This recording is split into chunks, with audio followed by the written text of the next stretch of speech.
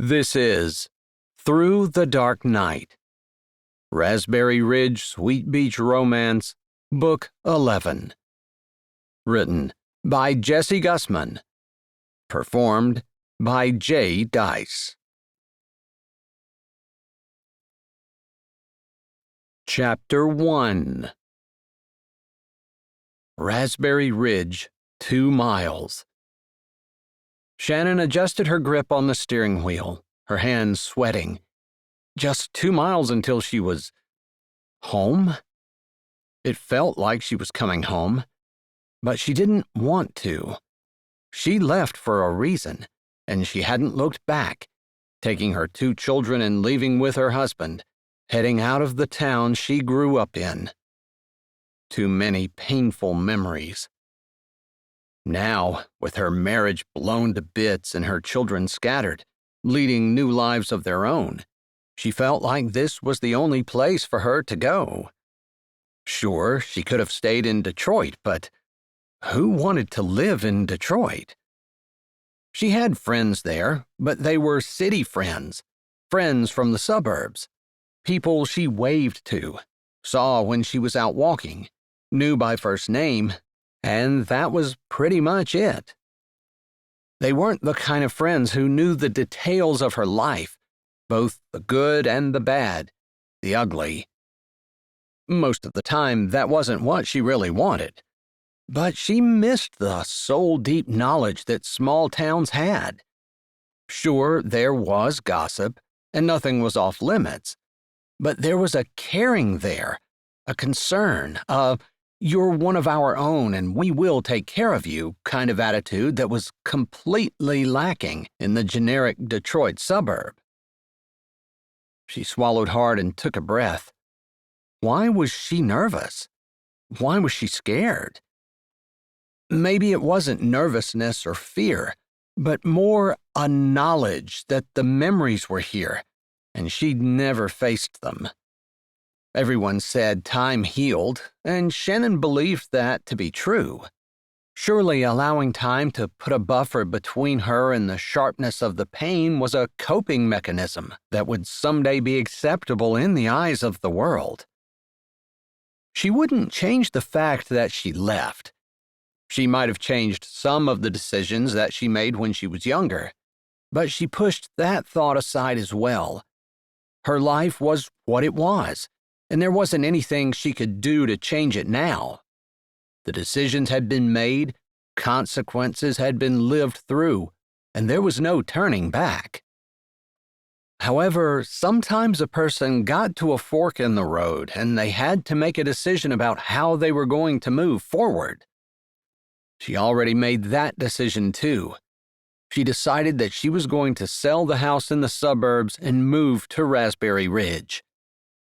And now, here she was, almost back in her hometown for the first time since she left almost 2 decades ago, and she felt like turning around and running.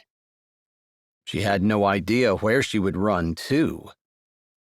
As her white SUV crested the last hill, the expanse and magnificence of Lake Michigan came into view. The sun glittered on the water, and Shannon's breath caught in her throat.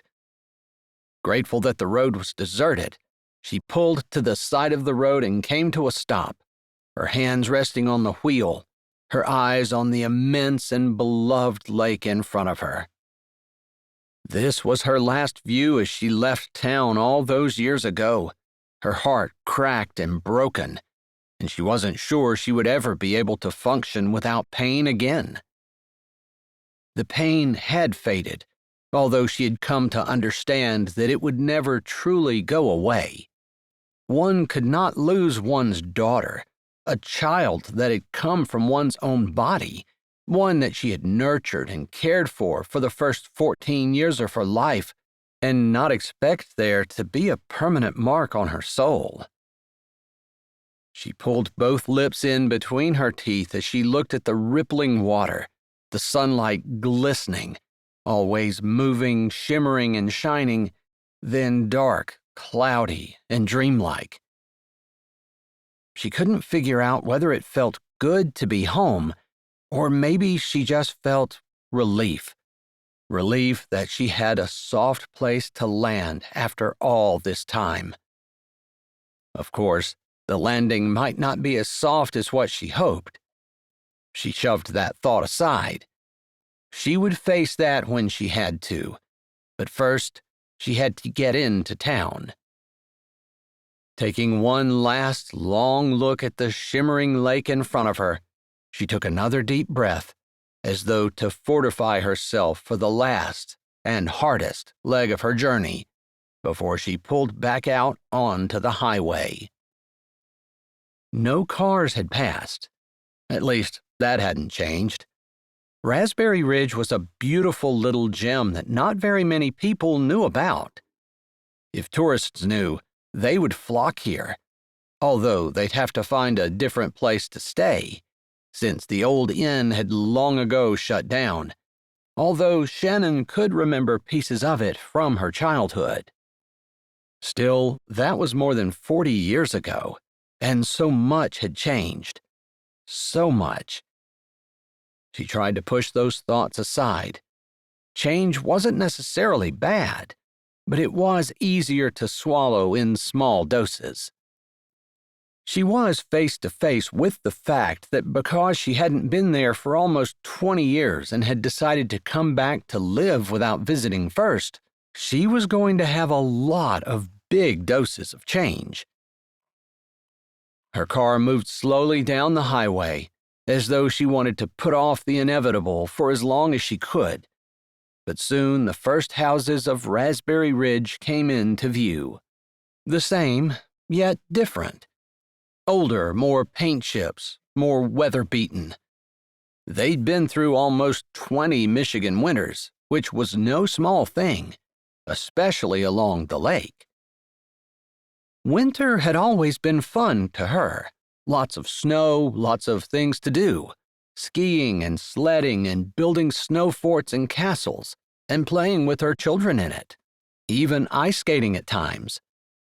Winter had been her favorite time of the year, and she'd always been a little disappointed when the snow had melted and spring had sprung. Not that she didn't love Michigan's springs and summers as well. Fall was maybe her least favorite time, but it held the promise of another winter coming. Now that she was older, the cold got to her more. The wind felt chillier. Her coats and winter clothing didn't keep the chill out like they used to. Maybe she would hate winter. Maybe this was a big mistake. Maybe she should have gone to Florida. She kept puttering along. There was the church on the hill, the old one that had closed before she had left and before the new one closer to the lake had opened. That's where the grave was. The one she hadn't visited in almost 20 years. What kind of mother was she to have not visited her daughter's grave in all that time? She felt guilt clogging up her throat, but she pushed it down, forcefully. After all, she had taken the absolute very best care of her daughter while she had been alive. She had been the very best mother that she could possibly be. Who cared whether she took care of the grave after her death? Suddenly, she had an urgent need to see it. But she was already past the place where she needed to pull off, and she kept going. There, at the end of the dead-end street, she could see the healing garden that had taken the place of the old gazebo that had sat there all through her childhood. It had started to decay and fall, and the town had demolished it before her children had been old enough to hang out there like she and her friends had. They had had so much fun sitting in the gazebo, talking, making plans, using it as a meeting point for a trip to the Pebble Beach. So many memories, and yet the gazebo was long gone. She turned her head and saw Fran's store. Almost without thinking, her hands turned the wheel, and she pulled in along the street, parking right in front of the store that didn't seem to have changed at all since the day Shannon had left. She had stopped here and bought a soda and a bag of chips for both of her children. They had been a good bit younger than Yolanda at 8 and 10, and she hadn't wanted to have a whole lot of questions. She hadn't wanted to have to talk to them. So she convinced her husband to stop, and she'd run in and gotten them what amounted to bribes to stay quiet for the trip to Detroit. James hadn't wanted to stop, not when they were just getting started, but she insisted. She couldn't even think about James, so she put those memories aside to think about later, too. It seemed like that was what she did with everything her whole life, set it aside until she was able to handle it. When would she be able? Here she was, more than 50 years old, and still didn't feel like she was adult enough to face all the pain and heartbreak in her past. But she definitely couldn't think about that now. Not if she was going to go into Fran's, which apparently she was since she had parked the car right in front of the store. Part of her wanted to go in, to see what had changed, and part of her wanted to run in the other direction. Deliberately putting her hand on the latch and yanking hard, she opened her door and stepped out, adjusting her purse over her shoulder and squinting in the bright sunlight. She adjusted her shades and closed the door, walking with determined steps to Holloway's General Store. The bell jangled over her head as she opened the door and stepped in. It wasn't hard to recognize Fran, who was adjusting some candy on a shelf right in front of the checkout counter. Her hair was white, and there were definitely added pounds, which gave her figure a more matronly look than what Shannon remembered. But Fran wasn't the only one who had a more matronly look. She didn't look like she was in her 20s anymore either, although she had been 34 when they left. With 3 children, she'd been slender, maybe not teenage slender, but she definitely didn't have the matronly figure that many mothers of 3 did. Not then, anyway. She'd gained weight since the divorce, although she lost it before it had been finalized. Sleepless nights, wishing she could have done something to keep her family together, wondering what she could have done to prevent her husband's infidelity, and constantly trying to tell herself that she had done the best she could, and there was no point in looking back. Fran straightened and turned around. She blinked and then tilted her head as Shannon removed her sunglasses. Shannon didn't really expect Fran to remember her. It had been almost 20 years. Shannon McKay. Well, I'll be. I guess it's not McKay anymore, is it? Actually, it is McKay. That had been the first thing she'd done after her divorce was final. If James didn't want her anymore, she wasn't going to keep his name. Her kids had been a little upset with her. They hadn't wanted to have a name that was different than hers, but they hadn't wanted to ditch their father's name either, and she had not encouraged that. She had gently suggested that the name that they were born with was the name that they identified with. She encouraged them not to do anything rash. After all, James had been a good father. If, by good, one ignored the fact that he had cheated on his wife and broken up his family, committing adultery and leaving a wake of pain and devastation behind him. Fran's face fell and her brows lowered. Oh, I hadn't heard. The gossip hadn't reached Raspberry Ridge? Shannon supposed that made sense. After all, she didn't have any ties left in Raspberry Ridge. Both of her parents had passed on in the last 5 years, and her siblings had long since fled. She stayed in touch with them, but not on a daily basis. It was more like she picked up the phone for Thanksgiving or Christmas, or maybe texted them on their birthday. And they did the same for her. She nodded. I'm sorry to hear that, Fran said, sounding truly sorry as she bustled forward, her arms outstretched. And if her walk was a little bit less steady than it used to be, if she seemed a little bit more frail, Shannon ignored it as she allowed the older woman to wrap her arms around her and envelop her in a cinnamon-scented hug. It felt like home. Without thought, she felt herself hugging back tightly, the kind of hug a person gave someone they knew and loved and missed. "I'm sorry I mentioned it," Fran said, stepping back and looking up at Shannon, almost as though she was hungry for a good look at her. "It was amicable." She didn't feel like she was lying when she said that. Her husband and she were still talking. She could call him up today. He would answer her call, and they would have a civil conversation. However, she knew there was a part of her that resented what he did, that was hurt in a way words couldn't explain over the fact that he had walked out on their almost 30-year marriage, that he had obviously not even tried to make things right between them.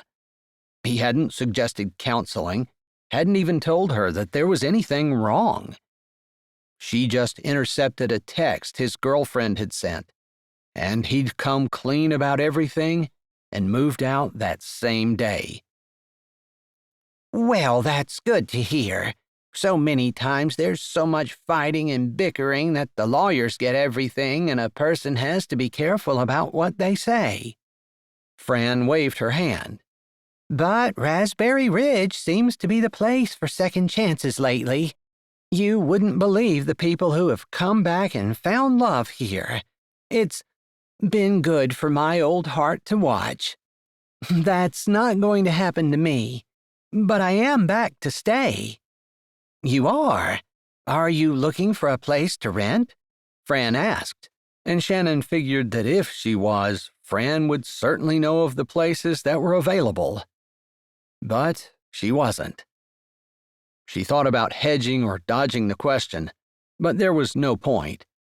Raspberry Ridge was a small town, and everyone was going to know sooner or later. It might as well be now.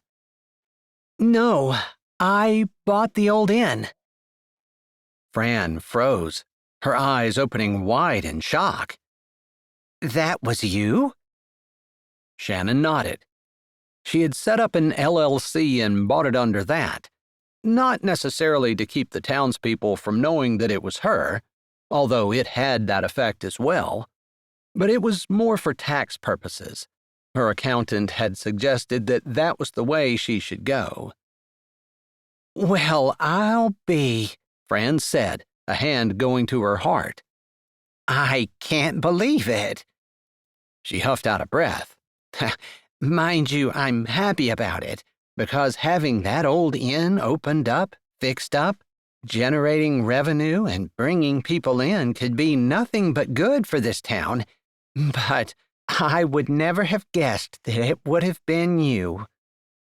Shannon nodded. She didn't want to go into the whole divorce and her needing to have something to do, a purpose in life. She felt worthless, with her kids gone and her husband gone and her rattling around that big old house in the burbs of Detroit by herself, the one that held all the memories of her raising her children and their laughter ringing in the walls, the late nights she'd spent staying up with them, holding them while they were feverish or coughing, the times James had come home with good news from work, a raise, a vacation, and just the regular old family time around the table in the evening as they ate supper together. All of it was there, crumbling in on her, crushing her, making it so that she could barely breathe. She needed a new start. But she didn't want to do something completely new, like move to Florida. She needed a new start in an old spot, one that was familiar and welcoming, and one where she knew she could heal. Raspberry Ridge was the only place that could happen. And what better thing to do than to fix up the old inn? It would be new, yet it was old at the same time. It was in her memory, but the memories weren't so personal that she couldn't handle the pain. After all, If she tried to move back into the house that they'd owned when Yolanda had died, she wouldn't have been able to handle it. Thankfully, that house was not along the main street, and she hadn't seen it coming in. If she didn't want to, she wouldn't have to see it at all, because she would have to make a concerted effort to pull into the driveway and drive back to the house. And then it would be a little awkward as she sat there while the owners wondered what in the world the crazy woman was doing staring at their house. Yeah, that wasn't going to happen. So, are you just here scoping it out? How long are you staying? I'm here for good. She didn't elaborate, and Fran looked a little confused. Shannon knew that wasn't the way people usually operated. Oh, my goodness.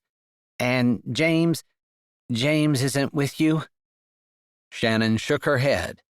She knew that Fran was just digging for information, but she didn't feel ready to share that, even though she wasn't trying to hide anything. She wasn't the one who had done anything wrong.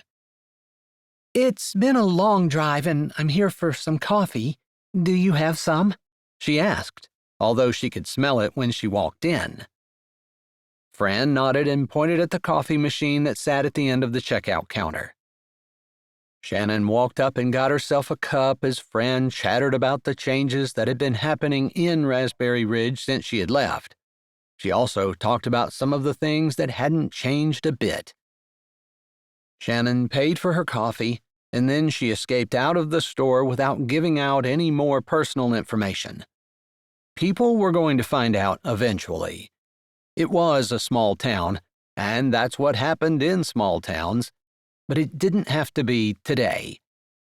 She had a little bit more time to herself before she had to share more of her life with the world, or with Raspberry Ridge, which was the world when one lived in a small town.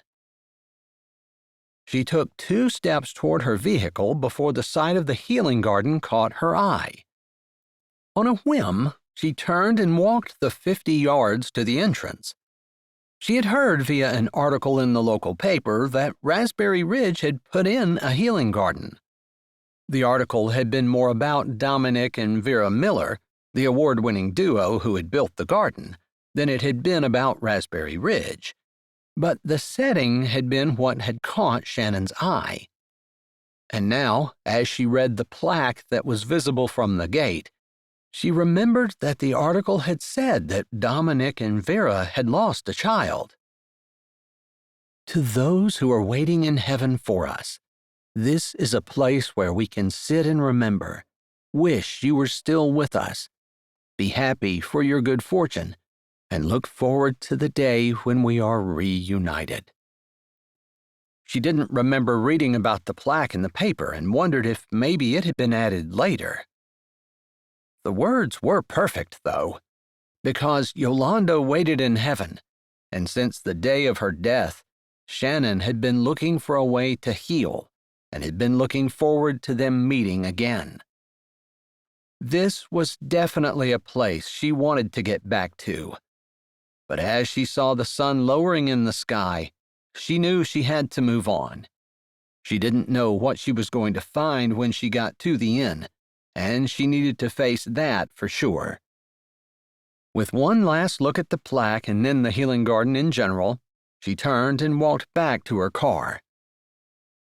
In some ways, this had been harder than what she thought, and in some ways, she felt stronger just for what she'd been able to accomplish, coming to town, walking into Fran's and chatting, and seeing that the town was just as welcoming as it had always been. And then, knowing that there was someone else who shared her grief and sorrow, and who had gotten through it, using that grief to do something to be a blessing to other people. Maybe that was what Shannon was doing with the inn, using her grief and the heartache that she had endured to be a blessing to others. The thought made her smile. Chapter 2. Had she lost her mind? The possibility was very real, Shannon had to admit as she stood staring up at what used to be a building full of grandeur and prestige, but now was just a crumbling old structure.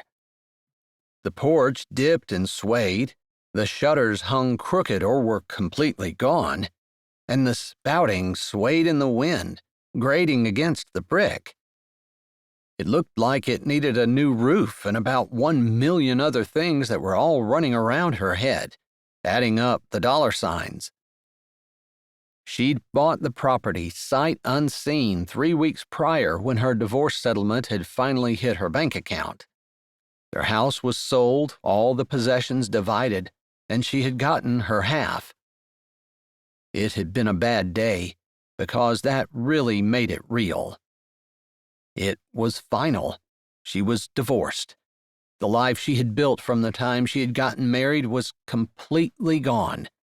Years and years of what she thought was going to be a lifetime love and a family that stood the test of time was no longer. It maybe wasn't worse than the day of the tragedy, but it was close. She'd been scrolling the internet, looking for properties because she needed somewhere to go.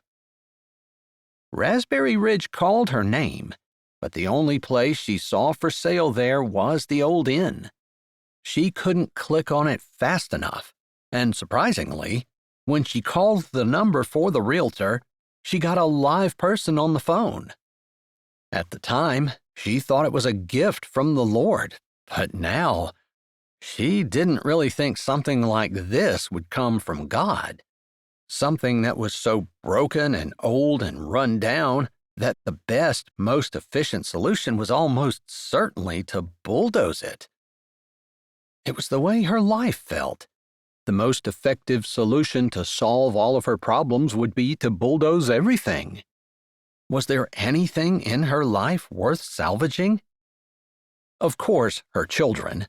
She wouldn't give them up for anything, but they were on their own. They didn't need her, and they didn't necessarily want her. She tried not to feel bad about that. After all, she'd wanted to raise them to be independent and self-supporting. She didn't want them to be dependent on her or the government or anyone other than the Lord in order for them to live their lives. She'd probably been more successful than what she wanted to be, because they definitely were doing well, which made her happy, but they didn't need her either. And that was a little bit hard. She wanted someone to need her. Her husband didn't, her kids didn't, and this old house? It was too much like her for her to be able to do anything with it. She turned around, looking at the gorgeous views of Lake Michigan.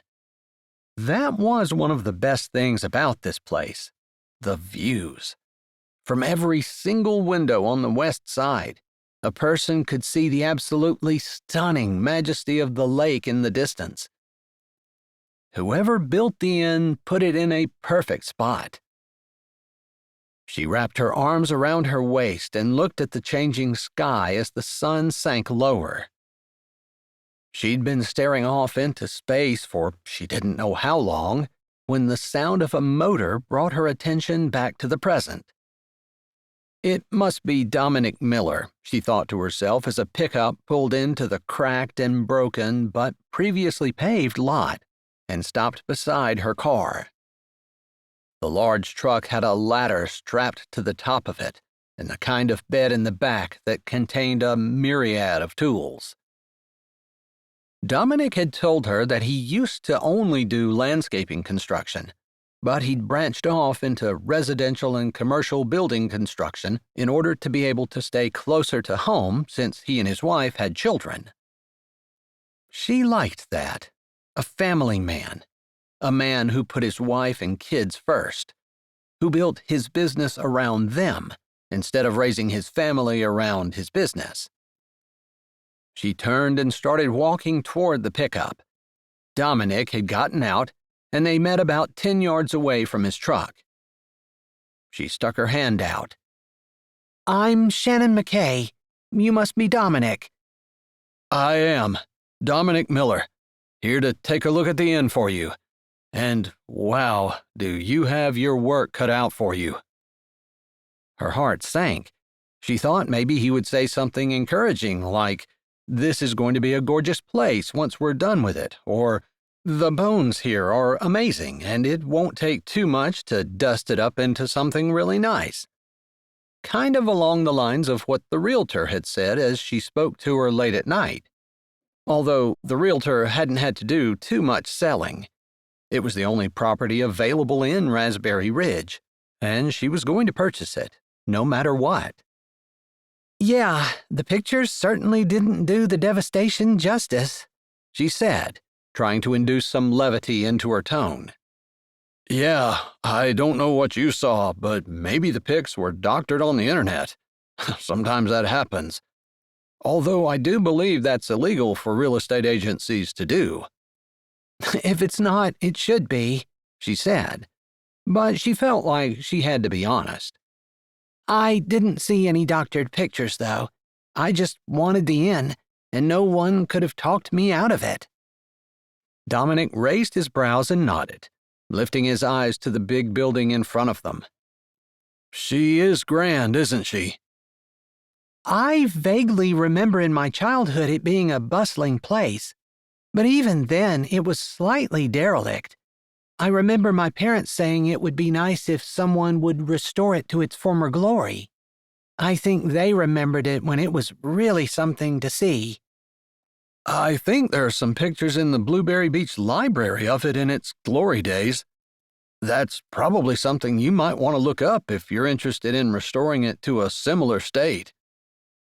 "I'll keep that in mind. I don't know that I want it to be historically accurate as much as I want to be financially responsible as well as paying close attention to safety and also modern conveniences. People aren't going to want to use outhouses." "I don't know whether every room would have an attached bathroom or not. I suppose that's something we're here to see, right?" "That's right," she said as she dug the key out of her purse. "Shall we?" she asked, holding it up. He took it from her, and they walked to the front door. She had no idea which door the key actually worked for, or if it was even locked. As though reading her mind, Dominic tried the doorknob before he even put the key in the lock. It turned easily in his hand. "Looks to me like this was just for show," he said, holding up the key with a smile. Shannon smiled back, but a part of her was concerned. She was planning on sleeping here. This was where she was going to live. If there were no locks. But the place was quiet, deserted, hardly the place where gangsters or worse might hang out. In fact, if she were running from something, this would be the perfect place. "Do you know if the electricity is on?" Dominic asked as he stepped inside. "It's supposed to be," she said, hitting the switch on the side but not holding her breath that the lights were actually going to go on. The way the place looked on the outside, she really did think it might be better if they just bulldozed the whole thing. To her surprise, the lights worked. "Wow, that is a pleasant surprise," she said. She couldn't keep the relief and excitement out of her voice. She needed some kind of lift, and the electricity provided it. Sometimes a person just got so down that one more thing was going to be the last thing they could handle, and she felt like she was almost at that point. The electricity shot her up a few notches, so she felt like maybe she could take a little more before she quit. But what did quitting look like? She didn't even know. She didn't have anything to quit to. Everything that she loved had been taken from her or else left, although it wasn't fair to categorize her children like that. They were doing what kids were supposed to do, weren't they? It was a good thing the electricity worked, and she had that lift, because as they walked through the building, there wasn't much to recommend it. Walls were peeling, everything needed to be painted, most of the lights were out, even though the electricity was on, and on the north wing of the house, it looked like perhaps there was even a water leak. By the time she and Dominic had finished walking through it and had come back to the kitchen, which was probably the room that needed the least amount of attention, she was feeling very despondent. "I have to ask, are you sure about this?"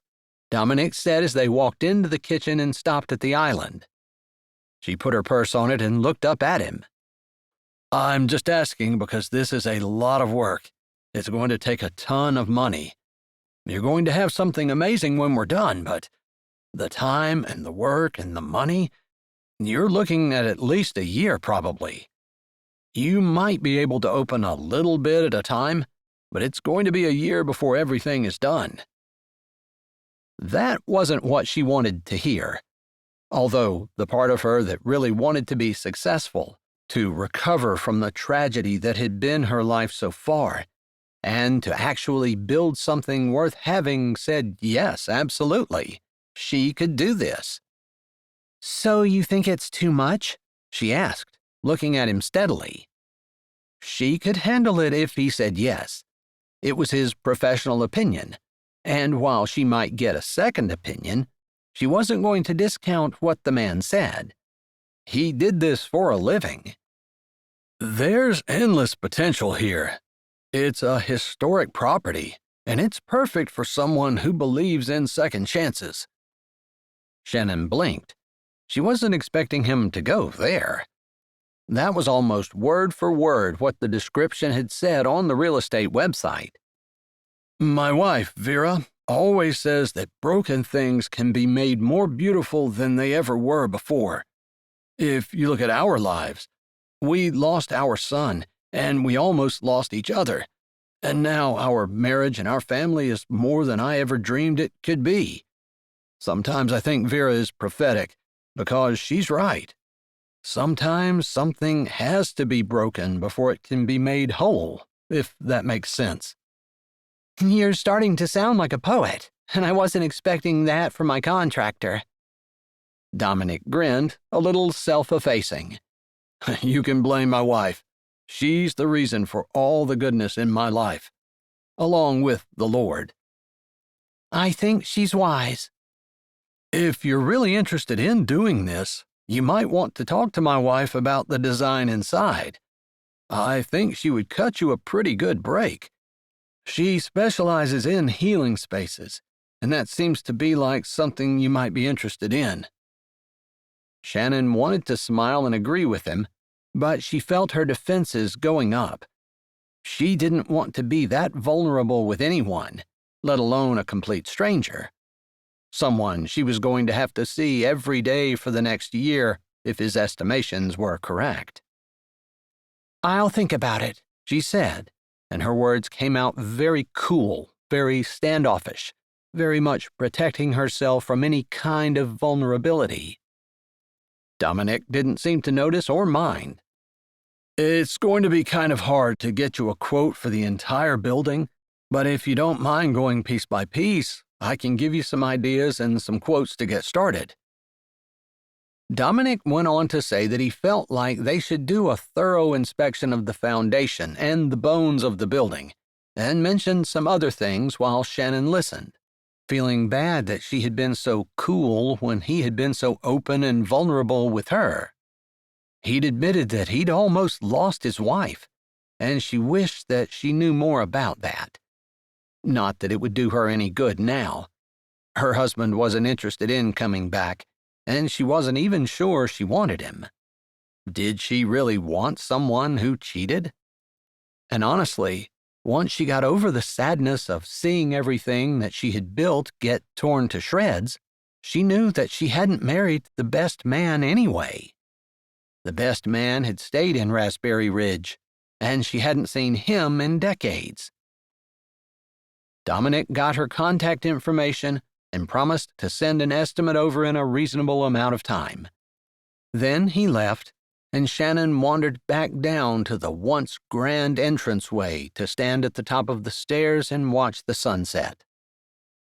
Everything she owned was in the back of her SUV and behind her in this building.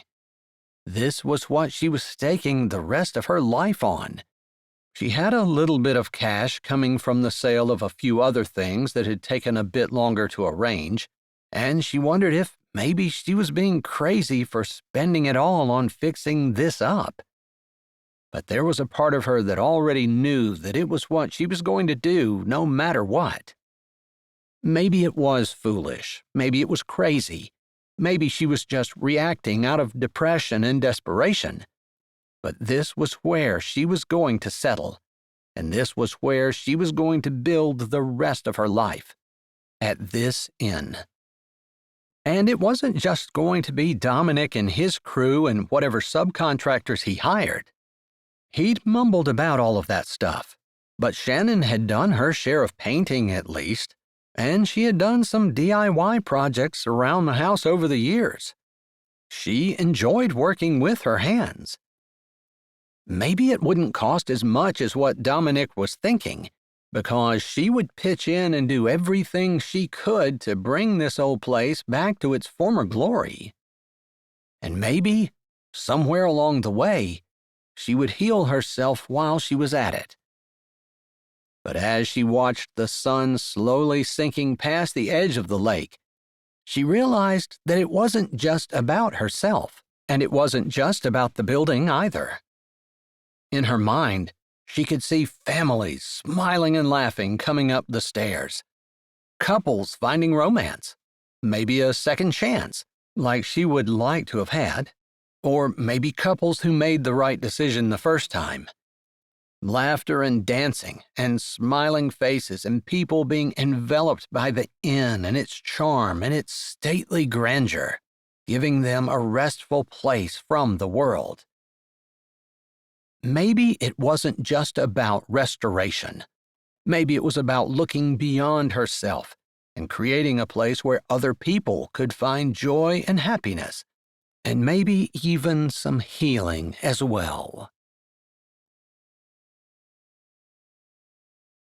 Chapter 3. The next morning, Shannon decided before she could even begin to tackle anything in the inn, she needed coffee and normalcy. She was tempted to jump in her car. It would be quicker. But the late September breeze was warm, and part of the reason she moved back to Raspberry Ridge was because she missed the fresh, wholesome air that came in off the lake. Plus, she missed the community that formed around her and the small-town vibes, as much as that made her nervous and defensive as well. Regardless, she was determined to enjoy the day, so she grabbed a light jacket and stepped out into the bright September sunlight. The air was clean and fresh, and seemed to make its way to the depths of her lungs as she took in a deep breath, closing her eyes and smiling at how good it felt. The walk to town was only 10 minutes or so, and it did her body good to limber up. She'd slept on a bed, using sheets that she had brought to make it so it was clean. She didn't want to know how many spiders were in the room with her, but at least she knew there were none in the sheets when she put them on the bed. Today would consist of a long laundry list of trying to make sure that she got the basic necessities that she would need in order to live there figured out before she even began to tackle the things she needed to do at the inn to get it ready for guests. Maybe Dominic's estimate would come in, and it would be well below what she was afraid it was going to be. But she didn't need any of that now. She just needed coffee and maybe some food. The scent of cinnamon wafted through the air, feeling like a hug as she looked closer at the bakery her friend had run when she lived in Raspberry Ridge.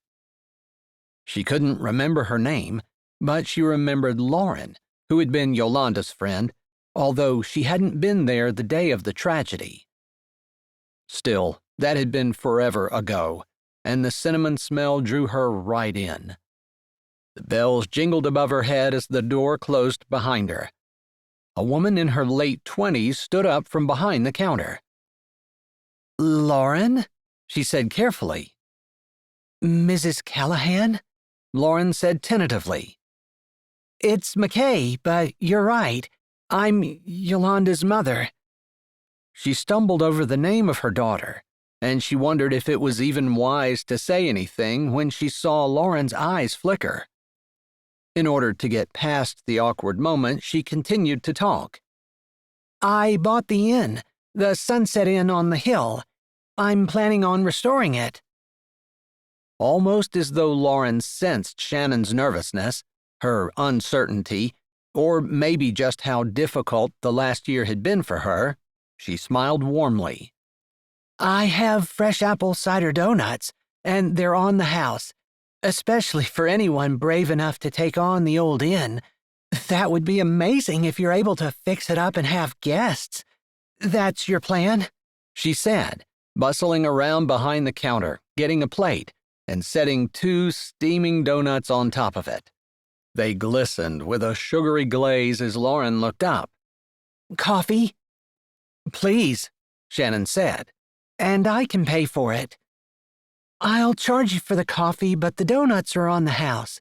This is a new recipe, and I'm trying to get opinions on it. Well, they smell delicious, if that counts for anything, Shannon said. She remembered Lauren as being slightly serious, but always down for a good time. She'd been one of Yolanda's best friends, and they'd spent a lot of time at Shannon's house. It felt like she had grown up, though, and was more of an equal to Shannon than a little girl, like there weren't 2 decades between them. I'm so glad you're back in town. It's good to be back. When did you get in? Lauren asked. Just yesterday. I slept in the inn last night, but it needs a lot of work. I don't really want to spend another night lying in bed wondering how many 8-legged visitors are in the room with me. Lauren laughed with her and then set the coffee down on the counter and rang it up. It wasn't that much, and Shannon felt a little bad taking the donuts for free, but Lauren had insisted. I see my wife is using you as a guinea pig, a deep voice said as Lauren finished running Shannon's card. Mrs. McKay, this is my husband, Cannon. You can call me Shannon. You're old enough to have children of your own. And we do, Lauren said with a smile. I almost lost her and the kids, but there's something special about this town. If you're coming in for a second chance, it seems to be conducive to that. Cannon had put an arm around Lauren's shoulder, and Lauren looked up at him like he hung the moon and stars. I'm glad things worked out for the 2 of you, Shannon said sincerely, and just as sincerely, she wished they had worked out for her. You can't do it by yourself, though, Lauren said, biting her lip as though guessing Shannon's problem. Both of you have to be on board with it. Yes, she said, saying nothing more. Instead, for lack of something to do with her hands, she reached for a donut and took a bite. It was buttery soft and sweet, with just the right amount of apple cider tanginess to make it burst on her tongue. Oh my goodness, she said, a little embarrassed because her mouth was full, but she just couldn't help herself. This is amazing. She didn't think she'd ever eaten anything like it. I'm not sure if it's the texture, the sugar versus just enough of a tangy taste to make it interesting, or the scent that just seems to permeate everything that makes it amazing. Whatever you did, keep this recipe. Lauren laughed, and Cannon said, I told you so. He shook his head and looked at Shannon. Lauren's always afraid that her stuff isn't good enough. I keep telling her she's the best baker on the lake, but she just doesn't believe me. That would include Chicago, and I know there are places in Chicago that I just can't compare to. I have to respectfully disagree, Shannon said. She had lived in Detroit, but it wasn't like she'd never been to Chicago, and she definitely had never tasted anything like this there. Well, it's good to know. Your vote has been duly taken into consideration. Lauren grinned. Shannon couldn't answer because she had taken another big bite. She really was thinking about getting a dozen donuts to take home with her, trying to convince herself that she really needed food to survive.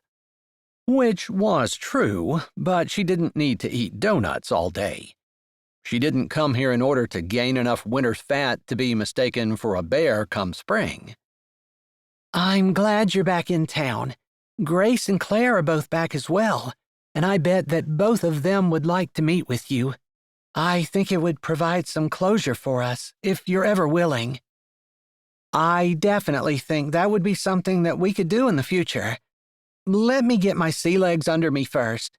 I have some things I need to do at the inn. Shannon wasn't sure how she felt about that. Maybe talking to the girls would bring some closure, if not for her, for them. Maybe it would be good for her as well, though, to know exactly what happened. At the time, she'd been devastated, upset, and had tried not to blame anyone, to place blame where it didn't belong. And then, she'd been so eager to get out of town, it hadn't occurred to her that the girls might need to talk to her. I ran from it for a long time. I think Grace and Claire did too. It wasn't nearly as bad once we stopped running and talked to each other. Shannon didn't answer. She truly did have a donut in her mouth, but she didn't know what to say to that either. It seemed like she had spent a lot of her adult life running. She'd run from Raspberry Ridge after the tragedy, and now she was running from Detroit after her husband left and her kids had scattered. I don't want to run. In fact, I think my new mantra is I need to stand and face everything. It's okay to be vulnerable, too. I needed to learn that lesson when Cannon and I went through what we did. I thought I could stand on my own and I didn't need anyone else, and he proved me wrong. That's an awfully nice way to put it, Cannon said, giving his wife a kiss on the top of the head before moving away from her. I was working too much. That was the bottom line. I'm glad Lauren gave me a wake-up call, because we've been happier now than we ever were before. Sometimes it just takes a little bit of reevaluation in your life to figure out where it's off track and how to get it back. Shannon nodded. I guess I'm reevaluating my life right now. That was all she was going to say. Lauren was probably right about being vulnerable, but sometimes a person had to work up to that. She wasn't ready to share everything with people that she barely knew. Plus, she didn't even know if she was able to be honest with herself yet. She took the coffee and wrapped up the second donut. I can give you a bag for that, Lauren offered. That would be wonderful if you could. I need to stop at the hardware store. It'll be a pleasant surprise to find out that Lance has taken over the hardware store from his dad. It's great to know that some things never change. Shannon's heart flipped and sank at the mention of Lance. She hadn't been allowing herself to think of him at all. She'd kind of been hoping that he had finally left town and she wouldn't have to face him. That's nice, she said, knowing her tone sounded like it was anything but. I know, isn't it? Lauren said, completely missing Shannon's discomfort. It's so comforting to know that some things never change. That's one of the reasons why it was so nice to be able to open up Mom's bake shop again. I know that she would love to know that I'm here with my family, but it's also just nice for people who come to town to see that the store is still here, that some things stand the test of time, you know? She smiled at her husband, who gave her one last grin before he disappeared into the back. Shannon's marriage hadn't stood the test of time, but it was like Lauren had just said, it took two. She had wanted to put the work in. She would have been willing if her husband had let her know that there was any kind of problem. But it hadn't been like that. He'd found someone else that he wanted more than her, and by the time she found out about it, He was already so deep in a relationship that he hadn't wanted to let the other woman go. So it was Shannon who had been let go. The bell over the door rang, and more customers walked in. Shannon slipped out, giving Lauren a wave and letting her know that she would be back again. Definitely. Those apple cider donuts were addicting, she was afraid. At least she'd resisted the temptation to buy a dozen, anyway. She calculated in her mind how much time it would take if she just walked back to the inn, got her car, and then drove to Blueberry Beach to see if they had a hardware store. She was pretty sure they did. Maybe there was even one in Strawberry Sands and she wouldn't have to go quite that far. But that was just her being silly. Why would she get in her car and drive to a different town when she could walk to the store next door? She knew the answer.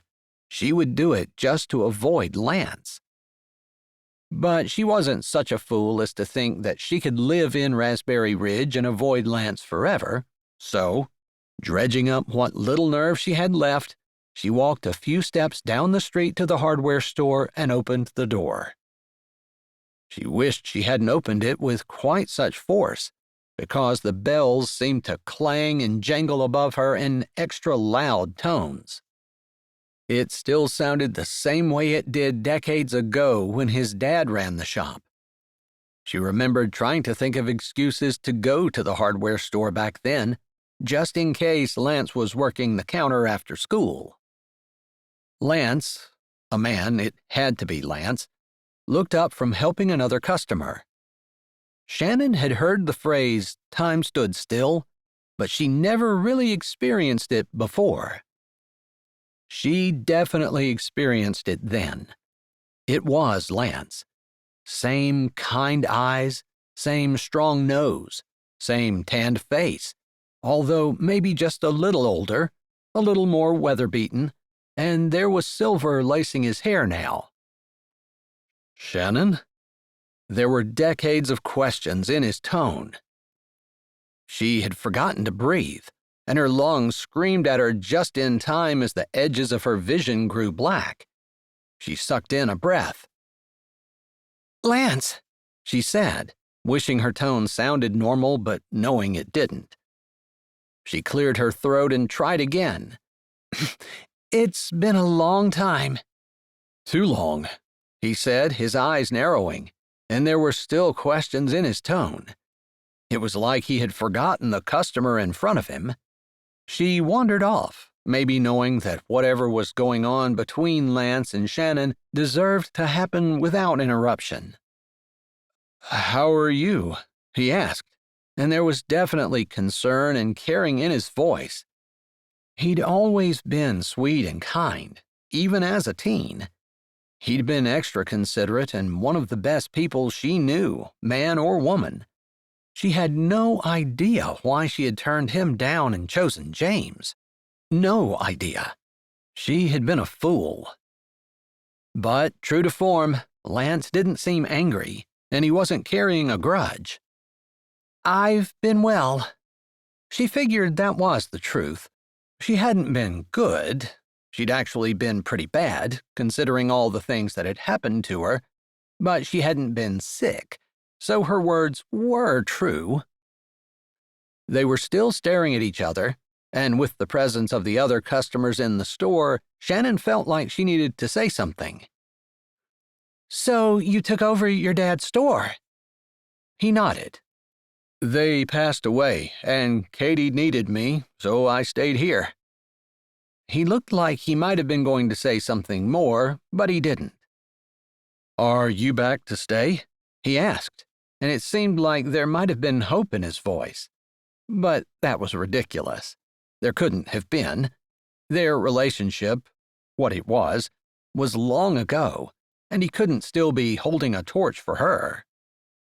She was tempted to ask if he was married, but instead she looked at his ring finger, his bare ring finger, as she answered him. "Yes, I'm staying here for the rest of my life. I bought the old inn." "The Sunset Inn?" he asked, sounding shocked. "The very one," she said, wondering if, like some men, he didn't wear a ring because there was a danger of it getting caught in machinery. After all, he ran a hardware store, but the only machinery he ran was the cash register, right? Why did it matter to her whether he wore a ring or not? She wasn't interested in a relationship. None. After all, she thought James was going to be true to her, and he wasn't. She wasn't going to go down that road again. She wasn't going to give some man the power over her to hurt her in any way. That was just not in the cards for her, just like moving out of this town was not in the cards for her. She was back to stay. I'm happy to hear that. They didn't say anything else because she didn't know what to say. Finally, she took a breath and looked around the store. Well, I have a few things I need to get. He jerked his head and said, I can help you, just let me know. The words made her feel like he was talking about more than just shopping in the store today, but he didn't say anything more, and she wandered away from him. She could hear voices murmuring, and his deep voice saying something, and she picked up a few things that she knew she was going to need that day. She was going to have to take stock of her money, figuring out how much she was going to be able to spend for repairs, and trying to figure out whether she would be able to open a part of the inn to house guests, to maybe start earning some money so she would be able to afford to fix the rest of it up. So much she didn't know. Why had she done this on the spur of the moment? But she knew the answer. She was desperate to return to the town of her youth, and this was the only way. She finally had gathered up what she needed, managing to avoid Lance in the process, and took the things to the cash register. He rang them up and set them in a bag. She paid with a card, and as he handed her receipt back along with her card, their fingers brushed. She tried to ignore the surge of electricity that ran through the tips of her fingers, tingling down her arm. It's good to see you, Shannon. Really good. Her heart beat hard as she mumbled something, she wasn't even sure what, and turned and fled out the door. Chapter 4. Shannon sat in the small room off the kitchen that she assumed had once been a caretaker's room. It had a small bed and a dresser. The bathroom that was just off to the side was the nicest bathroom in the hotel. It was still run down and needed a facelift, but it was the one that she was going to use, and it would work for now. Nothing leaked, and she had used some of the cleaner she had bought at the hardware store to get some of the grime off. It didn't feel too bad. But now, she had to make some hard phone calls. Pressing the button on her phone, she waited for it to ring and the camera to show the picture of her oldest child, Alex. He was 26 years old and pragmatic like his father. Mom! He answered the phone, obviously in the middle of a run, since he was sweaty and standing on some kind of bike path. Alex, how are you? I'm doing good. I expected to hear from you before this, though. You can call me, she said, and she tried to keep any kind of motherly discipline out of her voice. But it was true. Alex never called her, although he always answered when she called. You're right. Still, you got into town, 2 days ago? How are you? I'm doing just fine. I've been busy, and I just got in yesterday. Okay. What is that in the background? You're staying there? He lifted the phone to his face and scrunched his eyes as though trying to make out exactly what was going on behind her. If she had been thinking, she would have made the call from the kitchen. It was the nicest room in the inn. This is the inn I bought. The phone moved back away from his face as he digested her words. You bought an inn? He asked, and it was obvious from his tone that he was trying to reconcile his mother with the sentence that she had uttered, and was finding it difficult. Yes, in Raspberry Ridge, the town you were born in. The one you never talk about. She lifted her head in a regal nod. She still didn't want to talk about it. Especially not the reason she left. Not with Alex. He was old enough to remember his sister and the pain the tragedy had caused. Because that's where Yolanda died. You moved back there? Thankfully, he didn't go into it, although she wondered if maybe he needed to. He was a man, and his emotions were definitely not worn on his sleeve. Yes, into the inn. Which you bought? He said, but it sounded like a question. That's correct. Mom, are you having some kind of midlife crisis or something? I don't think I'm the one who's having the midlife crisis, she said, offended by that question. If I recall correctly, it was run down back when we lived there. Did someone else buy it and fix it up, and you purchased it from them? No, I'm fixing it up. Is that wise? Do you have the financial resources to do that? I know you got a bit of a windfall from the divorce settlement, but that has to last you the rest of your life, unless you're going to get a job and go back into the workforce, which, of course, you can if you want to. He paused for a moment. You could go back to school and get a degree, do whatever it is you've always wanted to do. I always wanted to live in Raspberry Ridge, and I want to own an inn. I want to fix it up.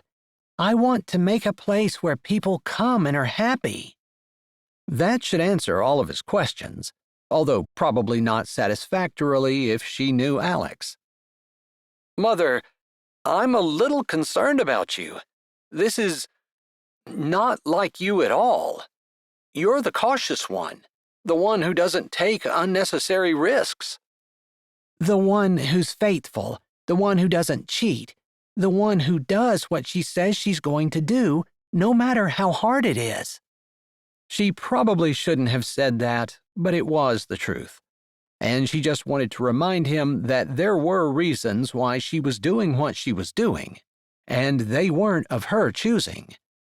If she had her choice, she and her husband would still be married, although, knowing what she knew about him now, she really didn't want to stay married to him.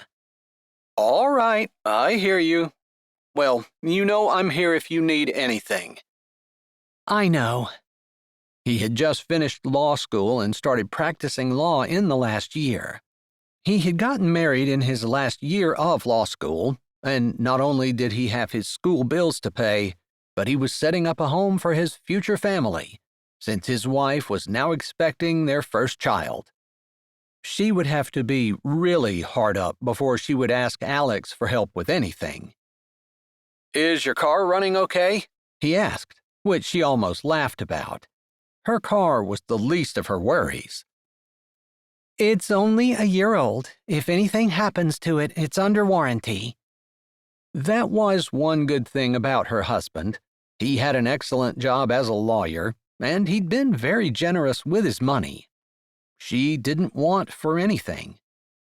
The settlement that she'd gotten was because of the hard work that he had put in. Although she had made sure that he was comfortable at home, and he had wanted for nothing once he set foot in the house. Their home had been an oasis of love and laughter and family and calm and peace. She had made sure of it because of the stress of his job. Would he have been able to be successful without her? She thought not, since she had worked as a waitress to help put him through law school. Regardless, it didn't matter now. She had been with him, and she had gotten half of everything, which he hadn't even seemed to think about. He was so desperate to be with his new love that he didn't care how much it cost him. That had hurt probably as much as anything. All right, Mom. You take care, okay? I will. I love you. I love you too. She swiped off and breathed a sigh of relief. That wasn't as hard as what she thought it was going to be. And the hard phone call was over. He might have questions, he might continue to question her sanity, but she broke the ice, and now he knew. Now she just needed to call Emma before Alex told Emma what was going on. Emma had just graduated from college that spring. She had started her first job in Ann Arbor, and Shannon hadn't seen her since June. Maybe part of the reason that Shannon wanted to move to Raspberry Ridge was because it was closer to her daughter than Detroit. That was a perk, not a reason, but it was a nice perk, since she and her daughter had always been close. She dialed her number and moved to the kitchen while the phone was ringing, sitting down at the big square bar in the middle and checking behind her to make sure there wasn't anything that was so run down that it would scare Emma. Emma was the kind of daughter who would quit her job and come immediately if she thought her mother actually needed her.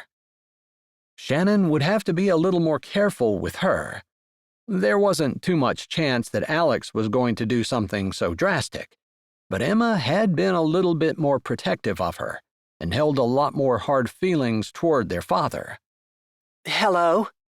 Emma's voice, familiar and beloved, came over the phone as her face came into view. Did I catch you while you were eating? Shannon said immediately, not wanting to bother her. No, we're done. She grinned and then flipped the phone around. This is my coworker, Brian. Hi, Brian, Shannon said. She felt a little queasy. She wasn't sure she was ready for her daughter to have a serious boyfriend. Hi, Mrs. McKay. Brian grinned, showcasing a dimple at the corner of his mouth. He was handsome and looked successful and serious, and yet he had a twinkle of humor in his eye. A perfect man for Emma, and Shannon's heart squeezed. So, Mom, you made it okay? Emma said, getting off her chair and walking through the apartment. I can talk to you later. I don't want to interrupt you and Brian. It's not a big deal. I'm actually at his place, and he's going to clean up since I cooked. I've got a few minutes. There was her daughter, living her life, eating supper at a man's apartment. Wow. She'd thought 4 years of college would have gotten her ready for the idea that her daughter was going to have a life completely separate from her. But it was still taking a little bit to get used to. He seems like a really nice guy. I could see the twinkle in his eye, and I'm guessing he has a pretty good sense of humor. He does, and he's so smart, too, Emma said, her voice lowering, as though she didn't want Brian to hear what she was saying. He's a Christian as well. I met him at church, and then we realized we worked together. Mom, he's everything I've ever wanted. Just don't take it too fast, Shannon said, even though her daughter hadn't asked for her input. I know, Mom. He feels the same way. We're just eating. We're gonna chat a little, maybe watch a movie, but I'm going home. Good to know. What about you? Did you make it to Raspberry Ridge? I did. Looks like you're sitting in the kitchen. Did you rent a cottage or something? Not exactly. She took a breath. She wasn't trying to hide anything from her children. She didn't want them to hide anything from her. And Emma had always been an open book. Even now, she didn't have to tell her mother what she was doing tonight, but she had, because she knew it would ease her mind. I bought an inn. This is the kitchen. You bought an inn?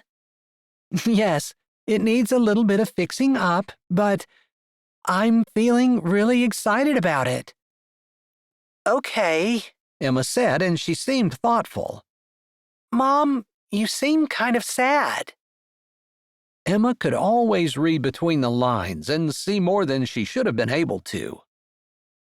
I suppose that's natural after a person's gone through what I've gone through, she said, and her voice was gentle. She didn't want to badmouth her husband. But a person didn't have the last almost 30 years of their life blow up in their face and get over it easily. But you do seem kind of, maybe not excited, but hopeful. I am worried about you, though. An inn? It's going to be a grand adventure. I haven't gotten to have very many of those. I mean, of course we've gone on vacations, but it's always been me doing whatever your dad wanted to do. And now, I guess I get to live. She stopped abruptly. She didn't want to live for herself. That seemed selfish and shallow. Not for myself, because I envision this to be a place where people can come and heal, or be happy, or make memories as a family together. You know how much of a blessing our vacations were, and how we always wanted to go back to every place we were at, just because we loved it so much and had such great memories there. We cherish our vacation pictures. You're right. I was just thinking about that time we went to New England and Dad got lost. And there was no phone service and we didn't have any maps in the car. And I'm pretty sure we drove in a big honkin' circle up one mountain and down another, and then up that mountain and back down another, and I think we spent the entire day lost. She laughed. But we found the best overlooks. We couldn't even find them again because we couldn't figure out where we were to begin with. But I think that was one of my favorite vacations, and it was totally unplanned. I was scared to death we were going to run out of gas, and we hadn't passed a gas station the entire day because I think you're right. We kept going in a circle, and there were no gas stations in that circle. I never even knew you were worried. We were just having the time of our lives. The windows were rolled down, we had our hands out there. We passed very few other cars, if I recall correctly, and some of the roads were even dirt. Yeah, looking back, it was a lot of fun, but I was scared to death. She laughed.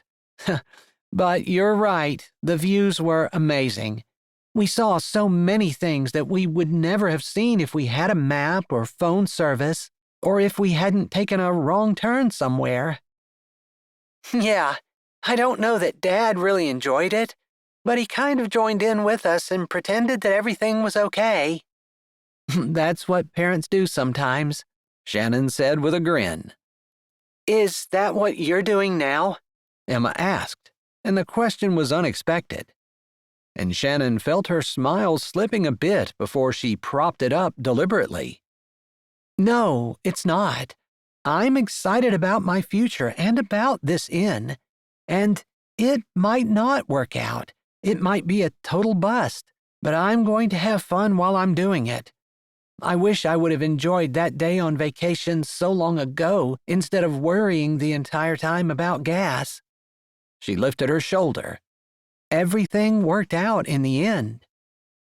Maybe she was pretending a little bit for her daughter, but she definitely didn't want Emma to worry about her.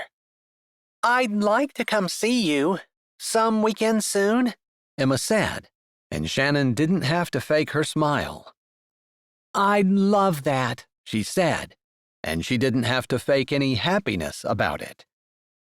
They chatted a bit more before hanging up. Shannon sat at the bar, looking at her phone, thoughts and feelings swirling through her. She was alone, by herself, her children both happy and successful and living their own lives. She didn't know what she was going to do. She had this huge project in front of her, and while she hadn't lied to either one of her children, and she truly was excited about the challenge, she was also scared to death. She didn't want to sit and ruminate on it. There was plenty of time for her to take a walk before it got dark, so she grabbed her jacket and then walked out the door, going down the hill to the path along the bluffs. She and Lance had actually spent a lot of time on that path, and it was worn smooth by decades of couples and dreamers walking along, enjoying the lake view, maybe dreaming the way she was now, or avoiding their thoughts, similar to her as well. She and Lance had spent an entire year meeting out here and watching the sunset. She stood, her hands in the pockets of her coat as the sky changed colors and the sun sank slowly, the lake rippling and reflecting the sunlight back. So many memories wrapped up in this view. She and Lance had talked about their hopes and their dreams, their plans for college and beyond. In fact, she had forgotten about it until now, but this was the exact spot where Lance had shyly offered her a promise ring. It wasn't an engagement ring, and he wasn't asking her to marry him, but he wanted her to know that he was sincere, and while she had dreams of college and beyond, and he did too, he wanted her to know that she was the only one he would ever want. She remembered him saying something along those lines. Had he been serious? Had he really not gotten married to anyone in the time that she'd been gone? She knew he hadn't been married before she left. In fact, his sister had been in a car accident while she and James had been away at college and then law school, and she had heard that Lance had stayed to help with her care. She wondered about that now. At the time, someone had said that his sister would recover physically, but mentally she would always have issues, but she didn't remember what they were. And honestly, she'd been wrapped up in herself, in her own family, since she and James had had a child unexpectedly while James still had several years of law school left. She had her hands full juggling work and child care and trying to support him, and she ended up dropping out of college. That was why Yolanda was so much older than the other children. She couldn't remember exactly what had been going on with Lance's sister, who was a good bit younger than he was. As she was racking her brain, footsteps interrupted her reverie. She looked up to see Lance approaching in running gear. Obviously, this was his normal jogging route. He saw her about the same time she saw him, and she could see the surprise on his face, followed by what looked like pleasure, perhaps. He slowed as he came to her and then stopped beside her, breathing hard but not panting. "Beautiful evening," he said simply, his eyes lifting to the sunset which had exploded across the sky in a riot of colors. "It's pretty," she said, knowing her words were inadequate for the display of immense beauty that swept across the sky. She'd forgotten how glorious the sunsets could be over the lake. They stood in silence for a while as his breathing slowed, and she felt comfortable, interestingly. Although that long-ago memory, the promise ring, the idea that she had taken that ring and made a promise, and then broken it barely a month into her first semester of college, bothered her. Was she any better than James? A promise ring was a promise. Of course, she and Lance had had a relationship, but it wasn't a marriage. She hadn't made vows to him, just made a promise. But she felt guilty for breaking it even more so than she had back then. The conversation that they had when she called him to tell him that she found someone else had been hard and awkward, and she was pretty sure Lance was crying when he got off the phone. She'd felt bad about it for a while. And then, all through her marriage, she knew for a certainty that she'd made the wrong decision, but once the vows had been said, there wasn't anything she could do to change it, other than what her husband had done, which was to go back on her promises and break vows that had been made before God. She didn't know how long they had been standing there, but it had been a while. Lance hadn't said anything else, and she hadn't felt the need to either. It was a comfortable silence. Maybe the kind of silence that friends who had been friends and had known each other, everything about each other years ago, could have. "Are you really going to stay this time?" Lance finally asked, breaking the silence with a casual question that probed deeply. She found herself being able to be more honest with Lance than she could with either one of her children, and maybe even with herself. I don't know if I'm brave enough. Chapter 5. Shannon stood in front of the church, looking up at the large white building. The views of the lake were magnificent, even from the parking lot. She could only imagine what it would look like inside. That morning, she'd woken up with an inexplicable urge to attend church.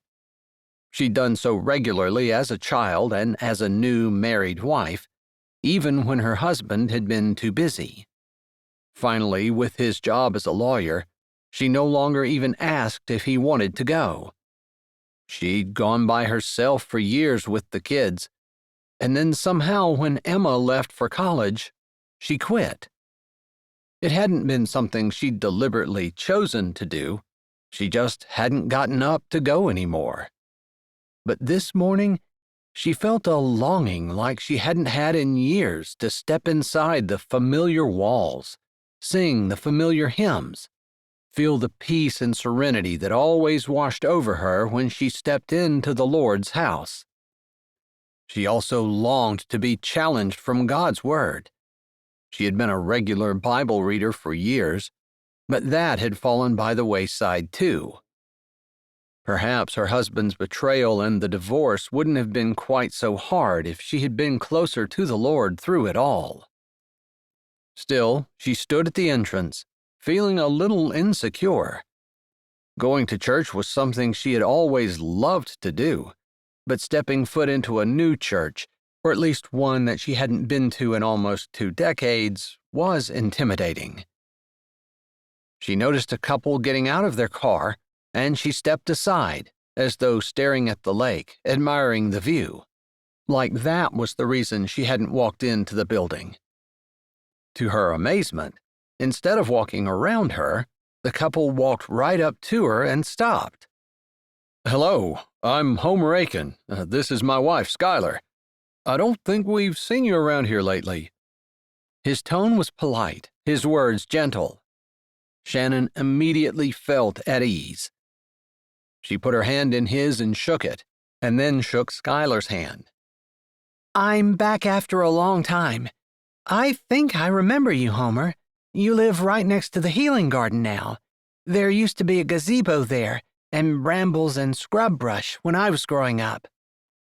"I think the gazebo might have been before my time," Homer said, and there was a smile on his face and humor in his voice, which brought a smile to Shannon's face as well. Probably. I do think you're closer to my children's age, although slightly older than they are. "I vaguely remember. You had 2 girls and a boy, and then there was that tragedy." His voice trailed off, and Shannon nodded. That's correct. We moved away right after that, and I haven't been back. But I woke up this morning with a longing to go to church. It's just... She let her voice trail off, unable to put into words how intimidating it was to walk into a new church not knowing anyone very well. Skylar seemed to understand immediately. Church can be so overwhelming. Everyone knows everyone else, and it's like a big family.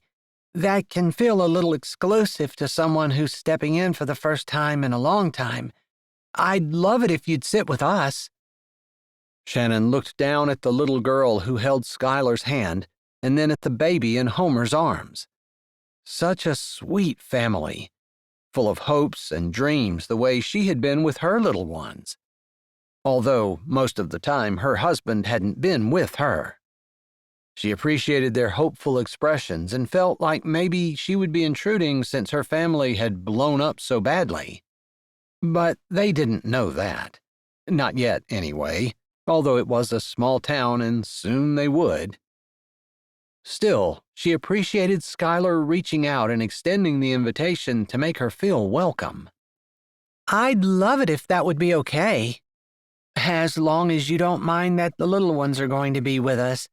Usually there's a nursery, but there's a special speaker today, and in order that everyone can hear, they've canceled the nursery and junior church. Oh, I don't mind at all, she said, looking down into the big blue eyes of the little girl beside her. This is Sailor, Skylar said, pulling her hand away from where Homer had held it and slipping it into the crook of Shannon's elbow. Trust me, when I first came here, I knew no one, and it was very intimidating.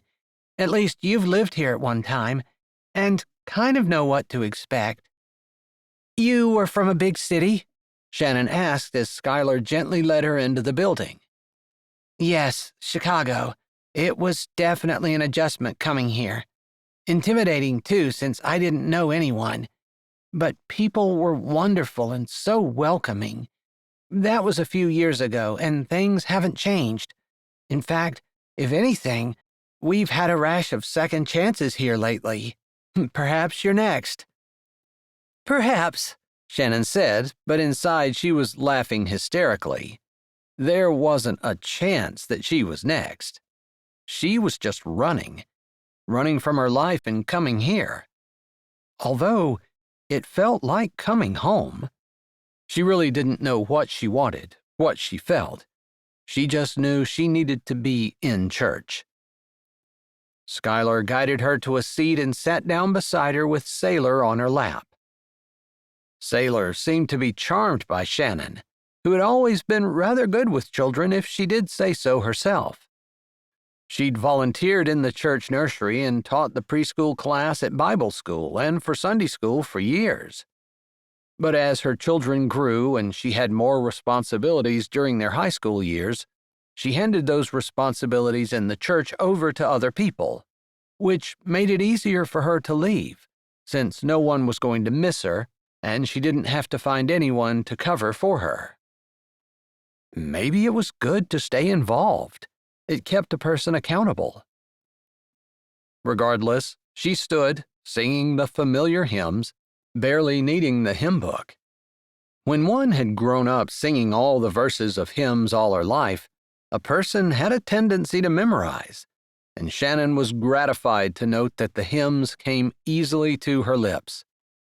She loved that they sang them with the piano and hadn't gone the way of a lot of larger big city churches, where there was a band on the stage and songs that she didn't know coming from the speakers.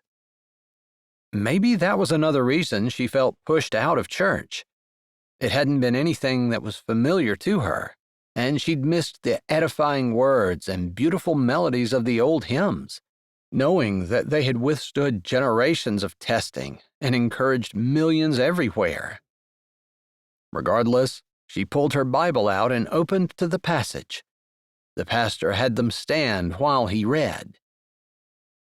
The passage and the message was on the prodigal son, but instead of focusing on the son, the pastor focused on the father.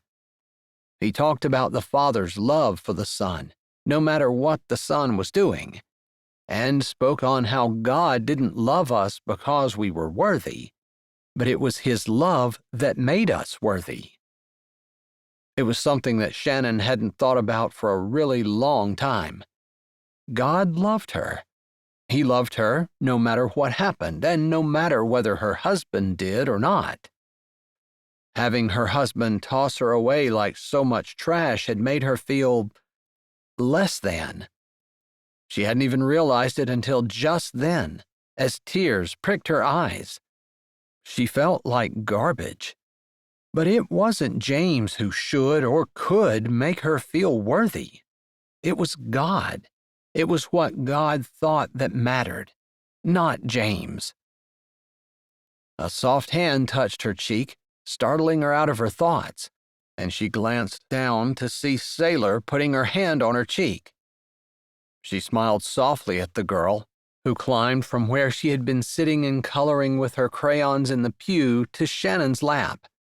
Skylar glanced over, apologizing, but Shannon smiled and shook her head, indicating that it was just fine. By then, Sailor had taken both of Shannon's cheeks in her chubby little hands and was staring into her eyes, almost as though she had never seen a face before. The little girl was sweet, and after a few seconds, she turned and snuggled into Shannon's arms. The innocent acceptance, along with the timely reminder that God loved her, cracked something in Shannon's heart. Or maybe it healed a little bit of something. Whatever it was, Shannon was very glad that she had accepted the invitation to sit with them and that she had gone to church in the first place. After the service, there was coffee and apple cider donuts being served. Shannon thought she probably knew where the apple cider donuts came from. She limited herself to just one, and it was just as amazing as it had been when she had eaten it in Lauren's store. She had a donut in one hand and a coffee in the other when she came face to face with Pastor Garnett and his wife. "Welcome to Raspberry Ridge," Pastor Garnett said. He laughed at her full hands. "Fellowship is an awkward time for introductions," he said with a chuckle. "But we're happy to meet you anyway," the woman beside him said. "I'm the pastor's wife, Murdy, and we're happy to have you here. It's good to be here, even though it was maybe a little bit difficult to come. Your message was exactly what I needed." Pastor Garnett nodded his head. "God often meets us where we are. It's funny how that works." "I promise you he doesn't know any of your story, but it is funny how a lot of times messages just speak to our soul and give us what we need. I certainly needed messages of redemption to remind me that nothing that I did was beyond something God could forgive." Shannon blinked. "You used to be a Christian speaker, didn't you?" Something about what Murdy had said resonated in her soul. She seemed to recall that Murdy had had a child but had given it up for adoption because it didn't fit in with her Christian speaker lifestyle. But then she kind of disappeared from public view after saying she was going back to her family and piecing it all together. From what Shannon could remember, Pastor Garnett was not the father of the child, but she couldn't remember for sure. But obviously they were happy together now. And it was good to know that a person's past didn't have to define their future, that God could forgive anything, that he could take the broken pieces and build a beautiful family. I'm not anymore. I realized that family was far more important, and helping just a few people deeply and completely was better for me than being a blessing to millions, especially if that meant my family got the short end of the stick." She lifted her shoulder. "Maybe that's not everyone's best choice, but it was definitely mine." "And we've all benefited from it," Pastor Garnett said, putting his arm around his wife and drawing her close. They shared such a tender and sweet look that Shannon felt the sudden urge to cry. She had wanted a love like that. A love where her husband drew her near and looked down on her like she was the only woman in the world, and wanted her beside him, and gave her credit that she deserved for keeping the family together and for doing everything in her power to make his life more comfortable and peaceful. She supposed she would never get any credit for that, but she had to remind herself that life wasn't about the credit that she got, that God was watching and that anything she deserved, any kind of reward she deserved, would eventually be given to her by him. She just had to continue to try to live her life while trying to be more like Jesus. "You must be Shannon McKay." A woman's voice interrupted her thoughts. A tall lady, distinguished-looking but with a friendly smile, walked up with her hand out. "I am," Shannon said, grasping her hand. "I'm Vera Miller, Dominic's wife. He was out to give you an estimate for your inn." "He was," Shannon smiled. "He said that you specialized in healing designs and that I might be interested in some of your services as well." "He had mentioned the same to me. I guess one of the things I wanted to say when I saw you was that I am happy to offer my services for free. Anyone who's brave enough to take on the inn needs as much help as she can get." Somehow her smile made her feel like a friend immediately, and Shannon found herself smiling back. "I'll definitely take all the help I can get," she said, "but I can't let you work for free." "I insist. Honestly, Dominic and I have more than what we can use for ourselves and even for our children. It would be really nice to be able to give back something that would benefit the community and anyone who came to our town. Don't feel like you have to accept my offer, but it's there." She smiled, her eyes going to several children who were bouncing around the man Shannon recognized as Dominic.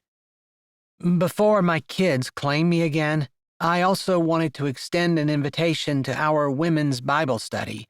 We're reading about second chances." Her smile was gentle. "It seems like it might be fitting." "Very much so," Shannon said, realizing that Vera had seen straight through her somehow. Interestingly, it didn't make her feel defensive, although she didn't feel like sharing much either. She just felt seen. Vera told her the date and time, and Shannon said that she would try as hard as she could to be there. They were chatting about the inn and some of the things that Dominic had told Vera when movement by the door caught Shannon's eye. Lance walked in, and her heart stopped. She hadn't said anything more to him on the bluffs after she'd admitted that she didn't know whether she was brave enough to stay. She had made some kind of excuse and hurried away back to the inn, and he hadn't tried to stop her nor follow her, which, of course, she hadn't expected him to. "Where have you been, Lance?" Pastor Garnett said as he held his hand out to shake Lance's. Lance was not dressed in church clothes. In fact, it looked like he had been working. Shannon was close enough to hear everything as Lance said, "Mrs. James had a toilet that overflowed this morning when I went to pick her up to bring her to church. She needed my help to fix it, and one thing led to another, and I ended up opening the shop and buying an entirely new toilet. Somehow hers had cracked overnight, which seems odd, but she claims she had no idea how it could have happened."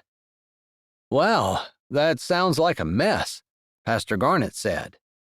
"I really appreciate you helping some of our elderly church members get here on time, but I didn't realize that you were going to need to use your skills as well." They laughed together, and that's when Lance glanced around and caught her eye. He smiled, not pushing, not even questioning, just accepting that she was there and looking like he was glad of it. And she was glad he was. She thought of all the times that her husband hadn't bothered to go with her to church, and the idea that Lance not only went, but helped other people get there, and that he still came, even though he was too late to actually be at the service, spoke to her heart. Definitely coming to church this morning had been an excellent idea. She felt not like she could handle anything that life threw at her, but like maybe the town was just what she needed, and she had been reminded that God loved her, which was something else she had desperately longed for, without even knowing it. Chapter 6. The next day, Monday morning, Dominic's crew arrived, and there was major chaos as he sent different groups to work in different areas. After Vera had spoken with Shannon at church, Dominic had come over and said basically the same thing that she had. Anyone who was brave enough to renovate the inn and provide a place for people to stay in Raspberry Ridge was someone that they wanted to help as much as they could. He had mentioned a figure that was so low that Shannon couldn't keep from gasping in surprise, and then she agreed immediately. She was pretty sure that what he was going to charge her wasn't even going to cover the cost of his workers, but she remembered what Vera had said about Dominic and her having more than what they needed, and wanting to be able to help the community. Apparently, they thought helping her was helping the community that she was in. And really, it was. When she opened the inn, it would be a blessing to everyone. That was her hope, anyway. Regardless, Shannon buckled the new tool belt that she had bought at the hardware store around her waist and waited for Dominic to get done giving orders to all of his crew before she approached him. "What can I do?" she asked. He looked at her in surprise, his eyes going to her tool belt before back up and meeting her gaze. "I wasn't expecting—" "I'm here and I want a job. Or I guess I could kind of go off on my own and see what I can get into." Dominic laughed. "I promise we can take care of it." "I want to." She said it with firmness, and his eyes flicked back to hers, drilling in and seeming to understand that it wasn't that she wanted to, she needed to. "All right. By now, the first crew that I sent out should be almost done putting drywall up in the closet of the first room off the lobby. That's a new crew, and the best place to learn is a closet. You can do the spackling." She couldn't help but feel relief. A closet was an excellent spot to learn. Dominic was absolutely right. If she screwed up, it wouldn't be nearly as obvious. "I'll do it until I learn it." "All right. I'll be in a little bit to give you a few pointers, but for now, I need to go and make sure that everybody is doing what they're supposed to be doing. I'm not worried about you doing your best." He smiled at her, a gentle smile that made her feel understood. He walked away, and Shannon turned toward the room he had spoken of. Sure enough, when she got there, the crew had already finished in the closet and had picked up their tools and headed out. Shannon had to admit she was relieved to be by herself. Learning a new task was not usually something that one appreciated having an audience for. She pulled out her phone and looked up some videos in order to get herself familiar with what she would be doing. She thought she had the basics and decided that she would start at the top and work down. Probably the easiest part would be the bottom, and she believed in doing the hardest first. Putting a small stepladder over, she stepped up on the first step. She had to blame it on the tool belt, whose weight she was not used to. It pulled her to the side a little, and she ended up losing her balance and falling into the wall. Somehow her elbow and shoulder managed to make a big hole in the drywall. "Seriously," she thought to herself as she pulled herself out of the wall. She wasn't hurt at all, and she was again glad that there had been no witnesses. "Are you okay?" a deep voice said, and she retracted the idea of no witnesses immediately. She recognized that voice, too. It sent a shiver down her spine. The very best kind. Except it wasn't a good time. It was never a good time to be caught doing something embarrassing, like losing one's balance on a stepladder and creating more work for themselves. "I'm fine. Just my pride is injured." "Well, that's easily fixed. There wasn't anyone around to see you anyway, except for me, and I've done the very same thing multiple times. And I would guess I've had more experience in drywalling than you when I did it as well." "If you've done any drywall at all, you have more experience than me." "All right, then yes, I have more experience than you. I've fallen into drywall and punched holes in it with not just my body, but with a hammer. Accidentally. I wasn't angry or anything." Lance grinned at her, and she couldn't help but grin back. "I've done it with a bucket. Don't ask me how I did that one, because I'm still not sure. And also with my ladder, where I did lose my balance and fall off the ladder, and I kept myself from falling into the drywall, but my ladder tilted and fell into the wall and created a hole. So, there, I've got you beat." "Well, good to know. You definitely have made me feel better about my clumsiness." "I wouldn't say clumsiness, just a lack of proficiency in doing something that you're just learning to do." He made her feel better, truly. like it wasn't really dumb to put a hole in the wall, even though she knew it was, and she half wondered if maybe he was exaggerating how many times he had put holes in himself. But he explained every time to her, and it sounded legit. Plus, Lance was not a liar. "What are you doing here?" she asked, for lack of anything better to say. She needed to get her phone up and figure out how to fix the hole, because she was pretty sure she couldn't just put spackling over it. But she didn't want to do that in front of Lance, and for some reason, she didn't want to ask for his help either. Maybe it was pride. "I subcontract to Dominic at times, and when he told me that he was going to be working on the inn, I jumped at the chance. I have Tyler helping me at the store, running the register and taking care of customers. We're usually not super busy on Mondays." "Oh, I didn't realize you had help." "It's more profitable for me to work for Dominic, although I understand that this is a worthy cause and we're donating our time." "I offered to pay," she said, feeling like she wanted to make sure that he knew that she wasn't trying to take advantage of anyone. She really wasn't. "I know," he said, putting his hand up as though to ward off any other protestations she might make. "And I agree that it was a worthy cause. Plus, I happen to like the owner. A lot." She could feel her cheeks heating, and she turned back toward the wall. "I have no idea how to fix this." There. It wasn't so hard to admit when she was trying to deflect, or maybe run away from, the feelings that Lance seemed to be sharing. She didn't want that. She didn't want anything.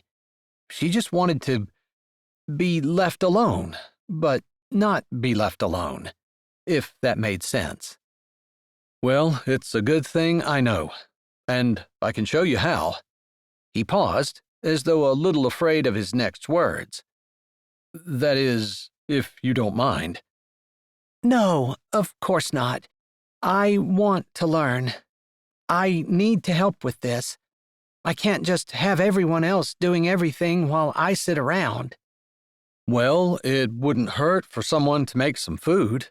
If we're going to be here as much as I think we're going to be, it probably would be nice for there to be a regular meal. Just one." "That's a really good idea. I'll have to think about that. I think I can do both, because I definitely don't want to not work just so I can cook. And even if I do cook, I'm still going to need to work." "I'm sure you can do both, even if you cook in the morning and work in the afternoon." She nodded, somehow not wanting to remove herself from the work, but also loving the idea of providing everyone who was helping with the inn with a hot meal. It was too late for today, because she would have to make a grocery list and go pick things up. She definitely didn't have enough stuff in her pantry to cook for this many people. "I wonder if Dominic knows exactly how many people are here," she said as Lance moved around, picking a few things up and moving closer to her. "I'm sure he does. You could probably have him text you every morning with how many people are going to be arriving, if that would be something that would be helpful, and not too late." He paused, and then he held up what looked to be tape, only it had holes in it. "This is what we use to fix this hole. Let me show you how." It was funny how easily they settled into a rhythm, how comfortable she felt with him, how patient he was with her, and how at ease she was. They worked together with an ease that she didn't feel with too many people. Several people commented on it as they came and went during the day. Even while Shannon had in the back of her mind the idea that she would be cooking for everyone tomorrow, she would miss working with Lance, because she wasn't sure she'd ever worked with someone that well before. And considering that she'd never done drywall before, that was saying something. "Excuse me," a man's voice said from the entrance to the room where they were now working. They'd spackled the entire closet, and Lance had explained that it was going to need to dry before they could wipe it down and sand it, and put another coat of spackling on where it was needed. "I'm looking for Shannon." "I'm Shannon," she said in an answer to the man's statement. "I'm Trevor Gillette, and I heard that you might be in need of some custom woodworking. I wanted to come and offer my services." "Oh my goodness. Custom woodworking. That sounds fancy." "And expensive." "It's my love. And with everyone else in town talking with so much excitement about the inn opening, I was hoping that I might be able to offer my services for free, just so I can have a little bit of a hand in it. You wouldn't believe the wildfire that you've started with the idea that you're going to fix this old place up, and that there might actually be paying customers coming here, and a place for us to go, too." "I hope so. That's the dream, anyway." "It's a good dream," Trevor said, coming over and shaking hands with Lance. They appeared to know each other, so Shannon didn't bother with introductions, considering that she had just met Trevor. "I don't even know where to start," Shannon said, looking around. "Dominic told me to check with you, but he said that he could use banisters and molding around the tops and bottoms of the rooms, particularly in the entryway. Also, the porch needs to be redone. My buddy Josiah is pretty handy as well, and in fact better at that kind of thing than I am. He couldn't be here today because he's working on a yacht, but he said to sign him up for whatever, and he'd be here. He said he would provide his own materials as well." Shannon was overwhelmed. People were going to provide their own materials? They were going to do this for free? She could barely fathom the idea of a town coming together like this. But it must have been like Trevor had said, and people were really excited about the inn opening. "Yes to anything that you want to do," Shannon finally said. "Although some of these things just look so terrible that I don't know that there's really much of anything that we can do to make it look better." Trevor grinned. "That's pretty much my job, to find the beauty underneath something that doesn't look like much of anything. Even things that look like they're ruined have beauty inside. It just takes the right hands to bring it out." Shannon blinked at him. He could be talking about her, about the right hands. She wasn't sure who the right hands would be. Maybe God, just moving in her life. "Shannon and I have been working in that room all day. We'll be there tomorrow, so if you have any questions, just pop in and we'll answer as best we can." Lance shook Trevor's hand again, and Trevor walked away. Or it could be Lance. Working with him today had felt like coming home in a way that even coming back to Raspberry Ridge hadn't felt like. It brought back all of the things that they had done in high school together. So much time, so many dreams shared, and so much compatibility. She realized just exactly how much she and James did not jive, if that was a good word for it. James just was himself, and she was there to serve him, which she didn't mind. That was the kind of person she was, always looking for someone to help. She was happy to be able to help her husband, help him to have a law career, and to climb and be successful in whatever he wanted to do. The same with her children. That was what she wanted. She wanted to be a blessing to people. But there was a certain satisfaction in having an equal partnership, which was what it felt like when she and Lance were working together, even though Lance was the one who had all the experience. She was deep in thought as she climbed the ladder, so deep in thought that she wasn't paying attention and missed the second step. She slipped off and might have had another drywall catastrophe, except Lance was there to catch her, steady her, and hold her until she caught her balance. It took her a second to realize that she was clutching his shoulders, their bodies pressed together, his eyes looking down on her with an expression on his face that she couldn't quite read. She didn't know about him, but her heart beat erratically, and she felt a heat that was unfamiliar but not unpleasant. She jerked away immediately and swallowed, her mouth suddenly dry. I better go check the pantry if I'm going to make it to the grocery store before it closes tonight. Thanks for your help. She hurried out of the room, knowing that once again she was running. Chapter 7. That evening, Shannon sat at the table, struggling to figure out a menu.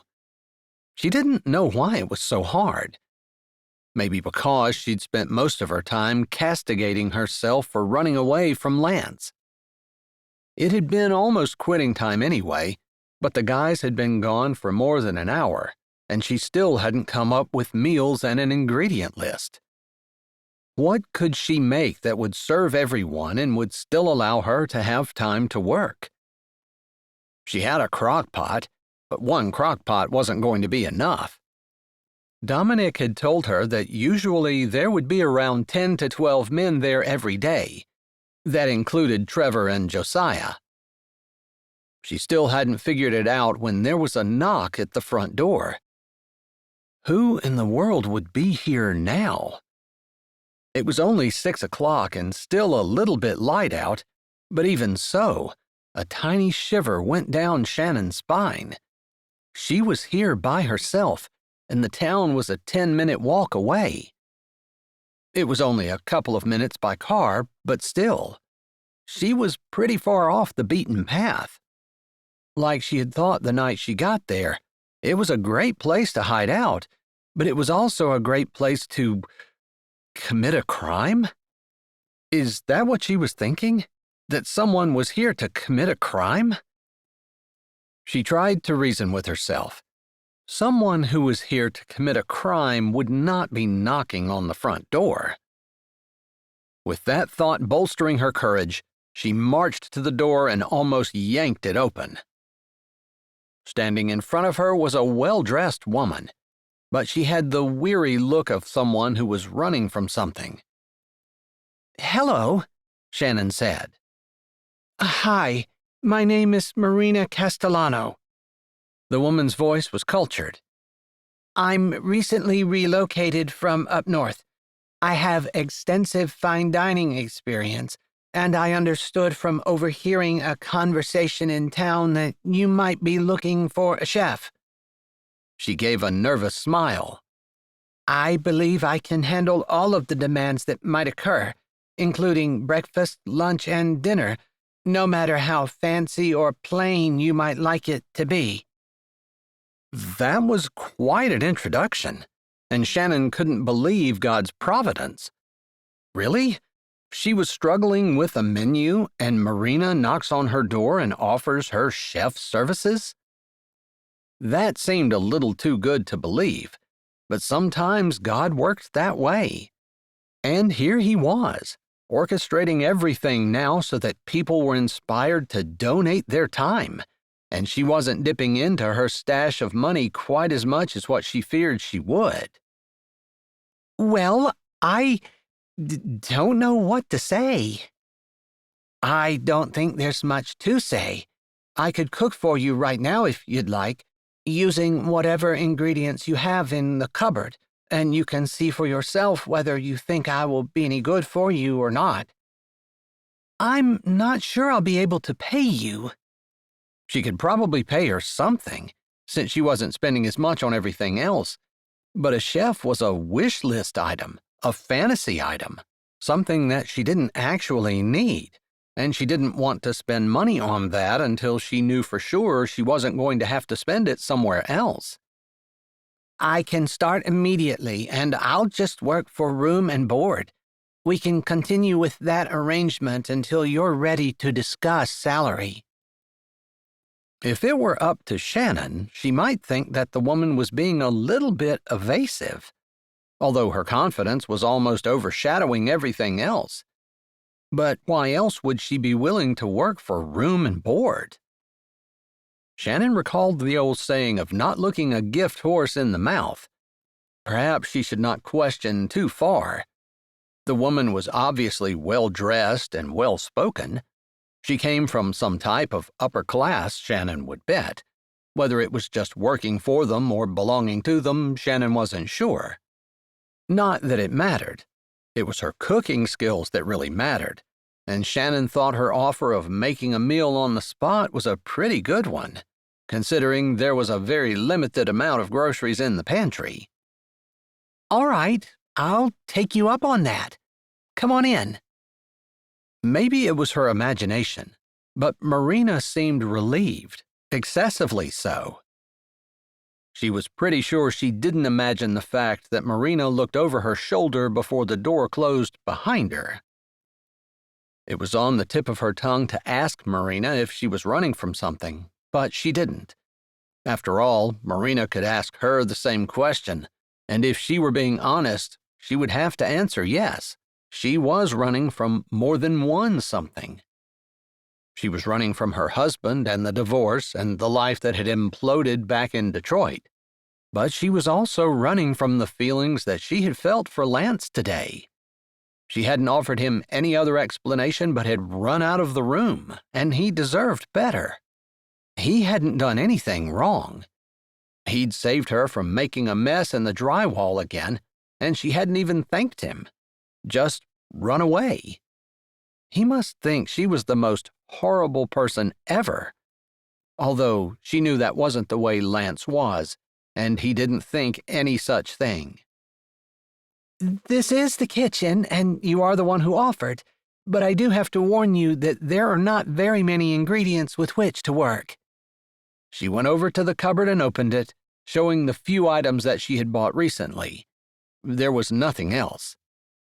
Looking at them, she had no idea what in the world Marina could possibly make of them. Oh, and there's a little bit of milk and some eggs in the refrigerator here. She had also bought a little bit of cheese and a couple of fresh vegetables. If Marina could make a meal out of that, she was hired on the spot. Not that Shannon would turn down anyone who was offering to work for room and board. Oh, that's not going to be a problem, Marina said with a smile. And she got to work immediately. They chatted while Marina was working, although any time the subject went to Marina's past, she was very evasive. Even her explanations of her work experience were general and not specific. She spoke about working in a restaurant, but she didn't mention where that restaurant was. It made Shannon exceptionally curious, but she had to respect Marina's privacy. After all, she wanted her own privacy respected. By the time Marina set a bowl of delicious-looking pasta with fresh vegetables and sauce in front of her, Shannon was starving and practically drooling from the delicious smell. You'll have to let me know what you think, Marina said, but her expression indicated that she wasn't worried, like she knew it was going to be good. Shannon couldn't eat by herself. Get a plate for yourself and sit down. I'll pray and we can eat together. Marina's brows lifted a bit in surprise, but she did as she was told without further comment. When her plate was ready, Shannon bowed her head and thanked the Lord for the food. In her heart, she thanked God for sending her the gift of Marina as well, and she prayed for whatever it was that was causing Marina to have such a skittish feel to her. She prayed for wisdom that God would let her know when it was time to pry, and time to step back and let Marina have her secrets. As she suspected, her first bite was absolutely amazing, and she could barely wait to swallow before she said, "You're hired. You're hired, and I don't care how much you're charging me, you're hired. Room and board is all I ask." They ate together, not saying much. As they finished up, Shannon said, "I can do the dishes if you'd like to sit and plan a menu for the week. We have 10 to 12 men who work here every day, and I said I would provide something warm and nutritious for them to eat midday. You and I can probably eat leftovers every evening if you just cook enough or whatever. But we need a grocery list, and I need to go get something, because we obviously don't have enough to even provide a meal for tomorrow." "No, It was stretching it a little bit to get the meal for this evening. I probably could do it if I had to, but I would prefer to have groceries on hand.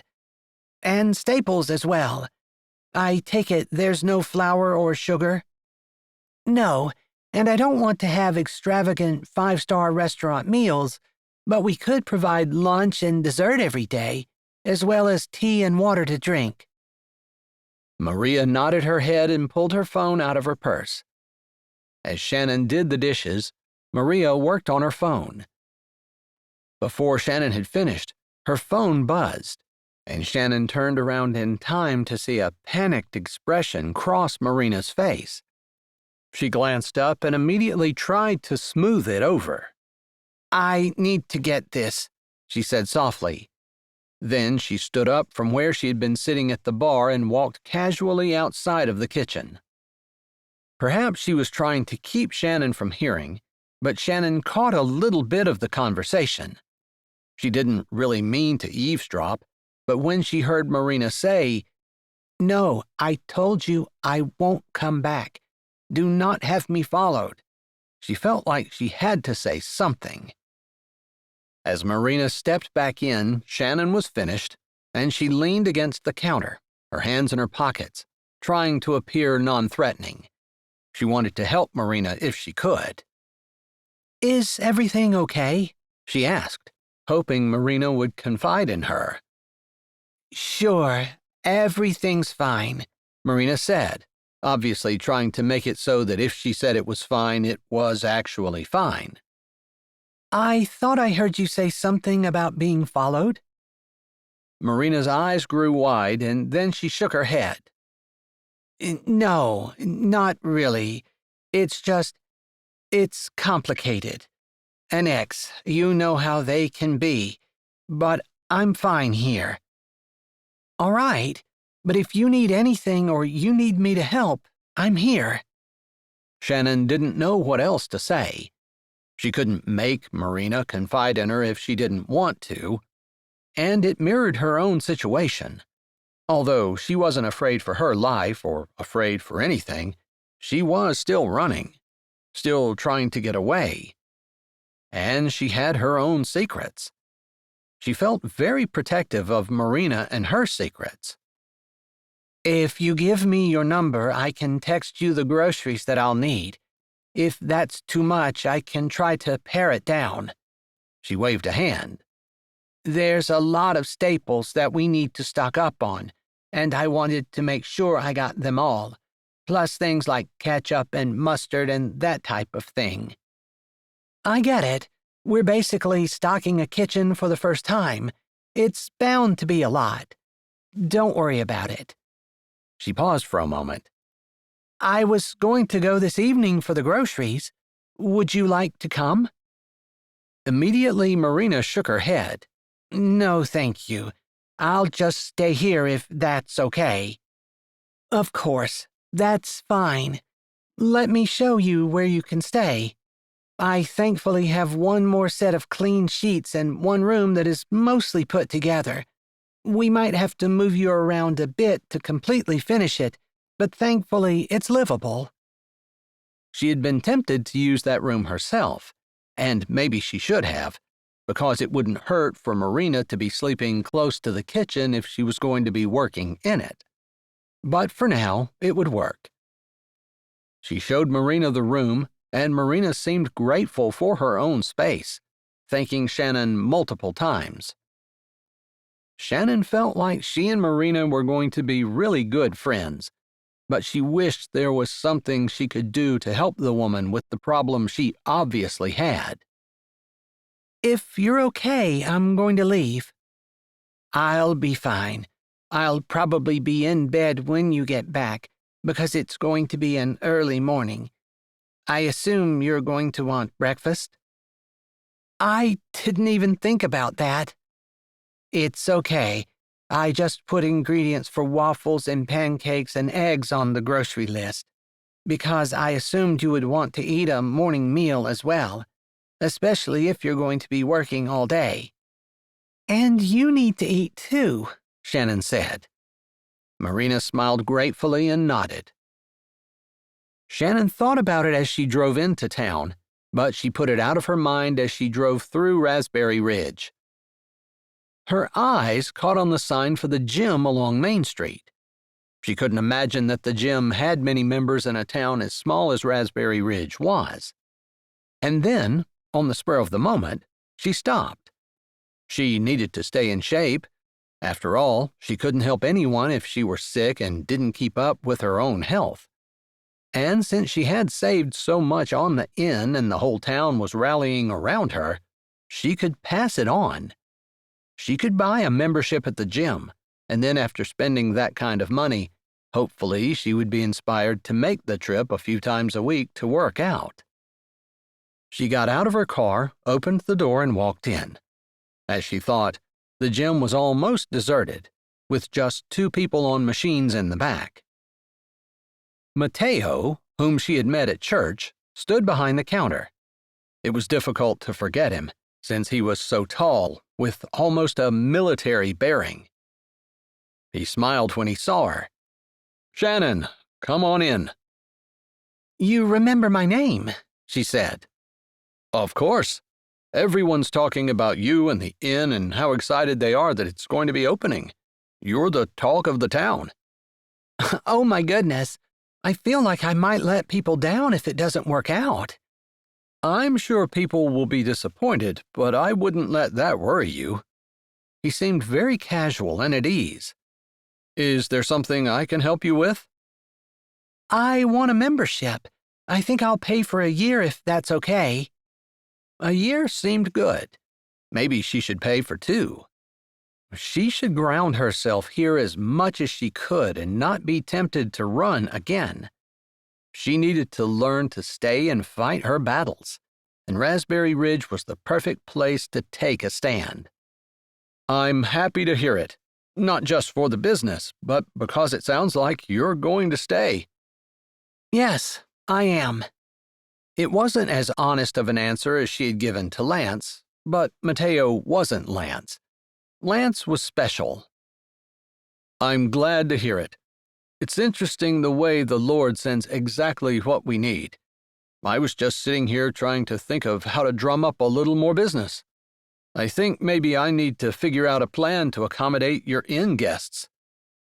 "I'd be happy to put an advertisement in the lobby so when we open, people know about your place. Maybe you could give them a special rate for a day or 2 or a week." "Great idea. I'll get to work on that. I just love it when God sends what we need." "Me too. Actually, God just sent me a chef this evening.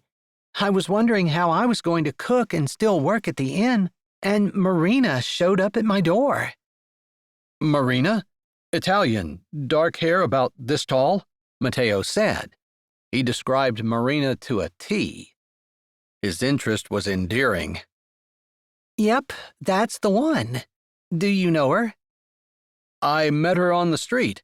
She asked me where the inn was. She seemed a little mysterious, like she was looking over her shoulder." "Well, she's at the inn now, and anyone who wants her will have to go through me." "I'm glad to hear that. Sometimes you meet someone and they just seem like they need someone to protect them." He didn't say that Marina was that person to him, but Shannon felt like she might have been. It was sweet to see, and she was glad to know that Marina had 2 protectors now, though Mateo would be a much better protector than she was. She finished signing up and then promised to come back with some workout clothes and be sure to utilize her membership. She left feeling lighter in spirit and almost eager to see what else God had planned for her. Chapter 8. Tuesday evening, Shannon stood at Vera Miller's door. She'd already walked back to her car 3 times, and she knew if she didn't go in this time, she probably wouldn't. She wasn't sure why she was so afraid, so reluctant to join. The warm lights spilled out from the windows, and laughter rang out quite often. She could even smell the faint scent of cinnamon buns. Marina had made a plate full of cookies that Shannon held in her hand. Marina had politely declined when Shannon had invited her to go along with her to the Bible study. Shannon wasn't sure whether it was because Marina was not a believer or whether it was because of whatever it was that Marina was afraid of and constantly seemed to be looking for over her shoulder. The meal she had made for the men had been absolutely amazing, top-notch, restaurant quality, and it had been well appreciated. Shannon had enjoyed the meal a second time as leftovers before she had left for Bible study. She felt bad for Marina, but unless Marina told her what the issue was, she really couldn't help her, other than letting her know that she was a supportive shoulder to lean on any time she needed her. She wished she had a supportive shoulder now. Lance would be welcome. She'd not managed to avoid working with him all day, but he had deliberately kept the conversation light, when they'd spoken at all. They worked so well together that conversation really wasn't needed. And by the time he left, she was sad to see him go, and had almost forgotten her awkwardness around him. Taking a deep breath, knowing that she was stalling, she lifted a hand and knocked on the door. A voice called out, "Come in! It's unlocked!" How nice! It was so friendly and welcoming that she didn't even need someone to answer the door for her. She could just walk in. She had pushed the door open and stepped inside when Vera came hurrying out from the other room. "I'm so glad you're here. I had just said to the group that I was hoping that you would come." "I'm sorry I'm a little late," she said, lifting up the plate of cookies. "But I brought cookies." "They look amazing," Vera said, taking the plate from her. "You know everyone here, but follow me and I'll introduce you. I know it's kind of hard to remember everyone's name when you first get to a new place." Shannon appreciated the consideration. She had worked on names before she'd come, which had been part of her nervousness. She was just one person and easy to remember, but it was hard to remember who she'd been introduced to and who she hadn't.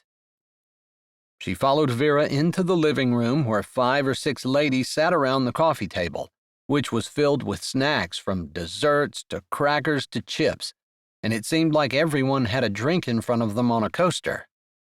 The living room itself wasn't fancy, but it was nice, with big windows and a cathedral ceiling, which made it feel spacious and welcoming. "Please ignore all of the kid toys that are scattered around," Vera said over her shoulder. Shannon hadn't even noticed them, but it was obvious that children lived in the home now that she glanced around. "Be careful not to trip on anything like I did," one of the ladies said. She was sitting on the floor, cross-legged, holding a drink in her hand and smiling. She looked friendly and young, and Vera introduced her as Grace, one of Yolanda's friends. Shannon swallowed. She could handle this. "It's great to see you again. You definitely look a lot different than the last time I saw you." She was a gangly teen at that age and at the time had been heartbroken over the loss of her friend.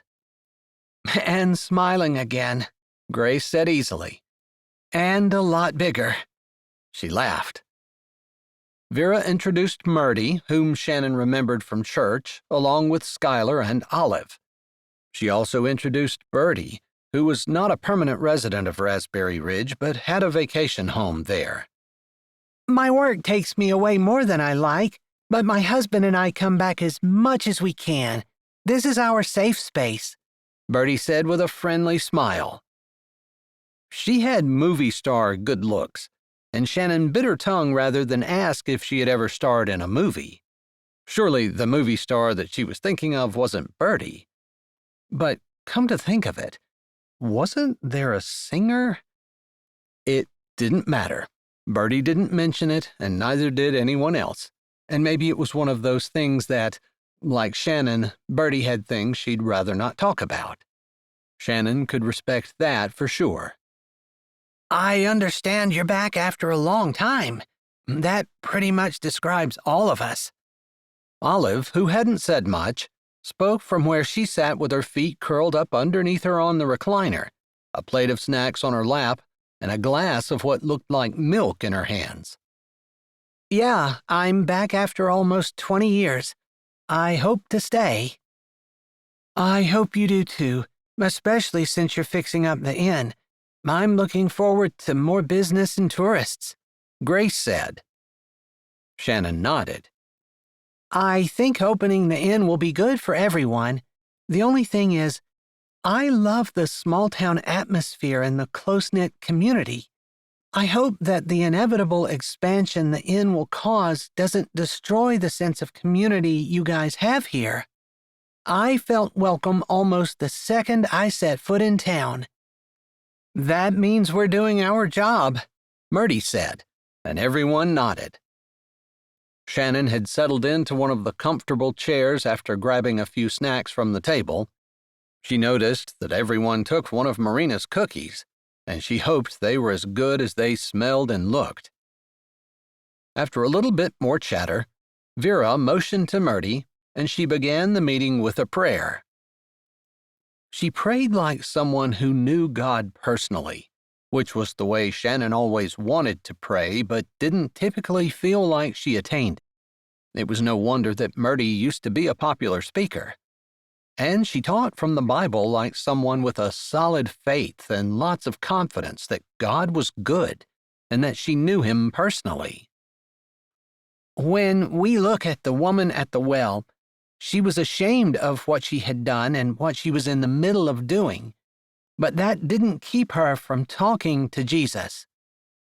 Sometimes it seems like we have to have a catastrophe first before we even start to talk to Jesus. At least that's the way it seems sometimes, Bertie said. She lifted a shoulder. That's the way it was with me.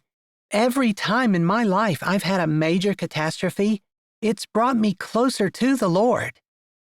And I think that's what those hard times in our lives are designed to do, to deepen our relationship with the Lord, to smooth off our rough edges and make us more like Jesus. But that's only if we let them, Murdy said, while the other ladies nodded. When I hid my pregnancy and then tried to be a speaker, it just didn't feel right. I was successful, but it didn't make me a better person. It didn't make me better until I faced it, until I did what I knew I was supposed to do. That's when I grew. It was the same for me. My divorce was the absolute worst thing that ever happened to me, or so I thought. But it turned out to be the best, Grace said, and it hurt Shannon's heart to know that someone who had been so close to Yolanda had gone through a divorce as well. And at such a younger age.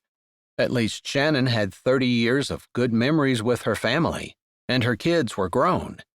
It would have been terrible if her husband had decided to do everything that he had done when the kids were still at home, and she would have had to deal with all of that as well.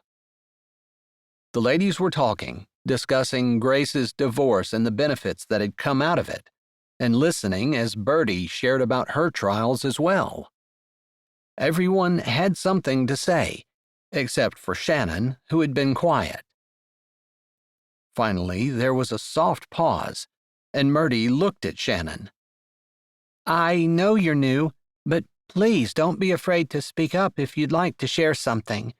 Sometimes it helps to talk things through. I think most of us have already processed a lot of the pain that we've been through. She huffed out a breath. Although I don't know that you ever completely recover from it. You can definitely see the good, see where God has worked, but hard times leave scars. They just do. She smiled again, softly and easily. So, if you'd like to share, you're welcome. I think we all understand, but don't feel pressured. Well, I guess like several of you, I have a divorce. I'm still reeling from it, and I suppose it's hard. I definitely made some mistakes in my youth, and I can see almost a direct line from those mistakes to my divorce. But yeah, I'm trying to come out from the other side. I don't know if I'm at the point where I would say that it's the best thing that ever happened to me, but I can see good things coming out of it. I know my husband did his best, but I could have had a better man. Maybe she shouldn't have added that last part. She didn't want to badmouth her husband. No one else had said anything unkind about anyone as they talked about their pain and grief. But that was one of the good things that she could see coming out of her divorce. James wasn't a great husband. He hadn't supported her at all, had taken advantage of her support and the work that she had done to make their house a beautiful and welcoming home, and hadn't felt any need to do anything other than throw money at her. Which, of course, she appreciated. Who didn't appreciate a comfortable lifestyle without having to worry about whether or not the bills were being paid? But as for a man who she could share a love story with, James really wasn't that good. He would rather golf on Saturday mornings than spend his day off with her. And she could go on and on. There really wasn't too much that he'd not rather do than spend time with her. In fact, even before he announced that he was leaving her and before he said he was with someone else, she couldn't remember the last time they'd done something together. And it wasn't because she didn't want to. It was because of him. The ladies had started talking again, no pressure on her to continue, and she appreciated it.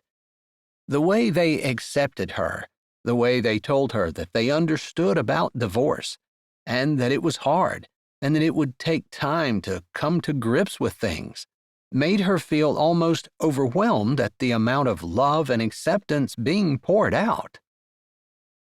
They took a break after about 45 minutes so the snacks could be refilled, since there was a limited amount of room on the coffee table, and during the break, Skylar pulled Shannon aside.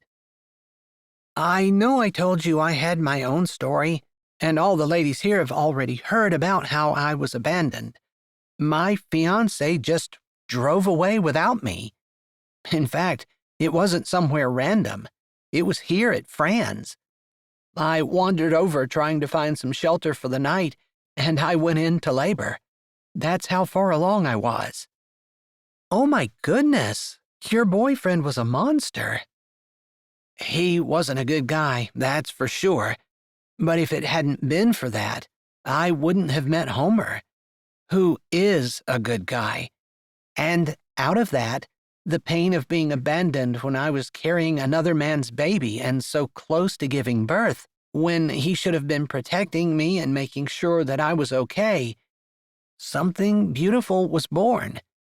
I think God specializes in writing beautiful endings from broken beginnings. At least, he did in my story. Or maybe he just specializes in making anything that's broken beautiful. Skylar was smiling and seemed to glow with happiness. There was no doubt that God had given her a happy ending to her love story. Did Homer adopt your baby? Skylar nodded. He fell in love. He's raising her as his, and we have 2 more. She grinned. He's gonna be a little frazzled when I get home this evening, but he loves them. There's just no doubt. Homer didn't look like the kind of guy who got frazzled, but Skylar would know. The group reconvened shortly after that, and Murdy gave some more teaching from the Bible. Shannon just drank it up, like this was the first water she'd had in weeks. She just couldn't get enough and was shocked to see that it was 10 o'clock when Murdy said that it was time to draw to a close. They prayed together, and Murdy prayed for all of the prayer requests that had been shared during the evening, including Shannon's new start in the work at the inn, and her words were so sincere and so comforting and so amazing that Shannon nearly started to cry on the spot. As she said goodbye to the ladies, Vera offered to walk her out. Shannon wanted to decline, but Vera already had a hand on the doorknob. I appreciate it. Everyone was so welcoming, and I just had such an amazing time. Murdy is a natural Bible teacher, Shannon said as they walked down the walk. She really is. Every time she speaks, I just get so much out of it. I'm looking forward to next week already. I look forward to it every week. It's a night off, a night to fellowship and grow closer, but it's also good food and friends, too. I can only imagine. The food was delicious. They took a couple of steps without either one of them saying anything, and then Vera, in a very casual voice, said, Lance has been asking me about you. He wanted to make sure that I had invited you, which, of course, I already had, but not prying, just wanted to let you know that he's concerned and interested. If you have anything that you want to share, I have a reputation for being able to keep my mouth shut. Well, good to know, although I don't know that I have anything to say about Lance right now. She had a whole lot she was thinking about him, but nothing that she'd even admitted to herself. Not the attraction, not the memories that had been buried that made her feel like she had made the absolute wrong choice, and not the way she felt bad for breaking her promise. He's a good man. He's been waiting a long time for the right woman. He didn't say this, but I kind of feel like he thinks it might be you. Shannon's breath caught. Really? She wouldn't be just saying that, would she? She didn't know what to say, so she put a foot in front of the other one and continued to walk. No pressure. I just wanted to say something. I also wanted to make sure that you knew that my offer of designing any kind of healing space you wanted, whether inside or out, was open, and Dominic will build whatever I design. Just let me know. Thank you so much. There actually is a small spot in the back where I thought a patio would be nice. The view isn't as good, but it would be a good place to go and just sit and enjoy. That might be a really great place for not a healing garden exactly, but just a healing spot. Sounds great. I'll come and check it out sometime this week. And there is a room downstairs. It used to be a conference room, I think, and I suppose I could still use it for that. But I was thinking that you might be able to do something in there to make people feel welcome and encouraged. I'd love to. I'll take a look at that while I'm there as well. Thanks again for the invitation. Just being here tonight has made me feel so good, and knowing that these ladies are my friends and neighbors has eased my mind considerably. It's not easy to move by yourself to an entirely new spot, even if it was the town you grew up in. It's changed a lot since you left. It certainly has, and you're right. It's been a lot harder than I even anticipated, and I never thought it was going to be easy. Just remember, we're all here for you. Vera gave her a hug, and Shannon was hard-pressed to let go. She wanted to hold on and simply enjoy the feeling of being surrounded by someone who loved and cared for her. But they pulled back and said goodnight, and Shannon got in her car and drove away, considerably happier as she left than what she was when she came. It had also been very good for her to see that everyone else had painful times that they went through, and to see God's grace and God's goodness in each of their lives, how He'd taken the hard times and turned them into something amazing. It gave her the feeling that if He could do it for them, maybe He would do it for her, too. Chapter 9. Can we talk to you for a minute? Dominic stuck his head in the door where Shannon and Lance were working. Sure, Dominic. Do you want to come in here? Shannon asked, glancing at Lance, who did not seem surprised to see Dominic. Sure, this will be fine. Do you mind if we sit down on the buckets? It might be an extensive conversation. Shannon had no idea what he might want to talk about, although there were plenty of things to discuss as there were tons of work to do on the inn, and they were only getting started. She made herself comfortable as the men sat down and only glanced at Lance once. He didn't seem to be trying to look innocent, and he didn't seem to avoid her eyes either. She stopped trying to guess what he might or might not know, and what he might or might not have told her, and just watched Dominic. I told you when we started that I would be doing an extensive assessment of the electrical and plumbing systems in the inn. There's no point in patching drywall if we only have to take it apart in order to rewire or replumb things. Things like closets and windows are fine to take care of immediately, since there's typically no electricity in there, along with the roofing crew that is even now planning on totally redoing the roof starting tomorrow. Oh my goodness! I didn't realize it was going to happen so soon, Shannon said, excited despite herself. Part of her was terrified that Dominic was going to say that there was too much work to do, and they just absolutely could not do it without a major check from her. The good news is the foundation is secure and in really good shape. I couldn't find a thing wrong with it, and I told Trevor and Josiah that as soon as they wanted to start redoing the porch, they could.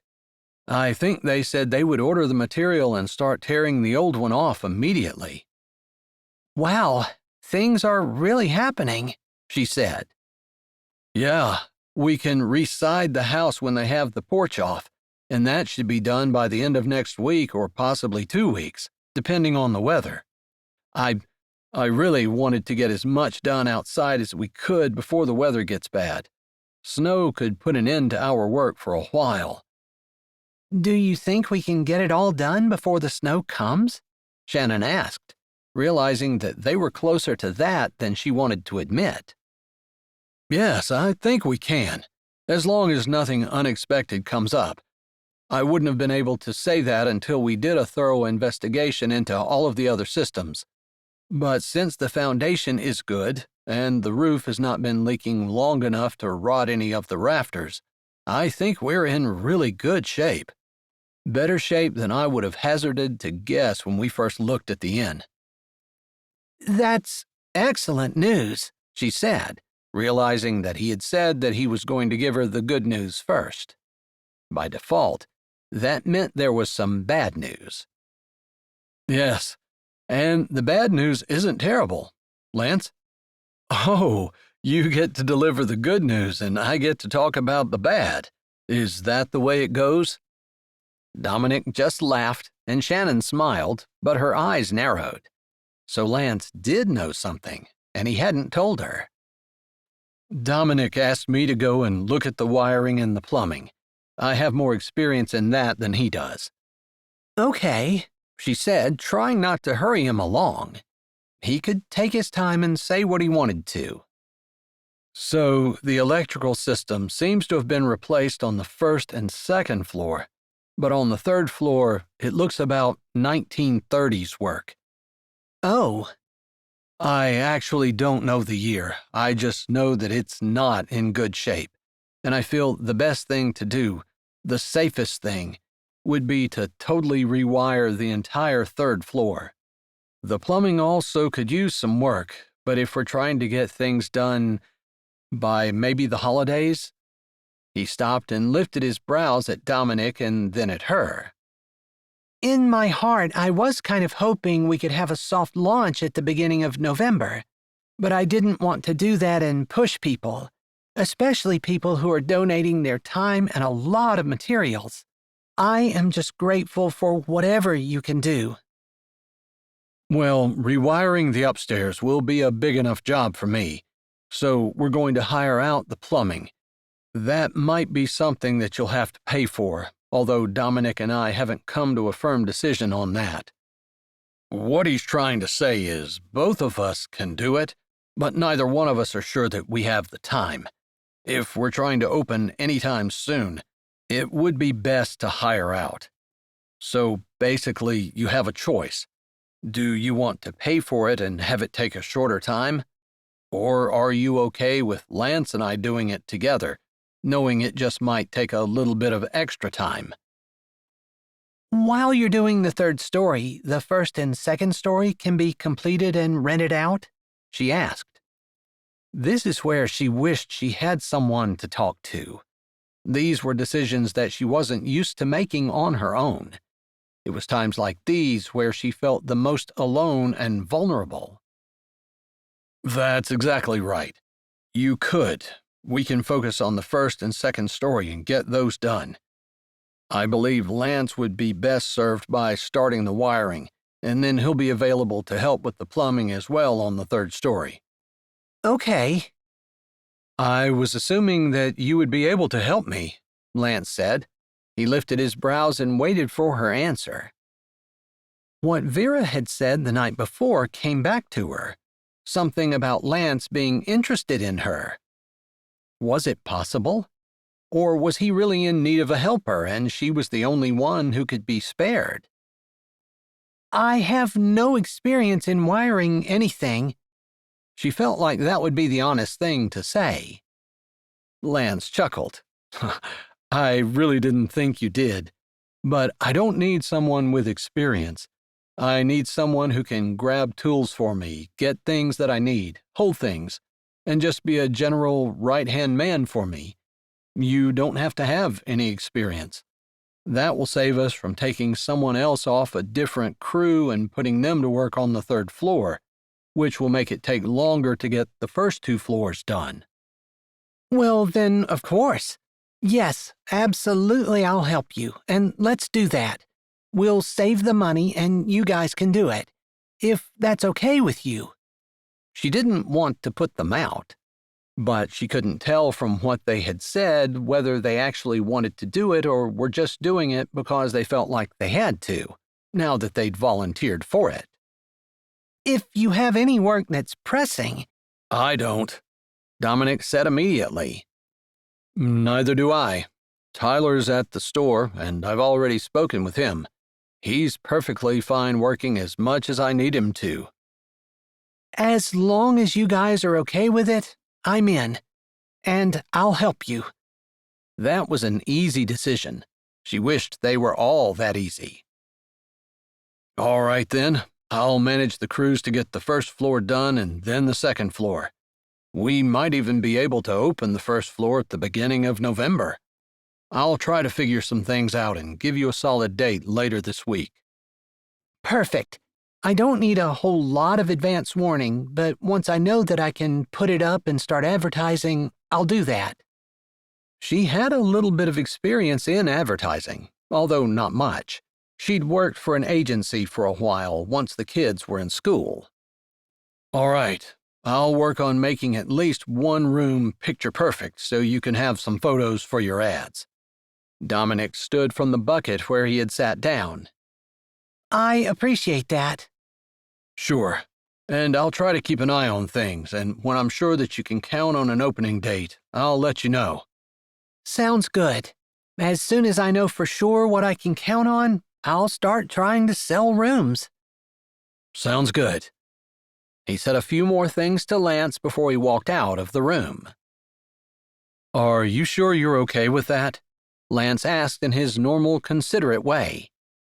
Not only was he one of the nicest people that Shannon knew, she enjoyed watching him work, seeing how capable he was with his hands. He had always been good with them, and she remembered admiring him in high school for the exact same thing. He was quiet, but his expertise and competence was attractive, and any time she had any questions, he was always happy to explain as little or as much as she wanted. He didn't treat her like she didn't know anything, nor did he act like he was superior to her because he did. He just made it seem natural that they were working together and she was learning. She had never worked with anyone she enjoyed working with more. How much of that did you know? She asked as he stood up and gathered up some of his tools. I had to give my report to Dominic because he had asked me to check the electrical systems. so I felt like it was important that I answered to him, and I wasn't sure what he was going to decide. I didn't want to get the cart ahead of the horse. Not to mention, you can't really have two bosses for one job. He's the boss of this job, and it would be a little bit inconsiderate of me to jump ahead and talk to you without the actual boss coming to you. She understood what he was saying, and it made sense. How could she be upset with him for just being respectful to Dominic in his position? But it looks like we're moving up to the 3rd floor. I need to look around, and if you don't mind making a list, we'll figure out exactly what we need to get started. I don't mind at all. Anything I can do to help move this project along is something I'm absolutely willing to do, as long as I don't get in your way. He stopped and turned. She could feel his gaze the whole way to her toes. You've never been in the way. She nodded and smiled. Well, I'll take your word for it, but it's hard to believe. You've been very patient and sweet with me, and I appreciate it. They went around and gathered up their things and did not talk about anything more personal for the rest of the morning as they looked at the 3rd floor, and she made notes as he went through and did some figuring. Everyone else ate lunch before they were through, and they ended up sitting out on the porch together with the meatloaf and scalloped potatoes that Marina had held back for them, which was still warm. Such a beautiful day, Shannon said as she lifted her face to the lake breeze. This was why she wanted to come back. This glorious view, the fresh air, the feeling of community, and of being supported by people who truly liked and cared about her. And Lance. She hadn't come back for Lance, not on purpose anyway. But maybe subconsciously she had known all along that she had missed the one that she had been meant for. It sure is. It's the kind of day like this that makes you happy that you're alive, that you live by the lake. Makes you feel blessed. I definitely feel blessed, she agreed, closing her eyes and savoring the delicious food and the feel of the wind on her face. Do you ever wonder about the road not taken? He asked her, causing her to open her eyes in surprise. He looked thoughtful, and his gaze was out on the lake as he put a bite of food in his mouth and chewed slowly. I suppose I do. I suppose I do wonder what might have happened if things had been different. Care to elaborate on that? He asked casually, looking down at his plate as he forked another bite onto his utensil. I suppose we all have choices that we make that we regret, she said, not sure she was ready to talk about their past specifically. She owed him an apology, but she hadn't really thought too much about what she was going to say, and she didn't want to bungle it too badly. What about you? Do you have roads you wish you would have taken? I suppose, in some ways. But I can't help but think that God has moved everything that I've done so that things would work out the way He wanted them to. Just my thoughts. God does have a way of moving things around and making things work out. At Bible study, they were talking about how He makes beautiful things out of broken things, and I think that's true. Neither one of them said anything more for a while as they finished their meal in silence. I don't know what you're doing for supper tonight, but if you don't have any plans, I was kind of hoping you'd come over and share a meal with me. I'd like for you to meet my sister. Lance broke the silence with a request she was not expecting. Still, just because she wasn't expecting it didn't mean that she didn't say yes immediately. I'd love to. Marina had 2 nights off a week, and tonight happened to be one of them. It wasn't that it was that hard to warm up leftovers, but it would be nicer to eat with Lance and his sister. As I recall, she was in an accident not long before I left. I think it was about 3 years before you left. But yeah, she was in an accident and barely survived. She is developmentally delayed, I guess is what it's called. Basically, she's in her mid-30s but has the mental abilities of about a 10-year-old. The doc said she would never get any better, and they were right.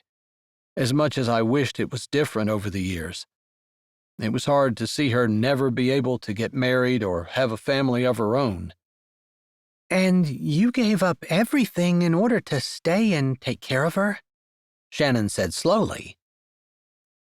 Lance didn't say anything, but he tilted his head a little as though acknowledging her words. It was true from what Shannon could remember. His mother had died, and his dad had his hands full, trying to manage the hardware store and take care of his sister at the same time. What was her name again? She asked. It's Katie, and she's eager to meet you. She is? Shannon asked, surprised Katie even remembered her. I might have been talking about you some. I think she might have been a little bit young to remember that you and I were a thing. I see, she said softly. Yeah, anyway. Actually, now that I'm thinking about it, your mother died when Katie was born, and you stayed to help raise her. That's true. I thought when she turned 18 I would be free of my responsibility, because I promised my mom that I would help my dad before she passed away. Once Katie was off on her own, I felt like I would be free to pursue a degree in electrical engineering. That's what I had always wanted to do. But God had other plans. I see. She had totally forgotten about that. She loved what that said about him. The sacrifice, the way he put his family first. That he would sacrifice what he wanted for the good of someone else. For his sister who needed him. And your dad had a heart attack? She asked, trying to remember the gossip that she'd heard. Yeah, not long after Katie's accident. I might have left anyway if it hadn't been for that. But I took over the hardware store, and Katie and I have been living pretty happily ever since. His eyes shifted to her, and they looked at each other for a moment before he looked away again. She couldn't help but think that things might have been different if she hadn't broken her promise to him, and if they had ended up married. His life would have been, maybe happier? She wasn't sure. He didn't seem to be upset with her or upset with the way his life turned out. He didn't even seem resigned, just content. Hadn't he just said that God had a way of working things out? All right, I better get back to work, but I just want to make sure that we're on for tonight. We sure are. Tell me what time you want me and what I should bring. You don't need to bring anything. I've become a fair cook over the years, and we just want your company. That's all. She gathered their things up and took his dirty plate from him so she could drop it off in the kitchen while he went up to get started working. She was careful not to let their fingers brush. She had found out some things about him today that made him even more appealing than he already had been. And she would be hard-pressed to keep her distance. But that was what she needed to do. Chapter 10. Shannon stood on the porch of Lance's house, waiting for him to answer the door. She was unaccountably nervous, especially since she and Lance worked together so well, and she felt more at home with him than she did with anyone she knew, except possibly her children. Still, she couldn't deny the fact that her hands were sweaty and butterflies tangled in her stomach. Surely, once he opened the door and she saw his face, she would calm right down, but for some reason, she wanted him to like her. He already did. She wasn't worried about that. Not really. But she had showered and carefully styled her hair, and even applied a little makeup, which she hadn't been wearing at all around the inn. She wore a flattering skirt and a shirt that hugged her curves. She was as dressed up as she ever got, and she was hoping that it was enough? That she was enough? Was she still wondering whether she was enough? "Good evening," Lance said as he opened the door. Is this her? Is this the girl you've been talking about? Katie stood beside him, her attitude and words that of a 10-year-old boy, but the body and face of a woman in her mid-30s. It was an odd combination, and Shannon was only able to blink. "I think we're overwhelming her, but yes, this is Shannon. Shannon, this is my sister Katie.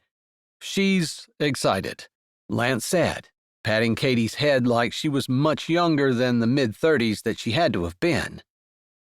It's very nice to meet you, Katie. Lance talks about you all the time. He says he used to have the biggest crush on you. "Katie," Lance said, warning in his tone, although patience in his voice too. I used to have a really big crush on him as well. We were together for a while, but then I left. I know, he's not mad at you though, and he really wants me to like you, which I know I'm going to. And I know I'm going to like you, Shannon said as Lance led the way inside, and Katie wrapped her arm with Shannon's and walked beside her. Lance is the best big brother in the world, although he does make me go to bed early. 8 o'clock, can you believe it? Wow, sometimes I go to bed at 8 o'clock. Sometimes I go to bed at 7:30, Shannon said. She'd always been an early-to-bed and early-to-rise kind of person. "Sometimes I just need a little bit of peace and quiet, and Katie's awesome, but she never stops talking," Lance said, lifting a brow at Katie, who giggled. That's true. Lance says I always chatter like a magpie. I really don't know what a magpie is, and he hasn't been able to tell me, so I think he's just making it up. You should Google it. Oh, I'm not allowed to have a phone. Lance says I can get myself into too much trouble with it. Shannon nodded and wondered about that. Maybe it had something to do with her developmental delay. She wasn't sure. But Katie was charming and sweet, and it was so nice to see Lance's gentle care with her. "It looks like you forgot to set a third plate, Katie," Lance said gently. Katie put a hand over her mouth and gasped. I was so excited to have visitors, and I totally forgot to even set you a plate. "We can pretend it was my plate that you forgot," Lance suggested. "But you sit at the head of the table, and your plate's there. I want to put Shannon right beside you, so I'm going to put her across the table from me. That way she's close to you." Katie giggled. Shannon knew her cheeks were bright red because she could feel the heat. As she looked at Lance, his cheeks were flushed under his tan as well. Katie was so joyful, so full of life and fun and happiness that Shannon was charmed by her. She totally accepted Shannon and gave several uninhibited statements about how she would like for her brother to get married and that Shannon was the perfect girl for him, at least from what Lance had said. By the time the meal was over, Shannon absolutely loved Katie, and Lance was absolutely embarrassed beyond words. Still, his patience and his love for his sister was obvious. "It's your turn for the dishes, but since you also helped to make the meal, I think I should help you." "I can help dry," Shannon offered after Lance spoke. "I think it's a good idea to have help sometimes," Katie said, giggling again. "And do I get to stay up later tonight, too?" "Absolutely not. You have a big day tomorrow because you're going to Sierra's house. It's always a lot of fun there, and you come back exhausted. So you need a good night's rest." "Oh, I forgot. Sierra lives just outside of town on a farm. 3 days a week, I get to go to her house and help. She has goats and rabbits and a bunch of kids, too. And she lets me come and play with the kids and help her with the animals. I do some cleaning, too," Katie said, rattling off what she did while ticking the things off on her fingers. That sounds like a lot of fun, Shannon said. I can see why you'd be tired at the end of the day. I am not tired. Lance just worries. I see. Big brothers are like that, aren't they? They are. Sometimes they're a real pain in the butt. The way Katie said it was so endearing that Shannon had to laugh. The dishes were soon done, and they played a couple of games at the table before it was time for Katie to go get ready for bed. "If you don't mind, we could have some dessert out on the porch as soon as Katie's settled for the night," Lance said. I don't mind at all. It wasn't long after that Lance came down the stairs, stepping softly. "She always falls asleep right as soon as her head hits the pillow.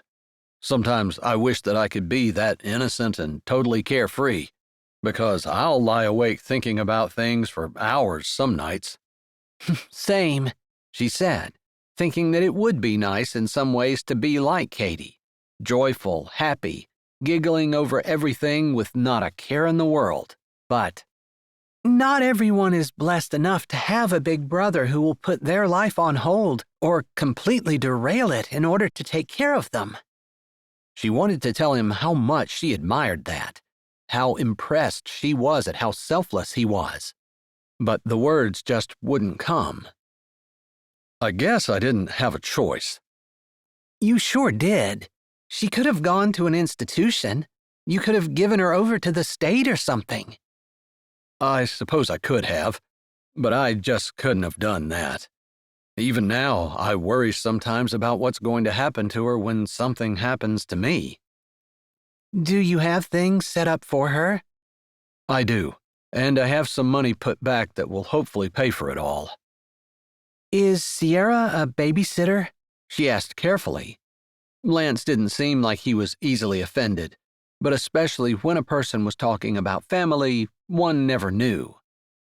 "Yes, she is. She keeps her 3 days a week, and then I have another neighbor who keeps her too. We don't really say that she's being babysat, but that's what it is. Not that she couldn't stay home by herself, and if I have to work on the weekend, she does. She's old enough to... I don't want her to be home by herself all day long every day. And friends for someone like her are kind of few and far between. It's weird seeing a grown woman act like a 10-year-old. It did take me aback a little bit, but she's so sweet and just innocently joyful that you can't help but fall in love with her." Lance pulled a pie out of the refrigerator. "I had Lauren make this special for us. It's blueberry." Shannon's hand stopped as she reached for the drawer to get some forks. You remembered? "Of course," he said, like it was the most natural thing in the world for him to remember her favorite kind of pie. They had a conversation about it that had been brought back as soon as he said blueberry. About how Michigan was known for their blueberries, and blueberry pie was her absolute favorite, but she hardly ever got it because she couldn't make pies that didn't run all over the place. "We'll have to see if this one's runny or not," Lance said with a grin. I can't believe you remembered. James would never have remembered anything like that. Honestly, she couldn't trust James to remember something that she said 2 hours before, let alone 2 decades. She supposed that was what happened when someone really liked someone else, was interested in them. They were interested in everything and wanted to know everything there was to know about them. He cut 2 pieces and pulled them out without it running anywhere.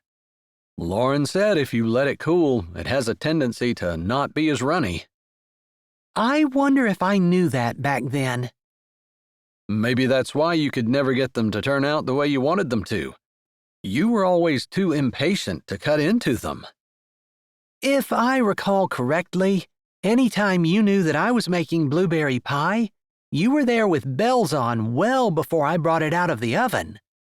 You do recall correctly, he said. They grinned at each other, and then he turned to get ice cream out of the freezer while she put the pies in the microwave for a few seconds each. Finally, when their desserts were ready, they walked out on the porch. "Do you want to sit on the swing?" Lance asked, nodding toward where it swayed gently in the lake breeze at the end of the porch. I'd love to. We spent lots of evenings chatting on the swing. "We sure did," Lance said, glancing at her but not saying anything more. They walked over and sat down together, the springs creaking slightly under their weight.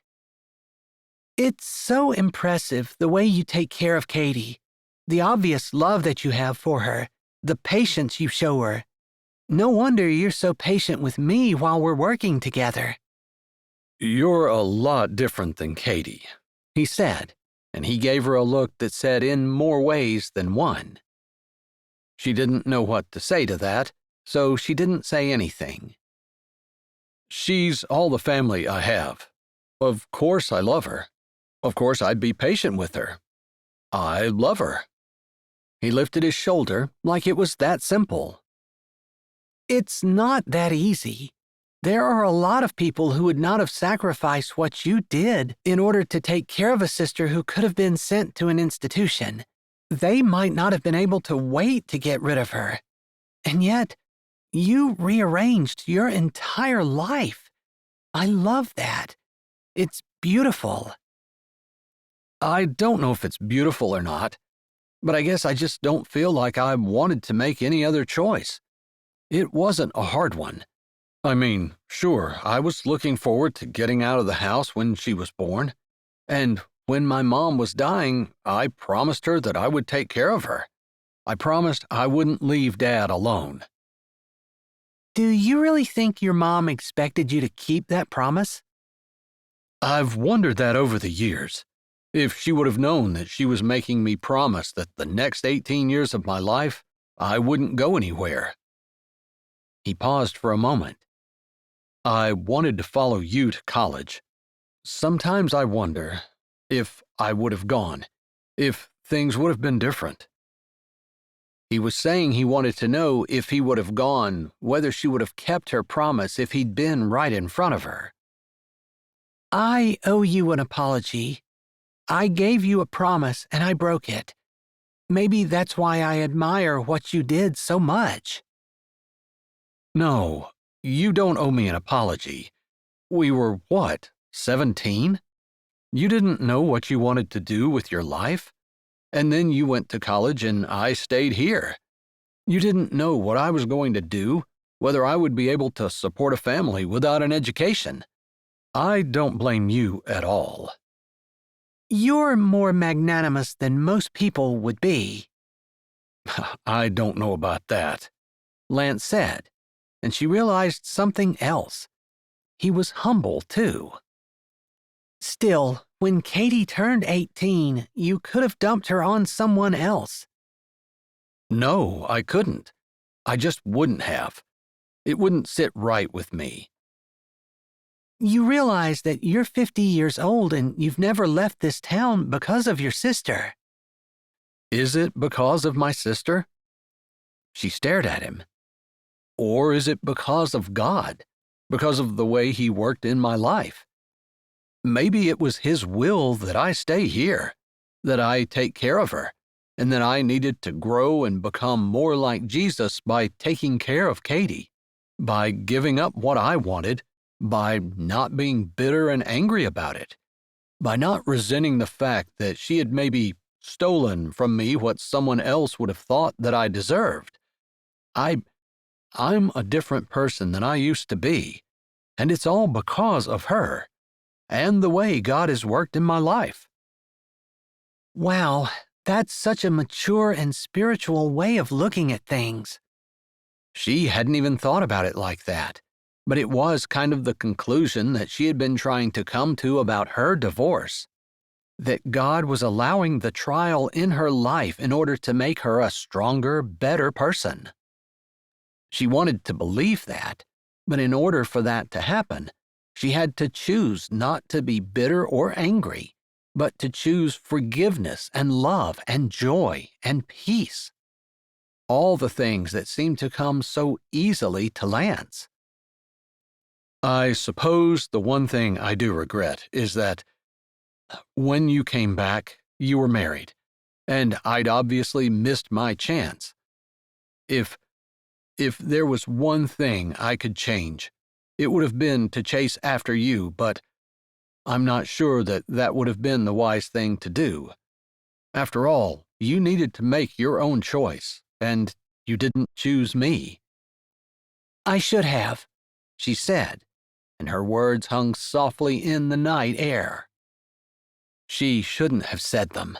She shouldn't have let him know that she regretted that choice, all those years ago, to break up with him and to pursue something else, to allow James to develop a relationship with her. It was the worst mistake of her life.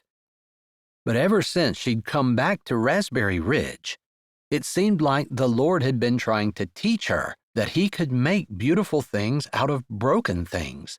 He could make joy and gladness come from mistakes. "You're just as beautiful now as you were then," he said, and his hand came up, brushing her hair away. She leaned closer, and his breath whispered across her skin.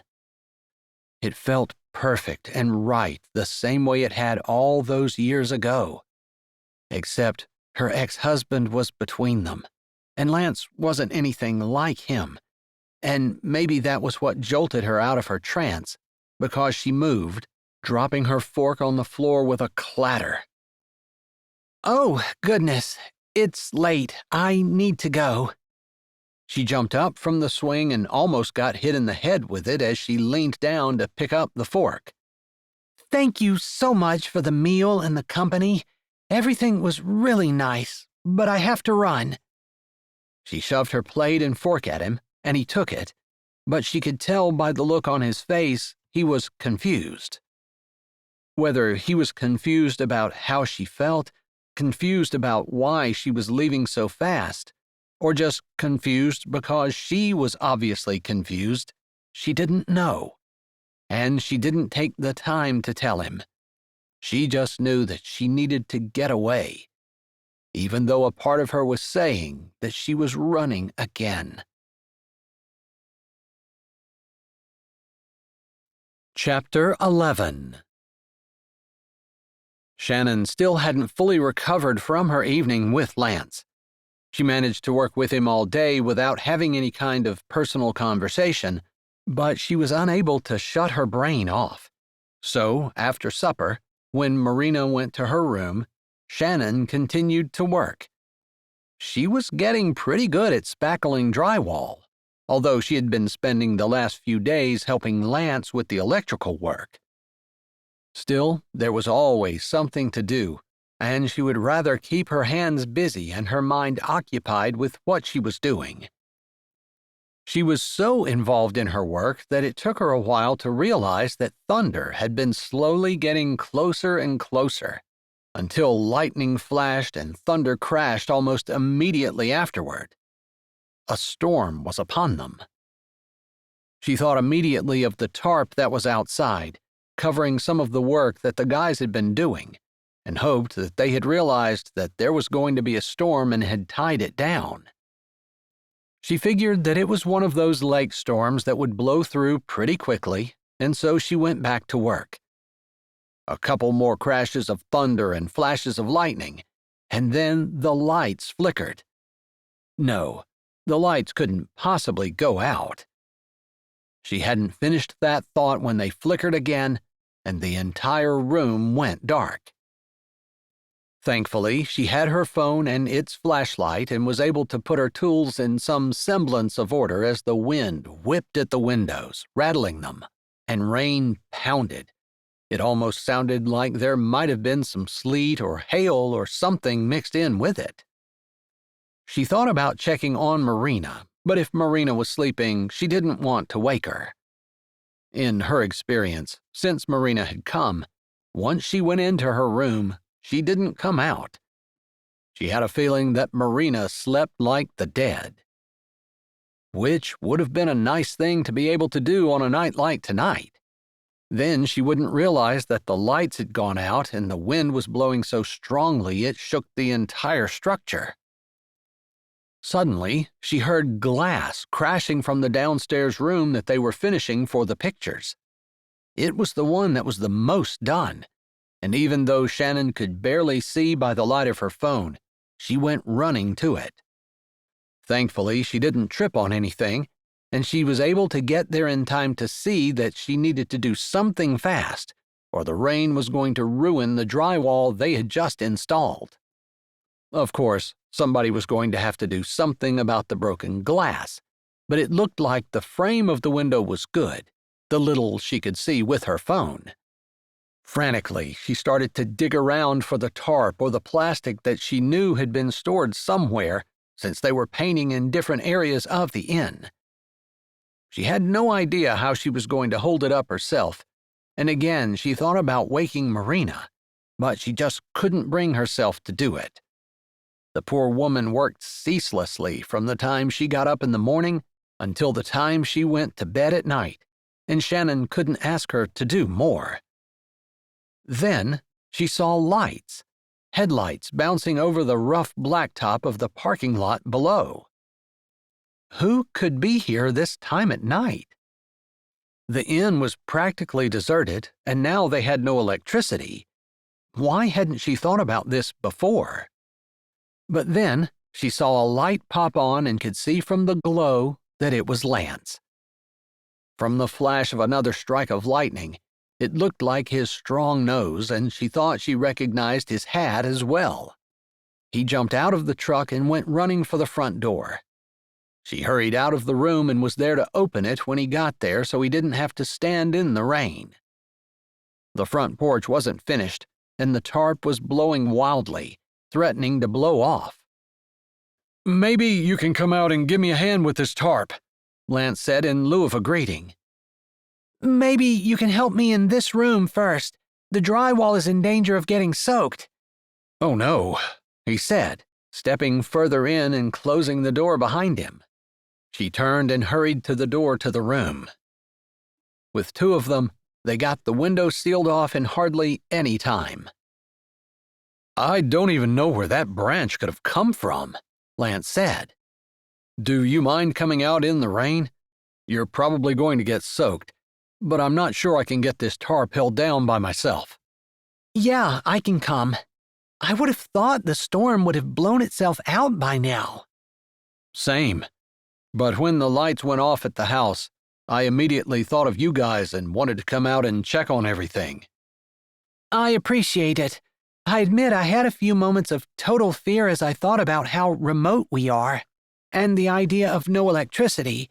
I know it's silly, but it's scary. Don't worry about it. I can stay. I gave Sierra a call, and she's going to send her oldest daughter out to stay at the house with Katie. Oh, wow, okay. Shannon didn't know what to say. He actually had already made plans to spend the night and make sure that they were okay. It was really sweet of him. "You ready?" he asked before he opened the door. She nodded, and they rushed out into the windy night together. Using their phones as flashlights, they were able to get the tarp secured and had just started back toward the house when a tree branch from the large tree at the front of the inn crashed down, breaking the dining room window. "Come on, it's too dangerous to stay here. Let's go sit in my pickup until the storm's blown out. The dining room hasn't been touched anyway," Lance yelled above the storm, and Shannon caught pretty much every other word, enough to know that they were running for his truck. That, and the fact that he grabbed her hand and started in that direction, gave her all the information she needed. He went directly to the driver's side and opened the door, helping her in. She slid across the seat, not bothering to try to move her legs around the shifter and things in the middle. He got in and slammed the door behind him, and they sat there for a moment, soaking wet and panting. I'm sorry that you got all wet because of me and my inn. "I think everybody in town has a stake in this inn. I'm certainly not the only one that wants to see you succeed." He looked down at her, and the tender look in his eyes belied his casual words. "Plus, I'm not going to leave you out here by yourself." She looked around and then realized that maybe she should slide over some. They were cramped together, like teenagers on a date night. I'm trying to get myself untangled so I can get my feet on the other side of this thing. She pointed to the shifter on the floor of the truck. It must have been a 1980s model or something like that, and she vaguely remembered Lance fixing up vehicles in his spare time. He said he wasn't any good at it, but he must have been not terrible if he had something this old still running. "You're fine where you are," Lance said. "I don't know about you, but I'm a little chilly." I am too. Maybe you should start the pickup so we can get a little heat from the heater. She wasn't going to just sit there, and she worked on trying to get her feet around the shifter without knocking anything important. They got themselves adjusted, and he got the truck started. Eventually, warm air started to come out. "This brings back memories," she said finally. "It does," he said. They sat there in silence for a while as the air from the heater blew and they began to dry out while the storm continued unabated. Maybe it was the dark, maybe it was the cozy feeling inside of the cab, but Shannon felt more secure than she had in the daylight. And she wanted to explain, to let him know why she had been so skittish the other night on the porch. But for her, it started well before that night. After my husband cheated on me and left me, he made it clear that he was choosing her over me. It was hard to believe that he would leave a 3-decade marriage and our 2 children in favor of some woman he had just met, who he didn't have any history with, didn't have any kids with. And it made me feel like I wasn't enough. "You're more than enough," Lance said softly but fiercely. She ignored him. I felt like I was lost because my kids were done with college. They were going on to find jobs of their own, start their own lives.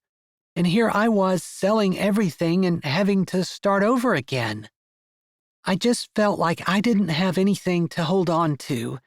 And I hated that feeling of losing my identity now that I was no longer a wife and no longer a mother. She'd felt terrible, like if she were skinnier or prettier, or had been a better wife somehow, although she really didn't know how she could have done that. But if she had, her husband would have loved her enough to stay. I just questioned a lot of things. One of the things I questioned was the choice that I made all those years ago to take your promise ring off and put it in my pocket and walk away from you. If I'm being honest, that was the worst decision of my life. "Shannon," Lance said, his voice tender.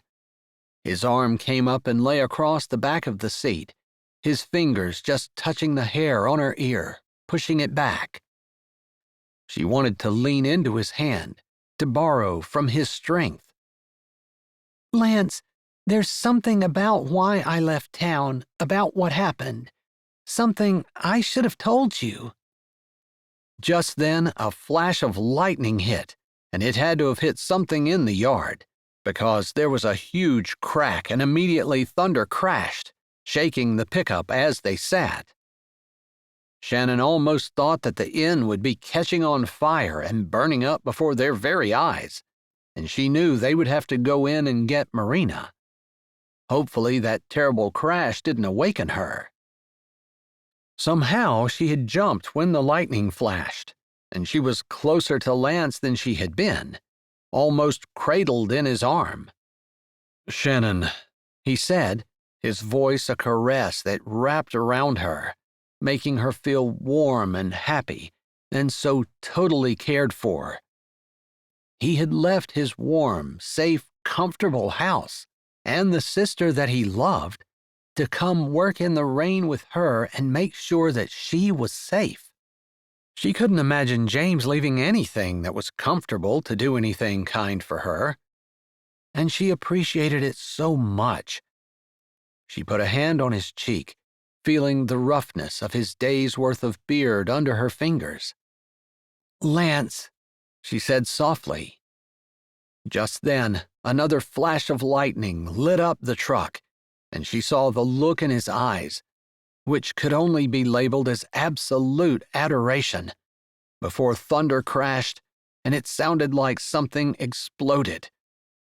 When they looked over, the tree that had been in the front yard toppled to the ground, crashing with a loud sound that left no mistake that it was completely done for. The moment was gone, and now Shannon had to deal with the fact that a lot of their hard work would probably be destroyed by the storm. Maybe people would lose interest and not be interested in rebuilding. She would have to discuss that with Dominic in the morning after they assessed the damages.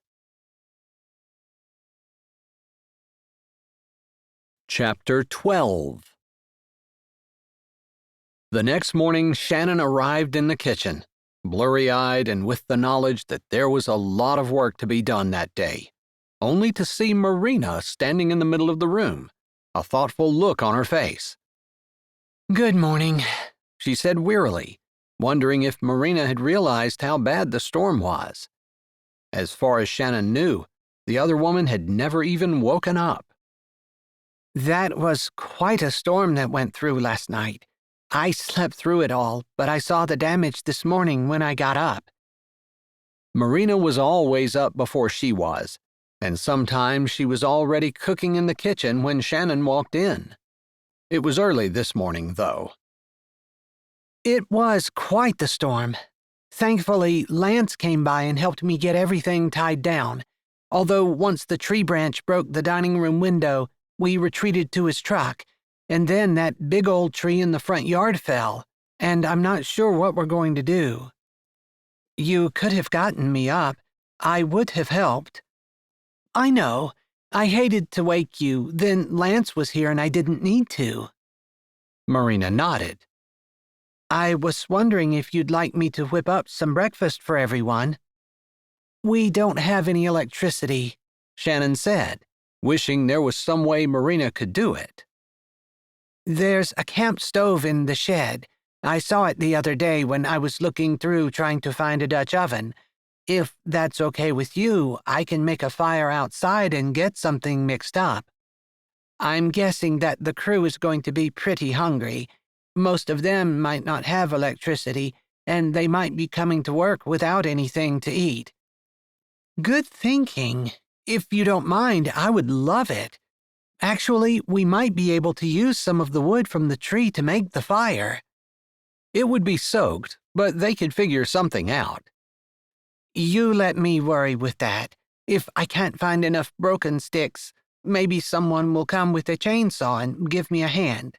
You just get on with the things that you need to do, okay?"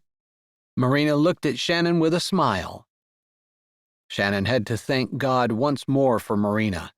She'd been a blessing more than once. "All right. Thank you." They smiled at each other, and Shannon figured that maybe she ought to make sure that she allowed people to know how much she appreciated them. "Marina?" Marina turned and lifted her brows. "I really appreciate you. I really have no idea what I would have done these last few days without you. Thank you so much. Of course, sometimes I think we're sent at exactly the right time to exactly the right place, to do just what we've been learning how to do our whole lives." She lifted her shoulder. "There's nothing better than to feel like you're needed and wanted." Even though it had been a bit since she arrived, Marina sometimes looked over her shoulder with fear on her face, and she checked her phone quite often with that same look of fear. Shannon wished there was something she could do to help, but she'd asked Marina multiple times, and Marina had always demurred. Maybe Marina just didn't want to share, maybe she was embarrassed, or maybe it was something that would get people into trouble. Shannon couldn't discount that. But the idea that Maria could be some kind of criminal was almost laughable. She was such a conscientious employee, going over and above anything anyone would expect, like today. The idea that she could have done something criminally wrong was almost laughable. The morning flew by fast, with everyone busy cleaning up the mess the storm had wrought. Chainsaws buzzed in the front yard, and hammers sang throughout the inn. Just a couple of hours after Shannon had talked to Maria, she was called downstairs for brunch. Maria had made eggs Benedict on the camp stove, and Shannon wasn't the only one who was deeply impressed. As everyone sat down to eat, after Lance had said a blessing, the door crashed open and Mateo strolled in. He looked frantic until his eyes landed on Marina, and then he seemed to calm down, drawing several relieved breaths. Shannon had to hide her smile. It had been obvious to her since the first day she talked to Mateo about Marina that he had a bit of a crush on her. "I was just here to check the storm damage.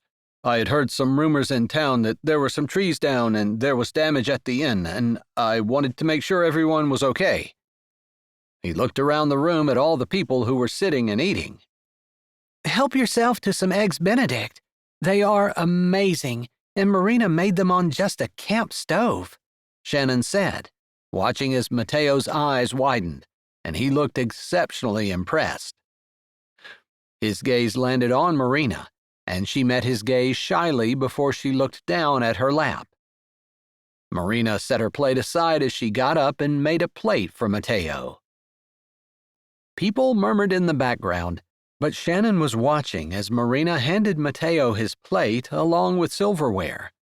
She watched their fingers brush and watched Marina's face look startled, and then her cheeks reddened. Mateo seemed equally affected as he held the silverware and continued to try to get Marina to look at him.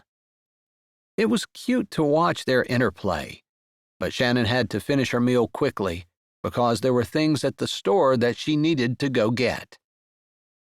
When she walked into Fran's with the familiar bell jingling over top of her, and the familiar smells of cinnamon and freshly painted wood mixing with a bit of mildew and that old scent that buildings had, she breathed it in and then smiled. Fran looked up from arranging souvenirs on a shelf.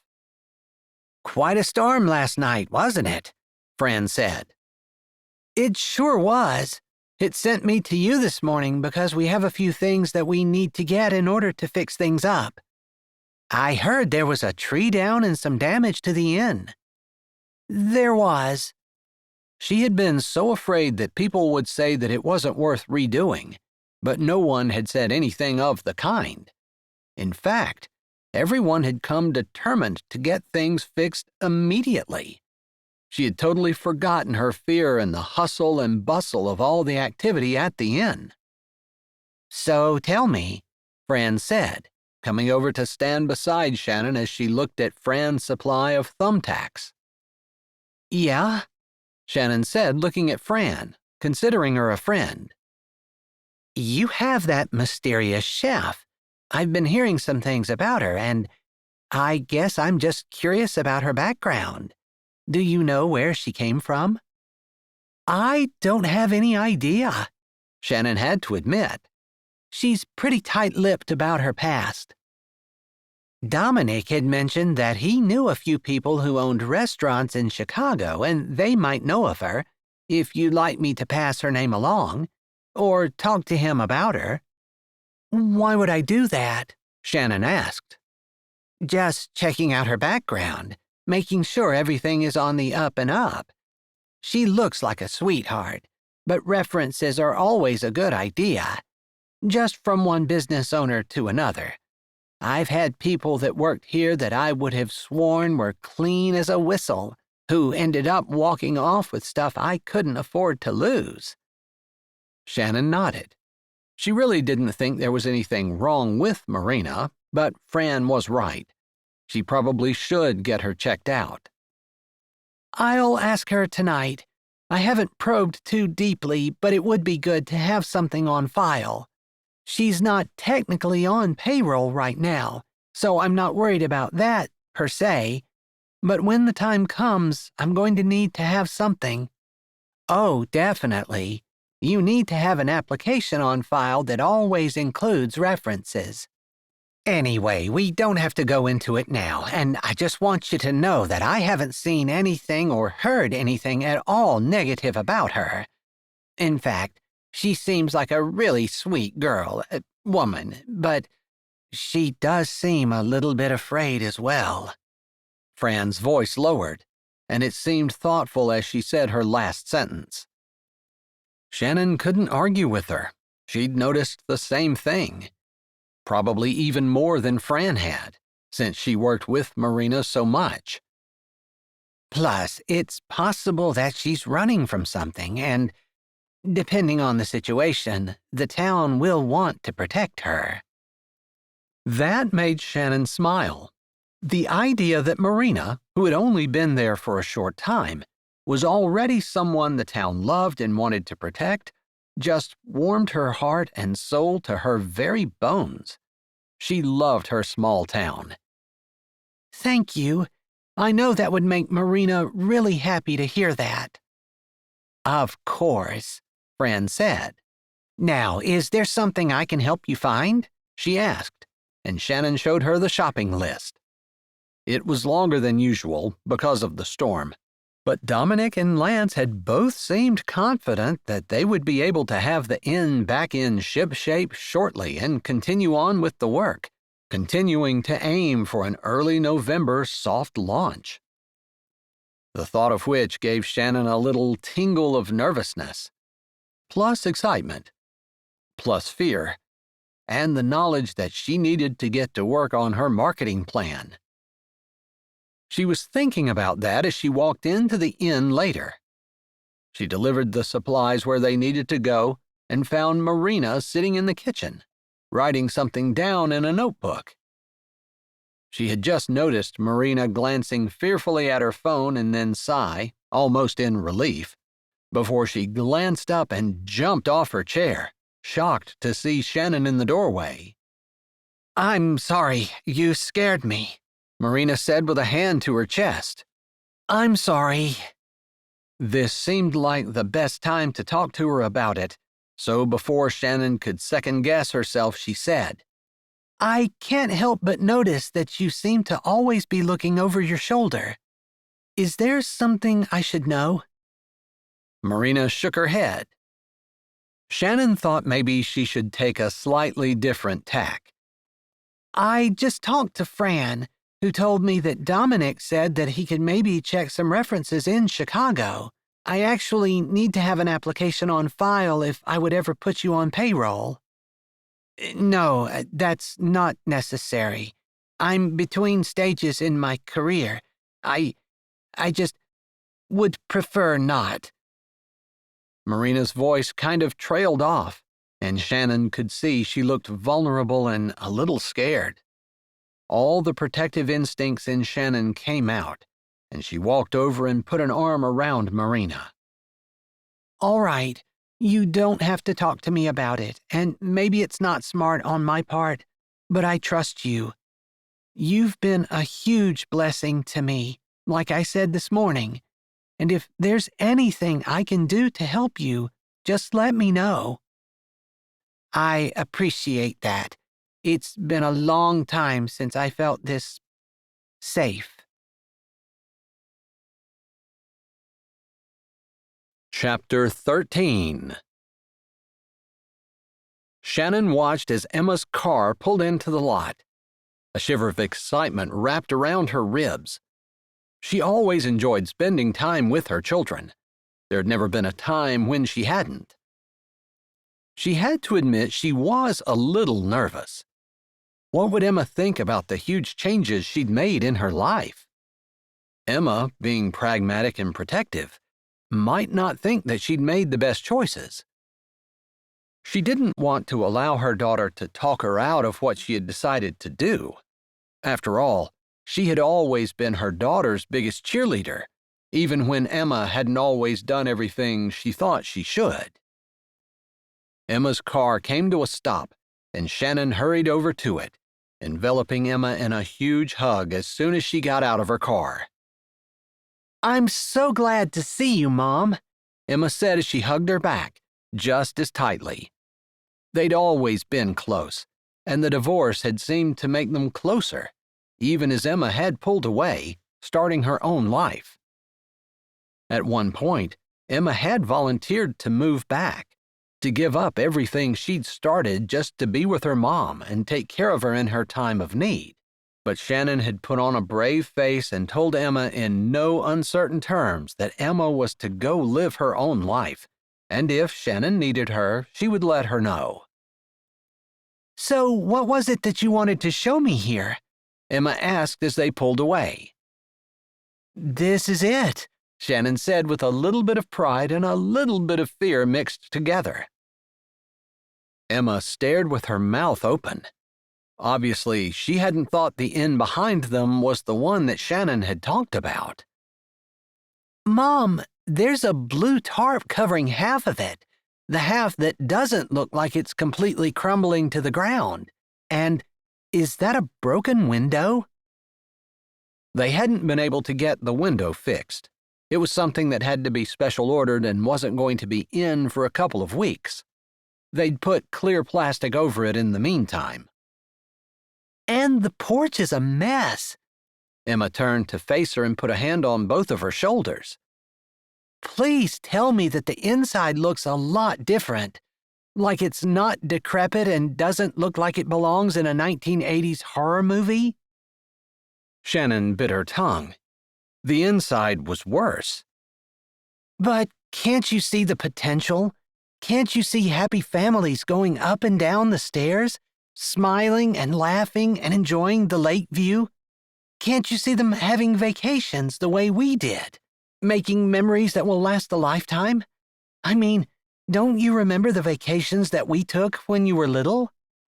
Mom, you bought this because you wanted to give someone vacation memories like we have?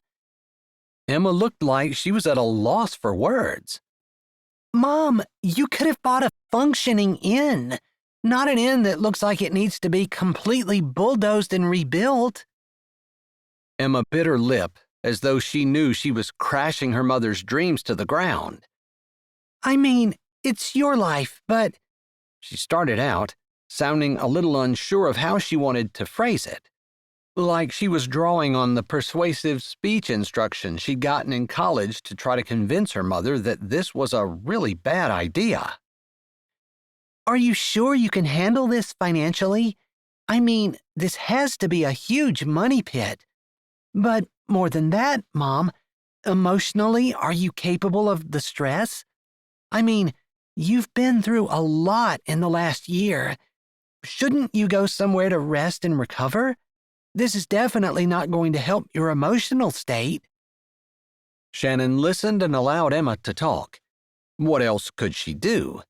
Her daughter was entitled to her own opinion. Why don't you walk in? Let's bring your stuff. I have a room set up for you. She was going to give Emma her room off the kitchen, since it was the nicest room in the inn so far. She planned to spend the next couple of nights in a room that was not finished at all and use the bathroom down the hall, sharing it with Marina. Is there a room in there that's not crumbling? Emma asked, looking dubiously at the inn. You're going to love it. And I can see it clearly, the finished product, people happy. And yes, you're right. It's not going to be easy, but I don't necessarily think that the easy way is the best way. And I don't think I taught you that growing up either. I mean, I guess we didn't have a terribly hard life, but that wasn't because we went around avoiding all the hard things. You're right. And you've always encouraged me to make the decision that was best, not easiest. But still, Mom, you're 50. You're not young anymore. Okay, that was hard. She was right, but it wasn't like Shannon woke up in the morning and looked in the mirror and told herself, "You're not young anymore, you can't do anything." 50 wasn't that terribly old. Sure, she was well past what would most likely be the midpoint of her life, which was not something that she thought about very often. Instead, She wanted to keep her eyes focused on the things that she could do to be a blessing, to make her life count, to encourage and uplift others around her. She didn't want to be someone who just sat out the rest of her days catering to herself all the time. She didn't enjoy being around people who were only interested in making themselves happy. Why would she want to become a person like that? She looped her arm through Emma's as they climbed the stairs together, Emma carrying a suitcase in her other hand, with a bag slung over her shoulder. I don't know how to explain it, other than I don't want to just sit back and let the rest of my life pass me by while I'm focused on enjoying it, you know? I want to have a purpose. This is a purpose for me. And you're right, it might fail, but that's okay. Failure isn't the end. It's just one way that didn't work. Emma looked down before she raised her head and met Shannon's gaze. I suppose you're right, Mom. You always told me that in college, too, and even in high school when things didn't work out. Like, losing a friendship isn't the end of the world, even though it feels like it at the time. Or losing a boyfriend. Same deal. And you were always right. You always told me to look for the lessons. But, Mom, wow. It seemed like Emma was coming around a little bit, but Shannon didn't give her a long tour of the inn. Instead, once Emma put her things in the room, she said, "Why don't we go check out the town? It's been a while since you've been here, and there have been some big changes. And people are so wonderful and welcoming. I know they're going to enjoy meeting you." "All right, Mom. You've always had such a positive spin on things. I'm glad to see that you seem to be coming out of the divorce depression you were in for a while." Had she been in a divorce depression? She hadn't even realized that Emma thought she had, or that she had a name for it. What a depressing name. "Tell me what's going on with you," she said as they walked back down the steps. She tucked her hand in her daughter's arm. "I hope it's okay if we walk to town. It's only about 10 minutes. 10 minutes? Tell me there are more houses than what I passed when I drove here," Emma said. "That's another thing, Mom. You're out in the middle of nowhere." "It's only a 10-minute walk to town. Far less if you drive it." She did not mention that they had been without electricity for 2 days the past week after a bad storm. That definitely wasn't going to be put in the positive column for Emma. They turned away from the inn and began to walk toward town. "Tell me about your job and your apartment and your life. I feel like we have so much catching up to do. And Brian, what's going on with him?" Emma smiled. "We're just taking it slow, I promise. I do think he could possibly be the one, but I want to have a good foundation, you know? Like, so many of my friends are just about the physical first. And to me, that's important, of course, but not as important as finding out if he has the same values and morals that I do." Her comments made Shannon smile inside. She hadn't been sure that Emma had been catching her teaching growing up, and especially since the divorce. "Honestly, I think the divorce has shaped my thoughts more than anything else. After all, you had no idea that Dad was going to do what he did, and I don't know that there's any way that you could have prevented it." "Me either," she said, and she knew there was sadness in her voice. She wouldn't have married her husband had she known that he was going to think it was okay to run off with another woman at any point.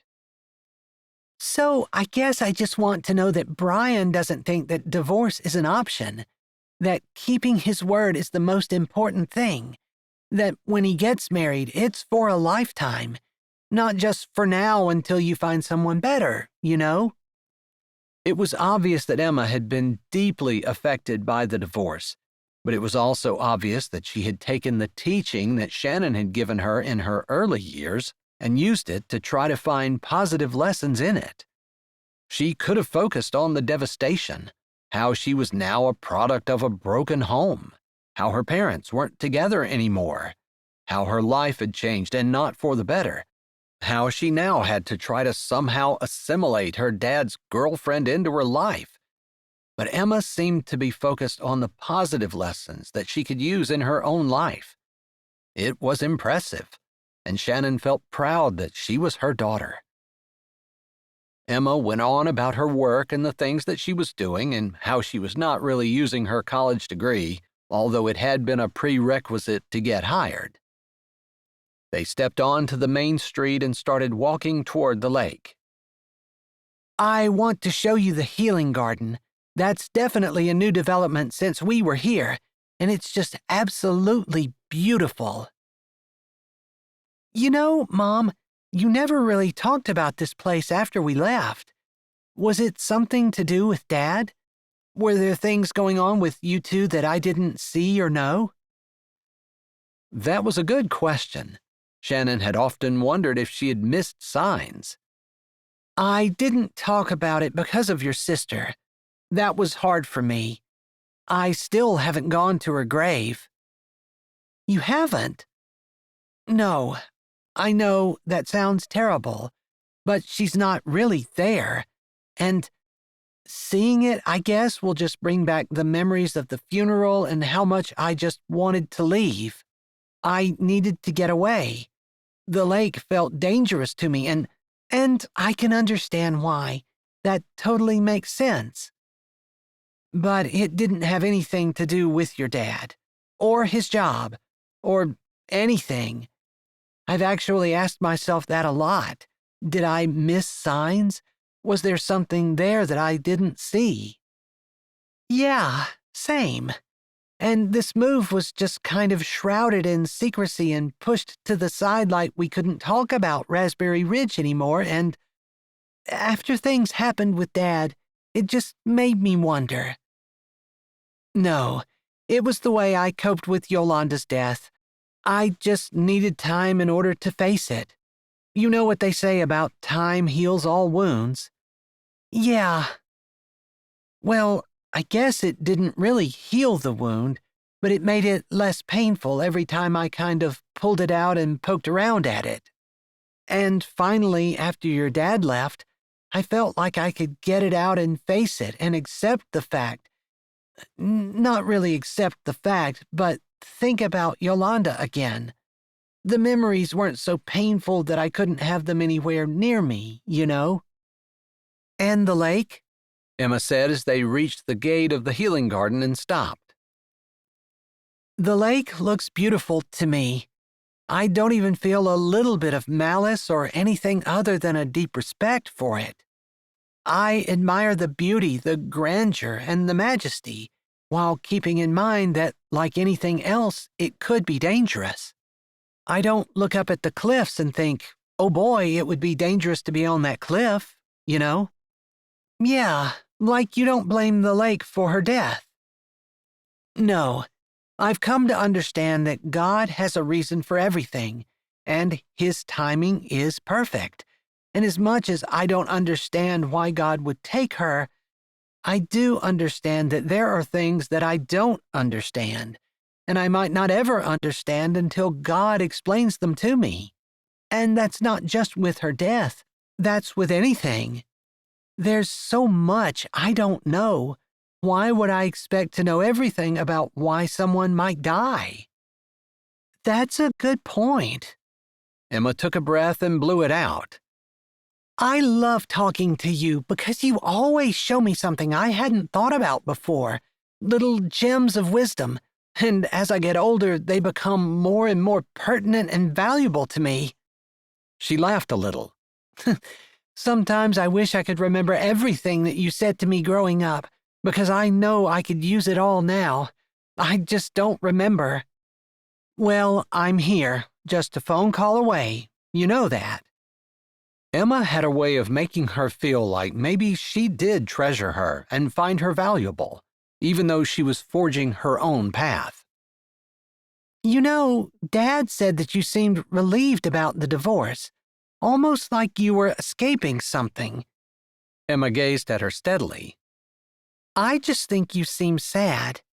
Although I also think you're happier than I've seen you in a long time. That doesn't make any sense, does it? They laughed together. Before Shannon could say anything, Vera and Dominic came walking down the path toward the gate. Oh, I want to introduce you, Shannon said as she saw the figures approaching. Okay, Emma said, walking forward as Shannon opened the gate. Vera, Dominic, it's so nice to see you. I wanted to introduce you to my daughter, Emma. Nice to meet you, Emma, Vera said, holding out her hand. I've heard so much about you. It's good to meet you, too. She shook hands with Dominic, and they made a few comments about the garden. It's been so good to have your mom around, and she and Lance have really hit it off. It's nice that Lance has finally found a good woman. He's a great guy. They smiled, and then she and Dominic walked off. Emma waited about 4 heartbeats before she said, Lance? She put a hand on her mom's arm. You didn't say anything about Lance. Oh, he's just a guy that's helping on the repair crew for the inn. I'm not sure why she mentioned him like that. Let me show you around the garden. She didn't know what she was going to say about Lance. She and Lance didn't have a relationship exactly, but she definitely had twisted, tangled feelings for him, and she had gone to his house to eat and met his sister. Thankfully, Emma didn't bring it up again, and Shannon finished the tour of the garden.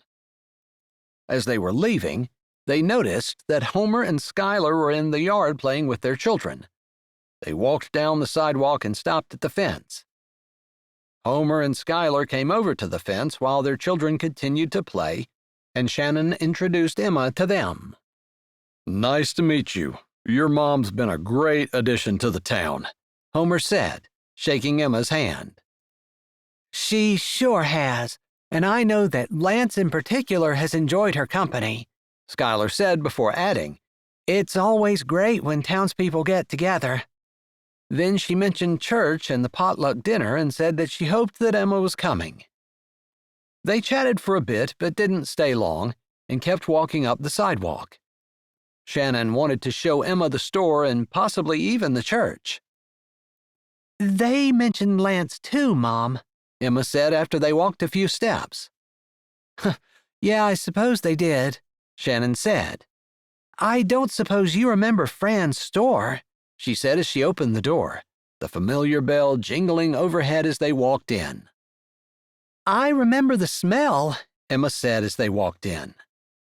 Shannon, Fran said as she looked up and then hurried toward them. This must be your daughter. She looks just like you. You're right. This is Emma. Emma, Fran.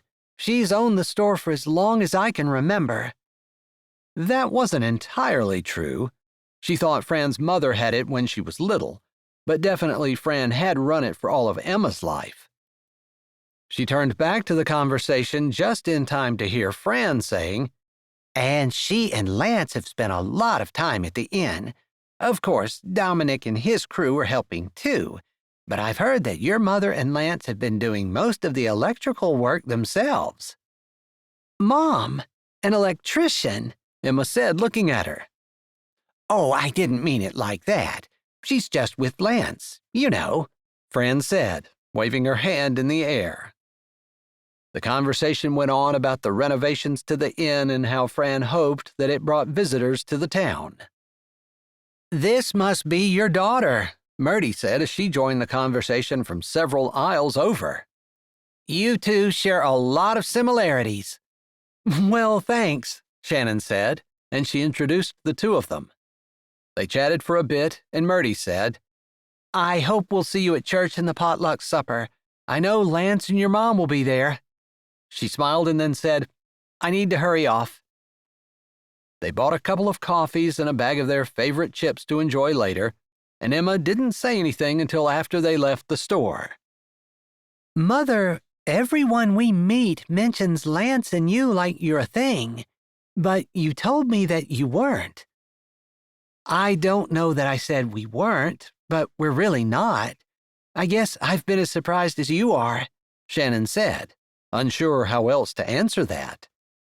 How did she square the fact that she really did want to be more with Lance, but I've just barely been divorced from your dad. It hasn't even been a year since it was final. I mean, I think I've processed most of the baggage that went along with it, although I think some of it will never leave.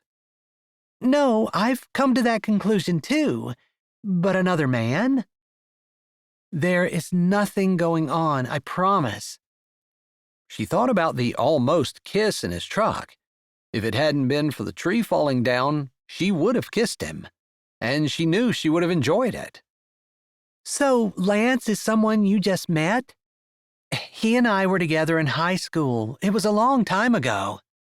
She tried to say it dismissively, but she knew Emma latched on to that. You guys had a romance before. We were just high school sweethearts. You had boyfriends in high school. How much do they mean to you now? I look back on them with fondness, true. So I guess that's how I look at Lance.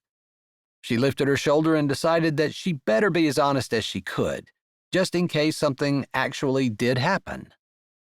I don't know what's going to happen, but I don't feel like I'm ready to move on. Emma let it go, and they didn't talk about it the rest of the afternoon. They made their way back to the inn and sat on the unfinished porch with blankets over their laps, watching the sun go down. The wind had a chill in it that it hadn't had a couple of weeks ago, and the blankets were necessary. I'm so glad I was able to visit you, Emma said. Me too, and I'm glad that you're going to be able to go to church tomorrow. You're going to love it. I'm sure I will. There's nothing better than a small-town church. It just always feels so warm and welcoming. It really does. I think that's what you needed, Mom. This town, this community. Lance, maybe. Although, am I going to get to meet him tomorrow? Yes, I'm sure you'll see Lance tomorrow. Emma seemed to have accepted the fact that Lance might be a part of her life, although she thought that maybe Emma thought he was more than what he actually was. You seem happy here, Mom, but you also seem scared almost, like you're waiting for something bad to happen. Shannon sat, slowly rocking, realizing that her daughter was probably right. She supposed that after 30 years of thinking that her husband was there, her rock that she could depend on, and then all of a sudden, he just exploded her life with the fact that he was leaving, why wouldn't she be afraid that another shoe was going to drop at any moment? You know, you would always tell me to just trust God, that whatever He had for you was exactly what you needed, no matter what it was, and that things that looked bad to us weren't necessarily bad things. You don't know how many times I realized you were right about that, when a bad mark on a test just made me study harder for the next one. That losing a friend made me realize areas where I could improve and be a better friend to the next people that came along. That losing a boyfriend was probably the best thing that could have happened because I actually got to see from a distance what kind of a person he was, and that he wouldn't have been a good person for me. So many times you were right when those catastrophes, those teenage catastrophes, came along. I know, you're right, I guess. You know how if you're walking across a bridge and a board breaks underneath you, you're just a little bit more careful when you put your next foot down, right? Because you don't know if another board might break. But underneath are the everlasting arms, Emma quoted softly. That was a great verse for the bridge example that she had just given. You're right. God's got me, and I just need to trust Him, no matter what comes. I know you do, Mom. I wasn't giving you a hard time. I'm not used to seeing you okay, but not okay, you know? I'm better than I was. Right. and you're going to be as good as you were soon. I can't wait to meet this Lance. I feel like he's going to have a hand in your healing." I feel like that might be right. And she meant that. Lance really had been good for her. Not only was he a great example, but he seemed to accept her just as she was, and she knew he was not the kind of person who was going to up and leave at any point. When he said he was going to stay, he meant it. All she had to do was look at Katie to see that. Chapter 14. "It's nice to live in a town where you can walk everywhere," Emma said as they made their way up the main street of Raspberry Ridge toward the church for the potluck supper. Shannon shifted the Nutella bread that Marina had made for the event. Marina had politely declined when Shannon asked her if she'd like to go, and that slice of fear that always seemed to hover about her had shone in her eyes for just a moment. Shannon got the feeling that she'd really like to go, but she was afraid. Afraid of what? Shannon wasn't sure. Maybe that someone would see her and recognize her? Or maybe just afraid of meeting someone who might pull her out of her comfort zone. She definitely had butterflies of her own. After yesterday, when everyone had been talking about Lance and her like they were some kind of thing, she wasn't sure what to expect today. But she wanted Emma to really get a feel for what an amazing community Raspberry Ridge was. Not that she thought Emma was going to move there or anything. There were no job prospects, unless Emma wanted to work at the inn or clerk at a store or whether she wanted to commute to some other town. But it was a nice idea that Emma would love the town that she was in, even if she didn't enthusiastically approve of the renovation project. "In the winter, it might not be so nice. You'll just need a pair of cross-country skis," Emma joked, and they both laughed. Although that might not be a bad idea, Shannon thought to herself. Cross-country skiing would be good exercise. It had been a long time since she'd been on skis, and cross-country was the best way to go for someone of her age. She wouldn't be going so fast that she might crash into something and break every bone in her body. She was too old to even entertain that idea. However, she kept that to herself. She didn't need Emma lecturing her about how she shouldn't be on skis at all. "I hope that Nutella banana bread tastes as good as what it smells. I was hard-pressed not to ask Marina for a sample this morning." "Same," Shannon admitted. They hadn't gotten up in time to attend church, which Shannon had been disappointed about, but everyone was invited to the potluck afterward, and Shannon wasn't going to miss it. "What were you guys going to do if it rained?" Emma asked as they walked up the drive toward the church, which sat on a rise overlooking the lake. It had one of the best views in town, although the view from the church didn't hold a candle to the view from the inn. "I think everyone just hopes that it doesn't," Shannon said, and then she shrugged her shoulders. "I really don't know. I guess I haven't been here long enough to find out. It's always been nice on potluck days." This was only the second potluck that she'd attended. As the tables and congregants came into view, she saw Lance sitting at a table with extra spaces around him, Katie chattering by his side. When he saw them, he smiled and waved, standing and pointing to the seats that he'd saved for them. "That must be Lance," Emma said dryly. It was hard to miss how eager he seemed for them to arrive. "It is," Shannon said, admiring how handsome he was. Not only that, but she thought about his competence as they worked together, how knowledgeable he was, how good he was with his hands, how he treated Katie, and how devoted he was to his family. There was a lot about him to admire. Why did it bother her that the town linked the two of them together? Was it because she didn't want to be linked? Or was it because she didn't know whether he wanted to be? She wasn't entirely sure, "Shannon," Lance said as he hurried over to them. He gripped her in a side hug that maybe lasted a couple of seconds too long.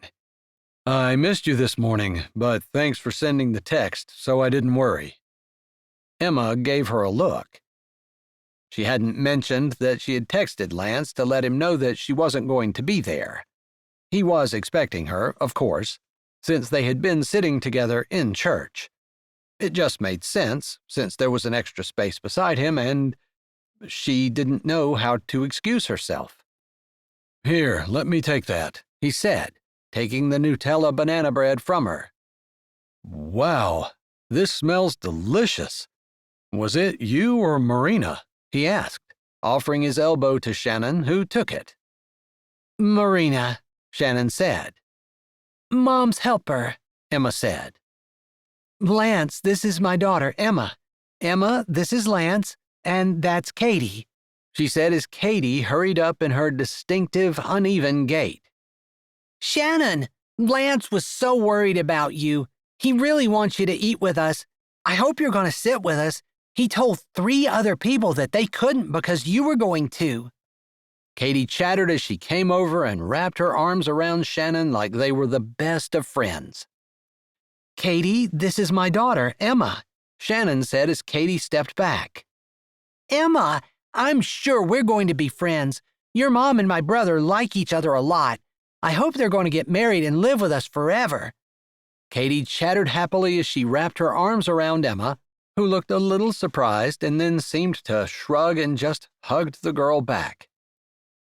Shannon should have warned Emma about Katie, but she hadn't thought about it. But Emma handled everything with aplomb. It wasn't every day that a person met someone who looked like they were 35 but acted like they were 10. Still, it wasn't like Emma hadn't been out in the world, and she linked her arm with Katie, and soon the two of them were chatting like old friends. "Come on over," Lance said as he carried the bread to the table where the rest of the food was sitting. Marina already sliced it, so it's good to go. All we have to do is kind of unwrap it a little, Shannon said, knowing she was talking to fill space because she was nervous. "Hey, you're okay, right?" Lance said, his voice slow, his eyes concerned. I'm sorry. I don't know why I'm nervous. I guess I just really want Emma to love Raspberry Ridge as much as I do. I wish we wouldn't have missed church this morning. "We missed you at the service this morning," Pastor Garnett said as he came up and shook her hand. I just said to Lance I wished we wouldn't have missed it. "I hope everything's okay," Pastor Garnett said. It sure is. I guess Emma and I had a late night last night. Not that we were doing anything, just sitting on the porch talking. It was pretty chilly last night. I hope you guys didn't catch cold or anything. Murdy came up and stood beside Pastor Garnett. We had blankets. Probably if we hadn't had blankets, we would have made it to church, because we wouldn't have stayed out nearly as long. They laughed together, and then Lance guided Shannon over to their seats with a light hand on the middle of her back. It didn't feel dictatorial. It was more of a kind guidance and steadying if she needed it. It felt comforting and warm, and she appreciated it. With James, she always felt like he was demanding that she do whatever he wanted, and he didn't usually guide her. He led her, dragging her behind him. She pushed the idea of James out of her head. He had good qualities too, but when she stacked him up against Lance, it always seemed like he was lacking. As they reached their seats, she noted that Emma had gotten stopped in conversation by Vera, who seemed to be giving her some motherly affection. Skylar then stopped, and she and Katie chatted with Emma in what seemed to be a very animated conversation. She and Lance had filled their plates and were back eating before Katie and Emma sat down. Everyone is so caring and friendly, Emma said as she leaned over the table to confide that to her mother. You were not lying about the small-town atmosphere. I've never felt so included and seen in my life before. It's a pretty great place, Shannon said, but she was smiling hugely inside. This was why she didn't want to miss the church supper. But everyone's assuming that you and Lance are a couple. She glanced at Lance, who was chatting with Katie across the table and didn't seem to be paying attention to them. In fact, someone, I'm not even sure of their name, asked me when you guys were setting a date. Did they mean a wedding? Emma asked, seriously surprised. I don't know. You're stumbling and mumbling around like... It's just funny. Emma laughed and then leaned back. I'm having such a great time. Someone said there's a guitar and a few other instruments and there might be some dancing later. I wish I would have brought Brian. You could have warned me. I'm sorry, there wasn't any dancing last time. That's because Wesley and Bertie weren't here. Wesley is a big hockey star and Bertie is a pop superstar, but they both play and sing as well, and typically when they're around, they treat us to a little bit. Lance nodded over at a couple who had a group of people around them. As Shannon watched, someone, a little girl, shyly walked up to them and asked for their autograph. It was super cute as the two of them signed their names on her ball cap together. They seem just as friendly as the rest of the town, Emma said as she watched them along with Shannon and Lance. They're really kind. I've spoken with them some, but their schedules don't allow them to live here full time, although both of them are talking about retiring and raising a family here. I can't imagine a better place to raise a family, Shannon said, and she wondered why she'd left. She knew why, and she didn't know if she could go back, whether she'd do it differently or not. The deep, searing pain of losing a daughter and being reminded of her at every turn, every step, every view was a little bit, a lot, hard and intimidating. Maybe she needed to get away for a while. This Nutella banana bread is amazing, Grace said as she stopped at their table for a moment. She greeted Emma and chatted a bit. She wasn't the only person who stopped at their table to comment about the Nutella banana bread. It seemed to be the hit of the afternoon. It was soon gone, and then they had people stopping at their table, asking if Marina would make more so they could try it, since it seemed to be legendary already and they didn't even know what it tasted like. I think you can include that on the menu for the inn when you open it, Lance said as the fifth or sixth person went by asking for Marina to make it again so they could try it. I think Marina got the recipe from Lauren and perhaps tweaked it a bit, and it does seem to have been a big hit.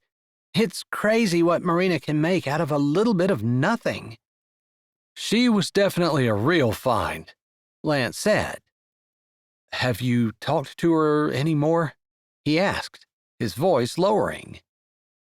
Shannon glanced at Emma, who was in conversation with Katie. She shook her head. No, I've offered multiple times to be a confidant, and that's pretty much all I can do. But she's very tight-lipped. She did mention feeling safe here, which I understand where she's coming from. The way the town protects its own is endearing, and I know they'll do that for her, too. Especially after this, Lance said, holding up his last bite of Nutella banana bread. They'll definitely not want to lose someone who can bake like this. Shannon laughed. I'm going to get jealous if you keep talking like that. Lance's brows rose, and Shannon realized she was flirting, and she shouldn't have been, especially since she didn't really know how she felt about him. His voice was lowered and soft as he said, There's no need. The banana bread is good, but it doesn't hold a candle to you. Not in my eyes. When did her mouth get dry? Why couldn't she swallow? And her hands felt like they were trembling. Thankfully, the strains of a guitar being strummed caused everyone to be quiet for just a moment as they all looked around to see what was going on. Looks like they're going to play for a while, Emma said, looking eager. I want to dance, Katie said, clapping her hands. You and me both, Emma said, grabbing Katie's hand as a second instrument joined the guitar and someone started to sing. The girls giggled and got up from the bench, walking to the dance floor, where other people were congregating. Emma is so good with her. She treats her like an equal without being condescending. I'm not sure how she does it, but she's a natural with kids. She's always been interested in helping people. I kind of thought when she had a major in marketing that maybe she was missing her calling. But she seems to love her job, and I guess that's the important thing. She'd always thought that Emma would end up being a teacher, perhaps even in special education, but when they talked about it, Emma had said that she wanted to get a job where the salary wasn't as limited as what teaching was. Shannon had wanted to tell her that there was more to life than money, but it would have rung a little hollow coming from her, being that while they weren't exactly rich, they were definitely financially well off because of James's job as a corporate lawyer. They gathered up the garbage that the girls had left behind, along with their own, and walked to the garbage can, being stopped several times by people asking Shannon to make sure that she was okay after she wasn't in church that morning, and inquiring about the inn and other things. By the time they'd gotten back, the guitar had switched to a slower song, and Lance said, "Would you like to dance?" He looked so hopeful and sweet that she couldn't explain to him that she didn't like to dance in front of people, and it would be embarrassing and she might end up stepping on his toes and all the other excuses that she always used in order to not expose herself in public like that. Sure, she said instead, just as simple as she could. The smile on his face made it worth it, and as he led her to the dance floor and wrapped his arms around her, she realized she really didn't care how they looked. It was more about just enjoying the music in the afternoon with someone that she really, truly cared for.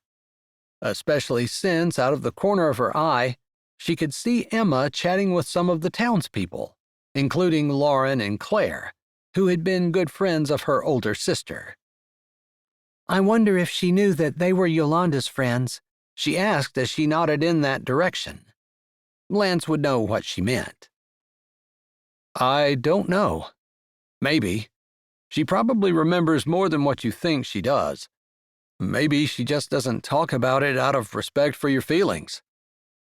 You could be right, Shannon said, trying not to be defensive. After all, it was true that she'd shut down any time someone tried to talk about Yolanda, at least in the past. I think coming back here has been as healing as anything could have been.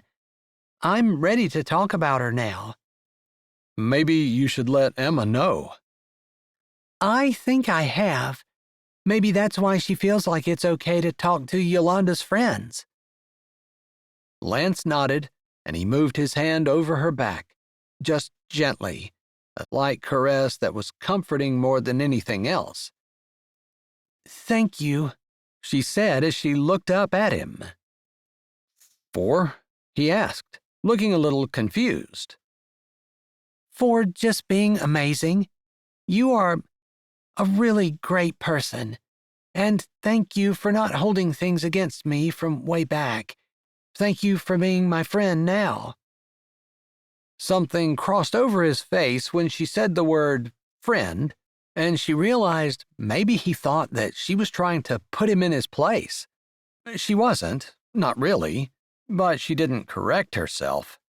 Instead, she just gave herself over to the enjoyment of the beautiful fall day and the perfect weather and the beautiful time that she was having. Later, as they were walking home, Emma said, I haven't seen you this happy since I was little. Lance is really good for you, Mom.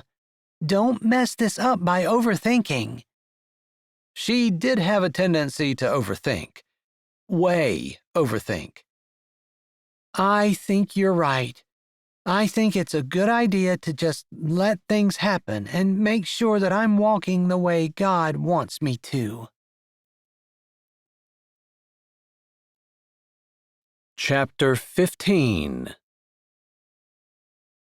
Shannon sat at her desk on Monday afternoon organizing paperwork for the inn.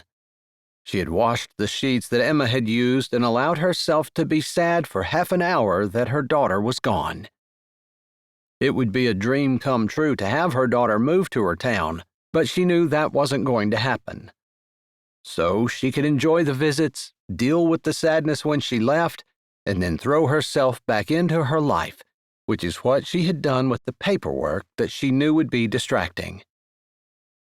Her phone rang as she was going over marketing ideas.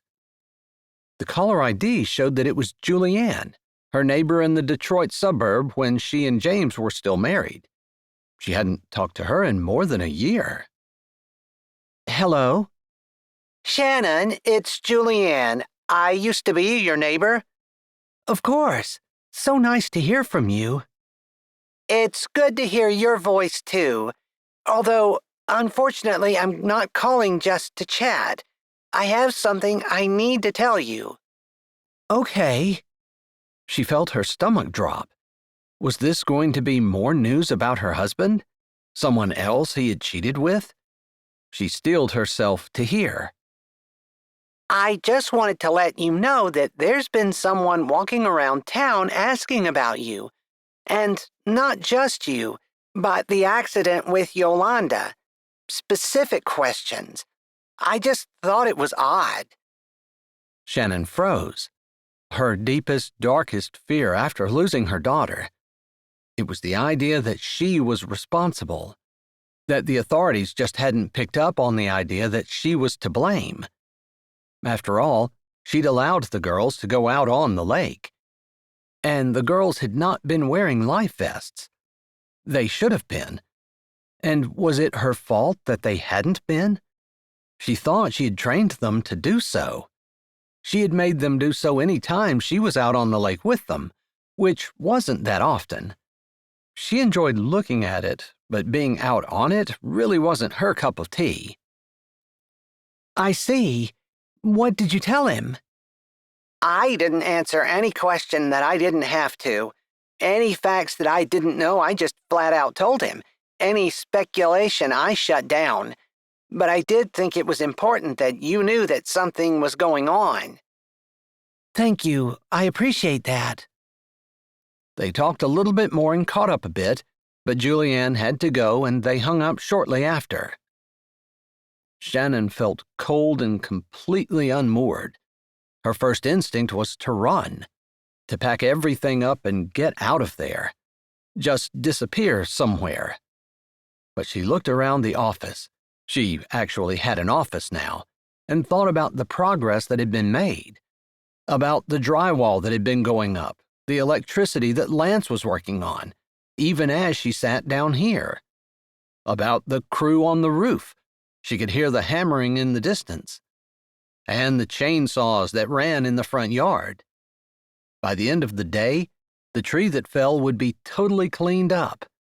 By the end of the week, everything that had been broken in the storm would be fixed, plus other strides would be made on the inn. The porch would be finished, and in just a little over a month, she hoped to have the first guest staying. Did she really want to leave all of this? Run away from it? She already felt like she'd run away twice. From Raspberry Ridge after the accident, and then from Detroit after her marriage and family fell apart.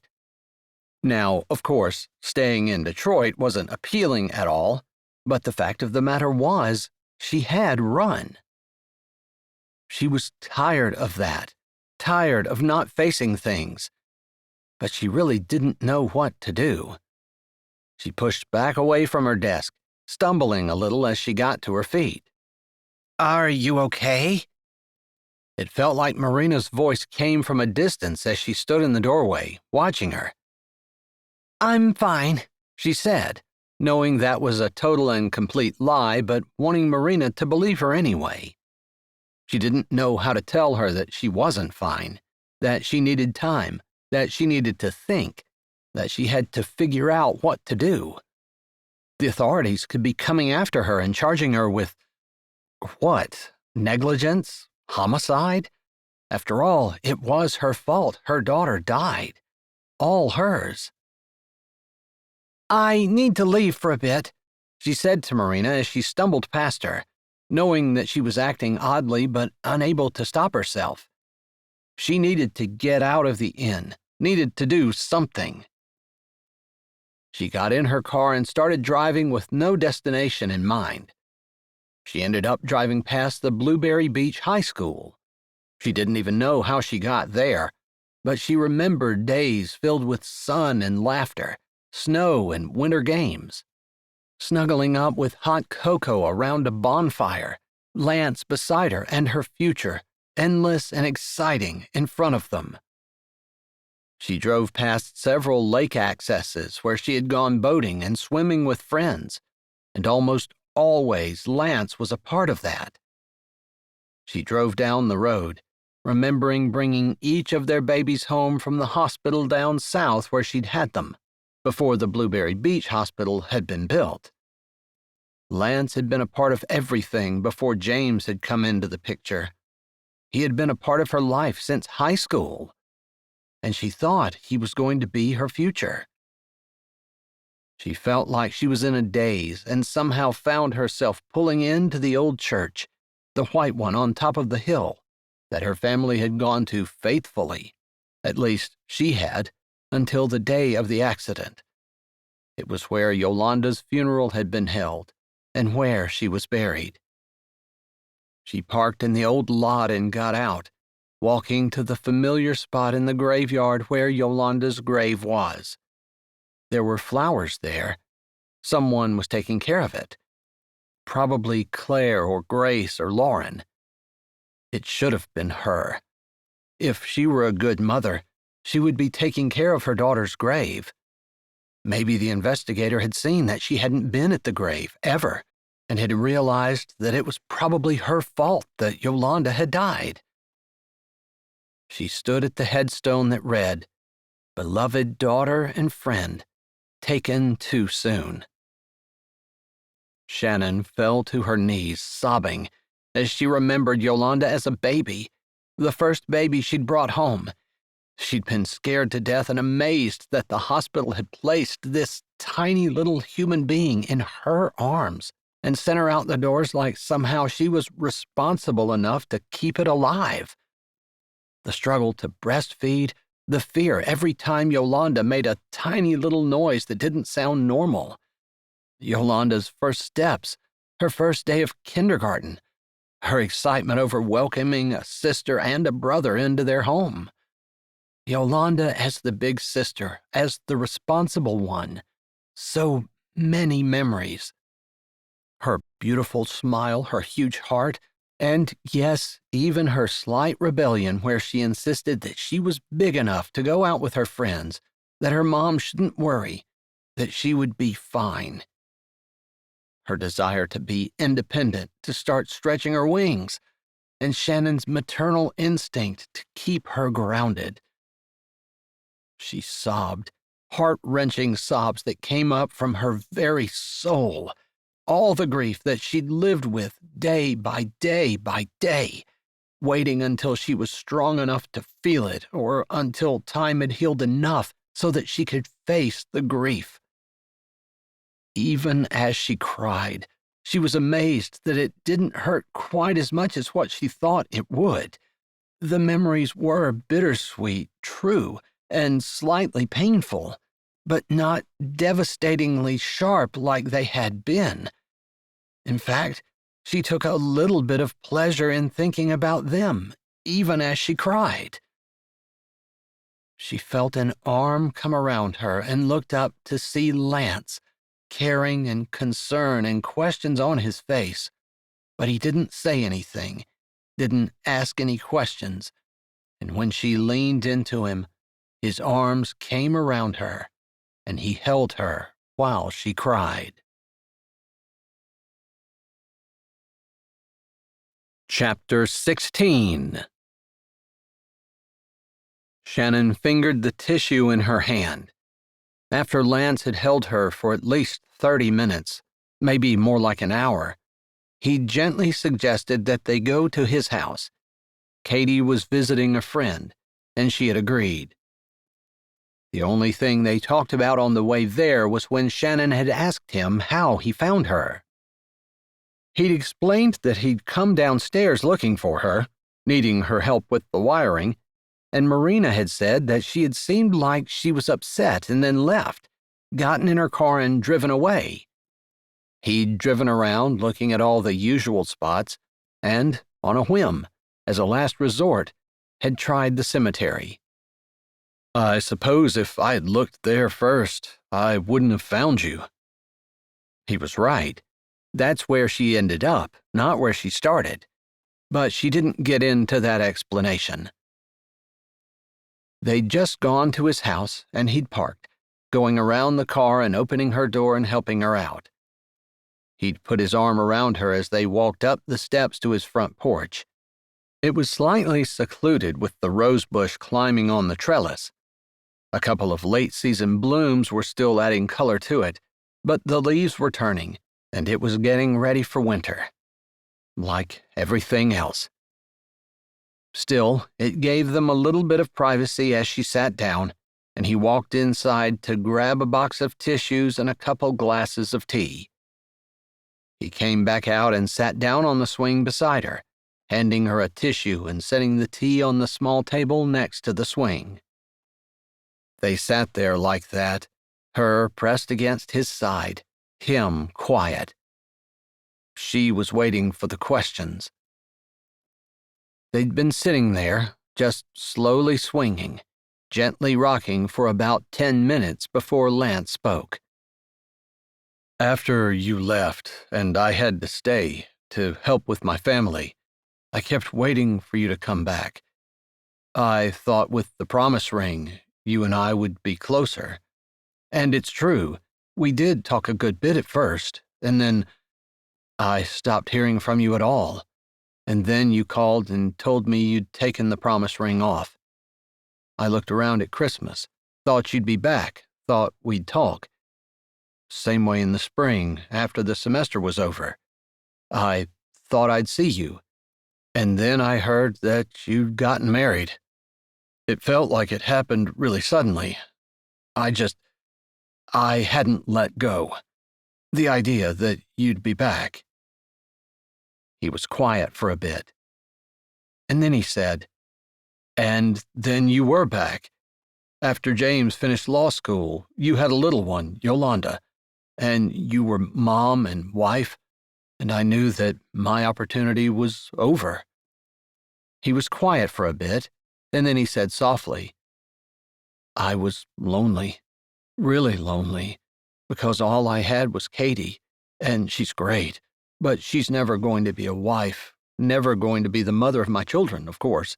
And I felt a little trapped, too, especially after Dad died." I'm sorry, she said softly. "I'm fine now, but at the time, that was just a really hard time for me." I didn't see you around town much. "No, you were busy with your babies and your kids then, and I avoided you on purpose." He hesitated. "Then there was the accident, both yours and Katie's. I didn't know for sure at first that Katie would never be normal again. But you left, and that was hard. And then the knowledge that I wasn't going to be free after Katie turned 18, that I was stuck here forever. I don't even know if I really thought about it as being stuck. I just knew I was lonely and I couldn't leave. I had responsibilities I had to take care of." He paused for a moment. "That's when Carol moved to town. She came to be with her parents." Shannon felt her breathing grow shallow. She hadn't heard about Carol. Who was Carol? She had leukemia when she was little, and she knew that because of the treatments and the type of leukemia that it was, she probably wouldn't live past 40, if she made it that far. She and I met at church, and we talked, and she wasn't you. I told her about you. She knew about you, and she wanted to marry me anyway. We didn't have a great love, exactly. We were just companionship for each other. He paused. She was someone to talk to, someone to ease the loneliness, to look across the supper table at night, to take care of Katie with me, to talk about my hopes and dreams with. Wow, she said softly. She had never thought about Lance like that. He seemed so self-assured, so confident, so capable. He was lonely? He had wanted someone, longed for someone so much that he would marry someone he knew he didn't love, just in order to have companionship? I knew that I would probably end up taking care of her, but what difference did it make? I was already taking care of Katie. I knew how to do that. Thankfully, when the cancer came back, it came back with a vengeance, and it didn't last long. She was with us one last summer, and she died about this time of year. He blew out a breath, and the swing creaked back and forth. Shannon didn't say anything, waiting for him to finish. I noticed her grave up there when I was with you. It's not that far from Yolanda. She hadn't even noticed. She supposed Carol would have had his last name on her grave, whatever it was. She was a beautiful woman, inside and out, kind-hearted, sweet, and gentle. I guess with Carol, I learned that love isn't necessarily about the butterflies and the lust and the passion and even the romance. It's just being there for someone, showing up when it's hard, making the conscious choice to be devoted to the person that you've said vows to, even if your heart wants to be somewhere else. That doesn't matter. When you're married to someone, they're your world. You don't allow yourself to look at anyone else. You just don't. He said that rather forcefully, although his voice was still low, and then he continued. I loved her, not with a passionate, worldly kind of love, but with a deep, biblical love that would have kept me devoted to her until I died, if she had lived that long. I can see that in you, she said softly. It was one of the main differences between James and Lance. Lance was solid and dependable. He might not be flashy, he might not be showy, he might not be able to win every argument he ever entered into, and he might not be quick-witted and determined, but he was steady. He was faithful. He was determined to live his life according to his morals and to not be swayed by anything else. And he was always there for her. Always, no matter what she did. He didn't allow her actions to change his. And that was one of the things she most admired about him. But after Carol died, I had decided that I didn't want to do that again. You'd left twice.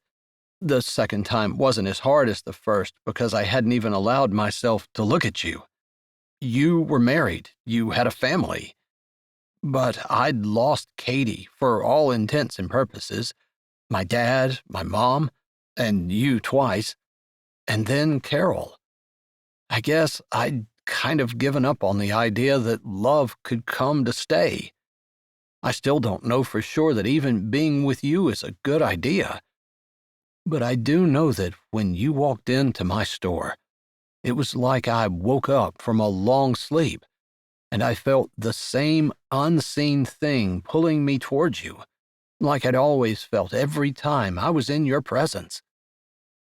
He paused for just a moment, And then his fingers traced her shoulder lightly as he shifted toward her ever so much. Shannon, I don't need to know everything right now, but I need to know, are you planning on running again? Because I don't think I can go through losing you again. He was silent for a while, and Shannon ran over everything that he said. He was a better man than she'd even dreamed, but she didn't want to make promises that she couldn't keep. I can't promise you I'm not gonna run. I don't want to, though. I want to stay here and put down roots, but it wouldn't be fair of me to make promises right now. He nodded slowly, and she hated that she couldn't give him more, give him the reassurance that he wanted. She wanted to be able to say that she was staying forever, but she remembered her panic that morning when Julianne had called, and she had talked herself through it and had determined to face whatever she needed to, but would it be fair to drag Lance into that? If they found her liable for Yolanda's death, she could be dragged away through no fault of her own, through no desire of her own, and she would be leaving Lance. And then he would be stuck, trying to be faithful to someone who was in prison.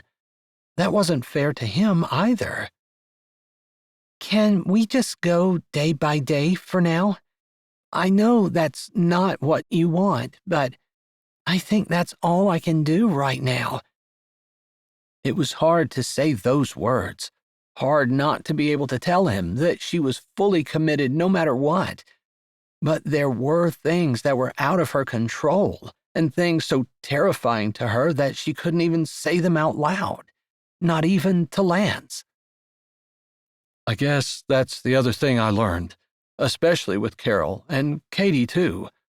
I can't control everything. I can only control me. And I know that I'm here, and I'm not going anywhere. Chapter 17. For the next several weeks, Shannon threw herself into planning for the inn, eventually landing on a soft opening scheduled for the beginning of November.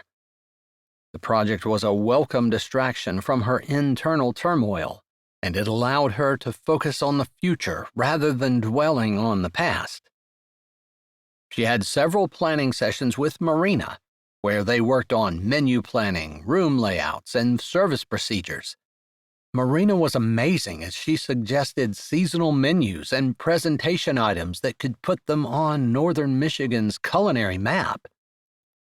Shannon had to admit that she had put a wall up between Lance and her, but they still worked together, and they did discuss several times how amazing Marina was, and how blessed Shannon was to have her there.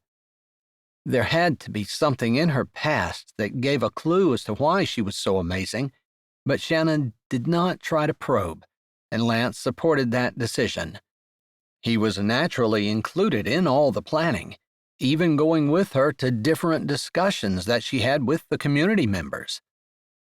Lauren from the bakery offered to provide breakfast pastries every day, even volunteering to deliver them.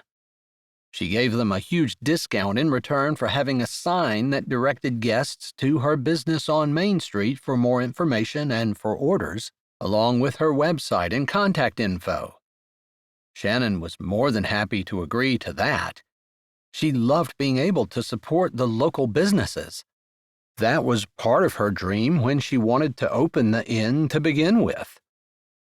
Becky and Rodney were going to advertise their horse and carriage tours and have special tours just for guests, along with a special rate and discount. They also would be advertised in the lobby, as well as each room. Hobart and his wife were offering fishing excursions on a limited basis.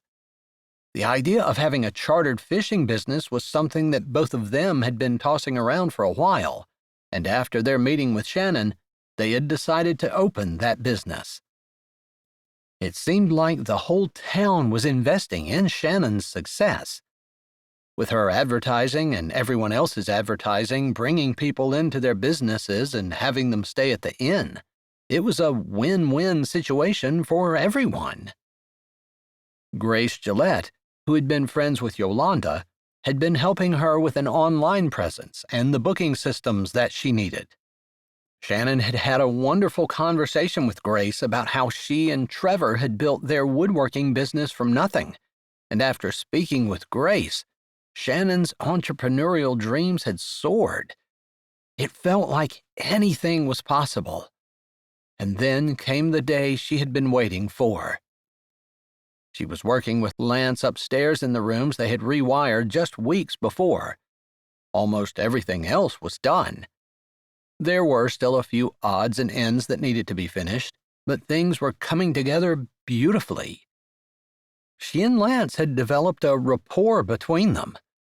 It wasn't exactly romantic, but it was a little more than friendship.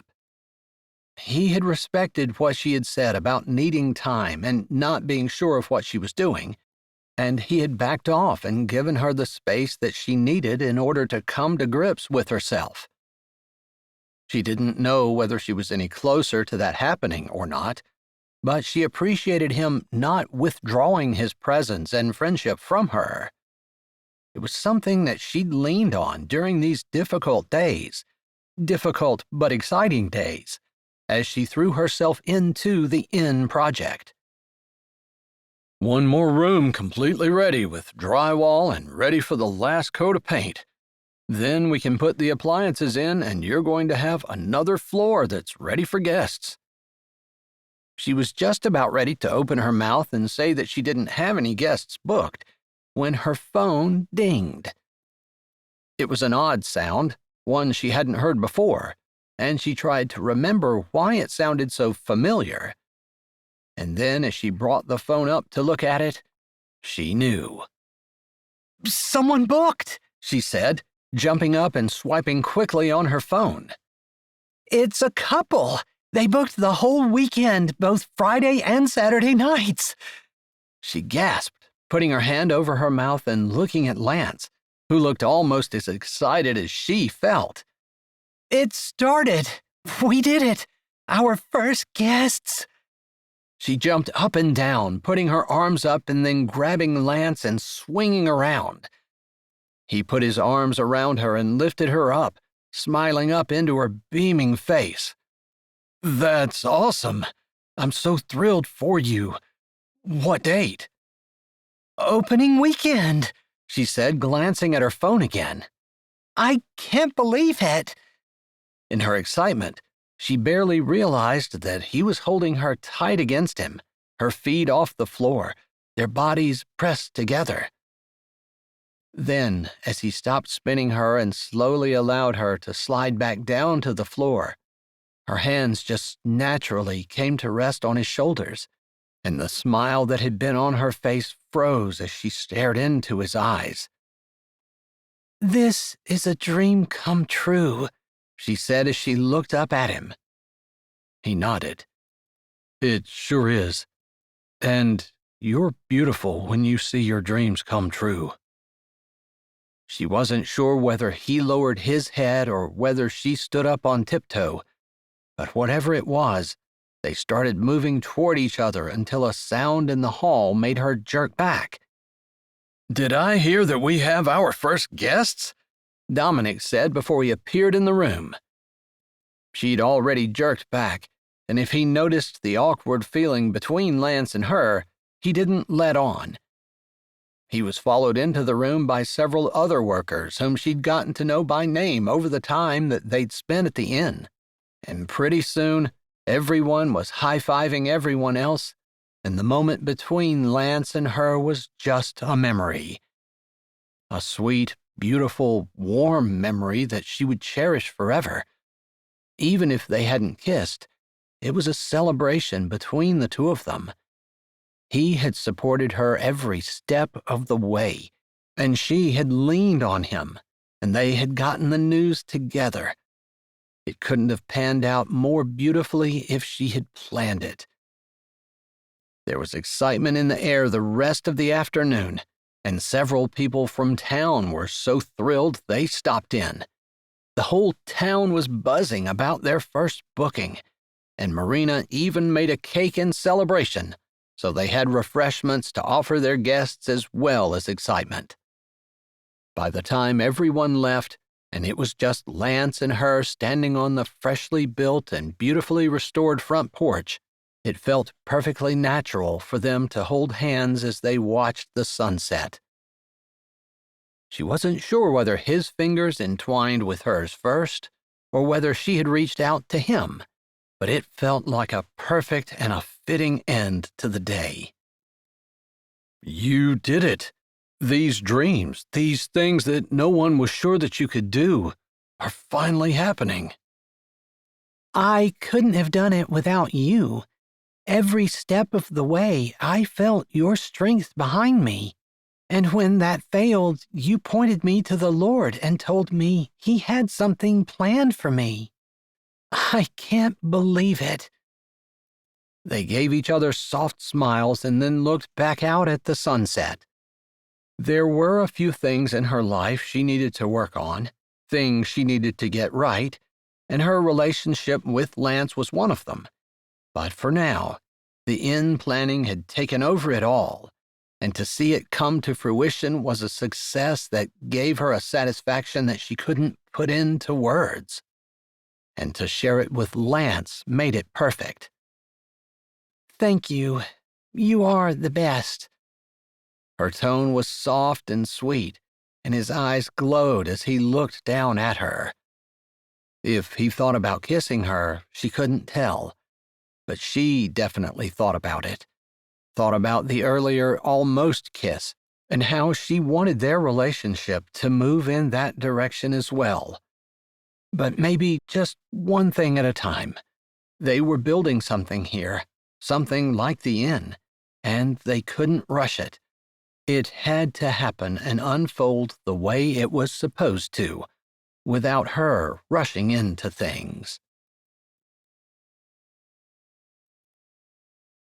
Chapter 18. 2 weeks before the inn's official opening, Shannon stood in the inn's lobby arranging flowers. There were still workmen wandering around at times and a few things that needed to be finished, mostly fixtures that needed to be hung and things that were back-ordered.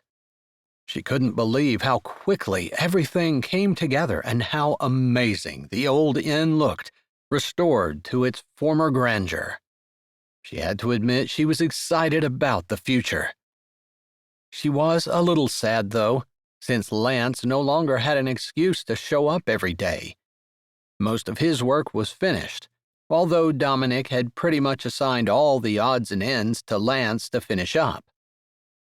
Still, she missed him, missed working with him, missed having him around.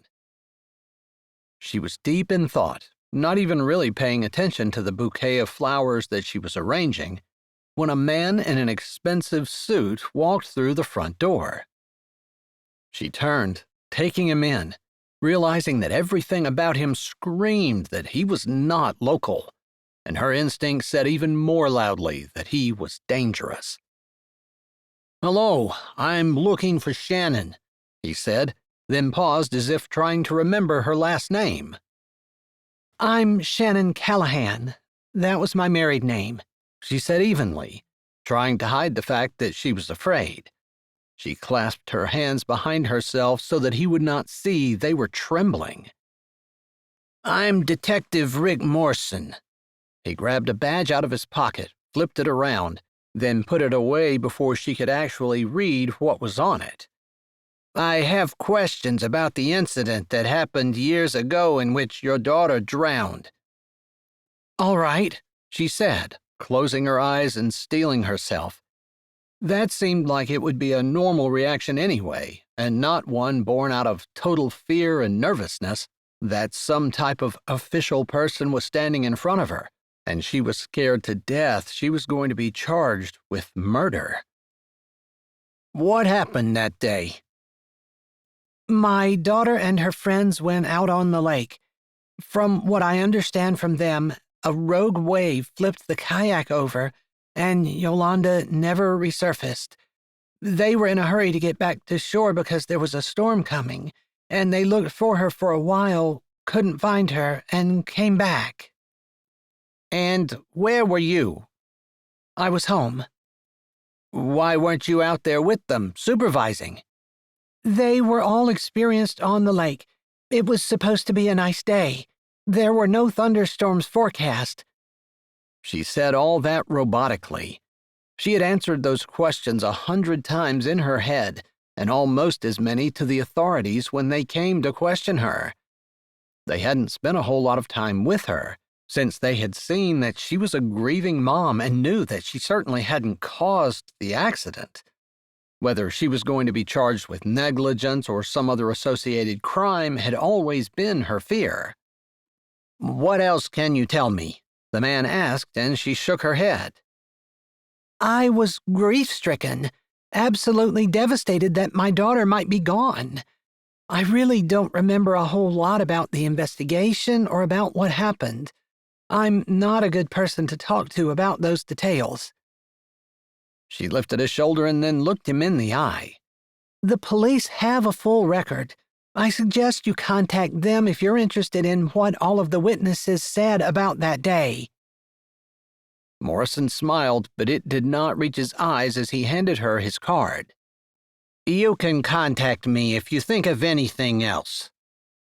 Out of the corner of her eye, Shannon could see Marina come to the door of the kitchen and push it open. She froze when she saw the official-looking man in the suit, and then slowly backed away, closing the door until it was only open a crack.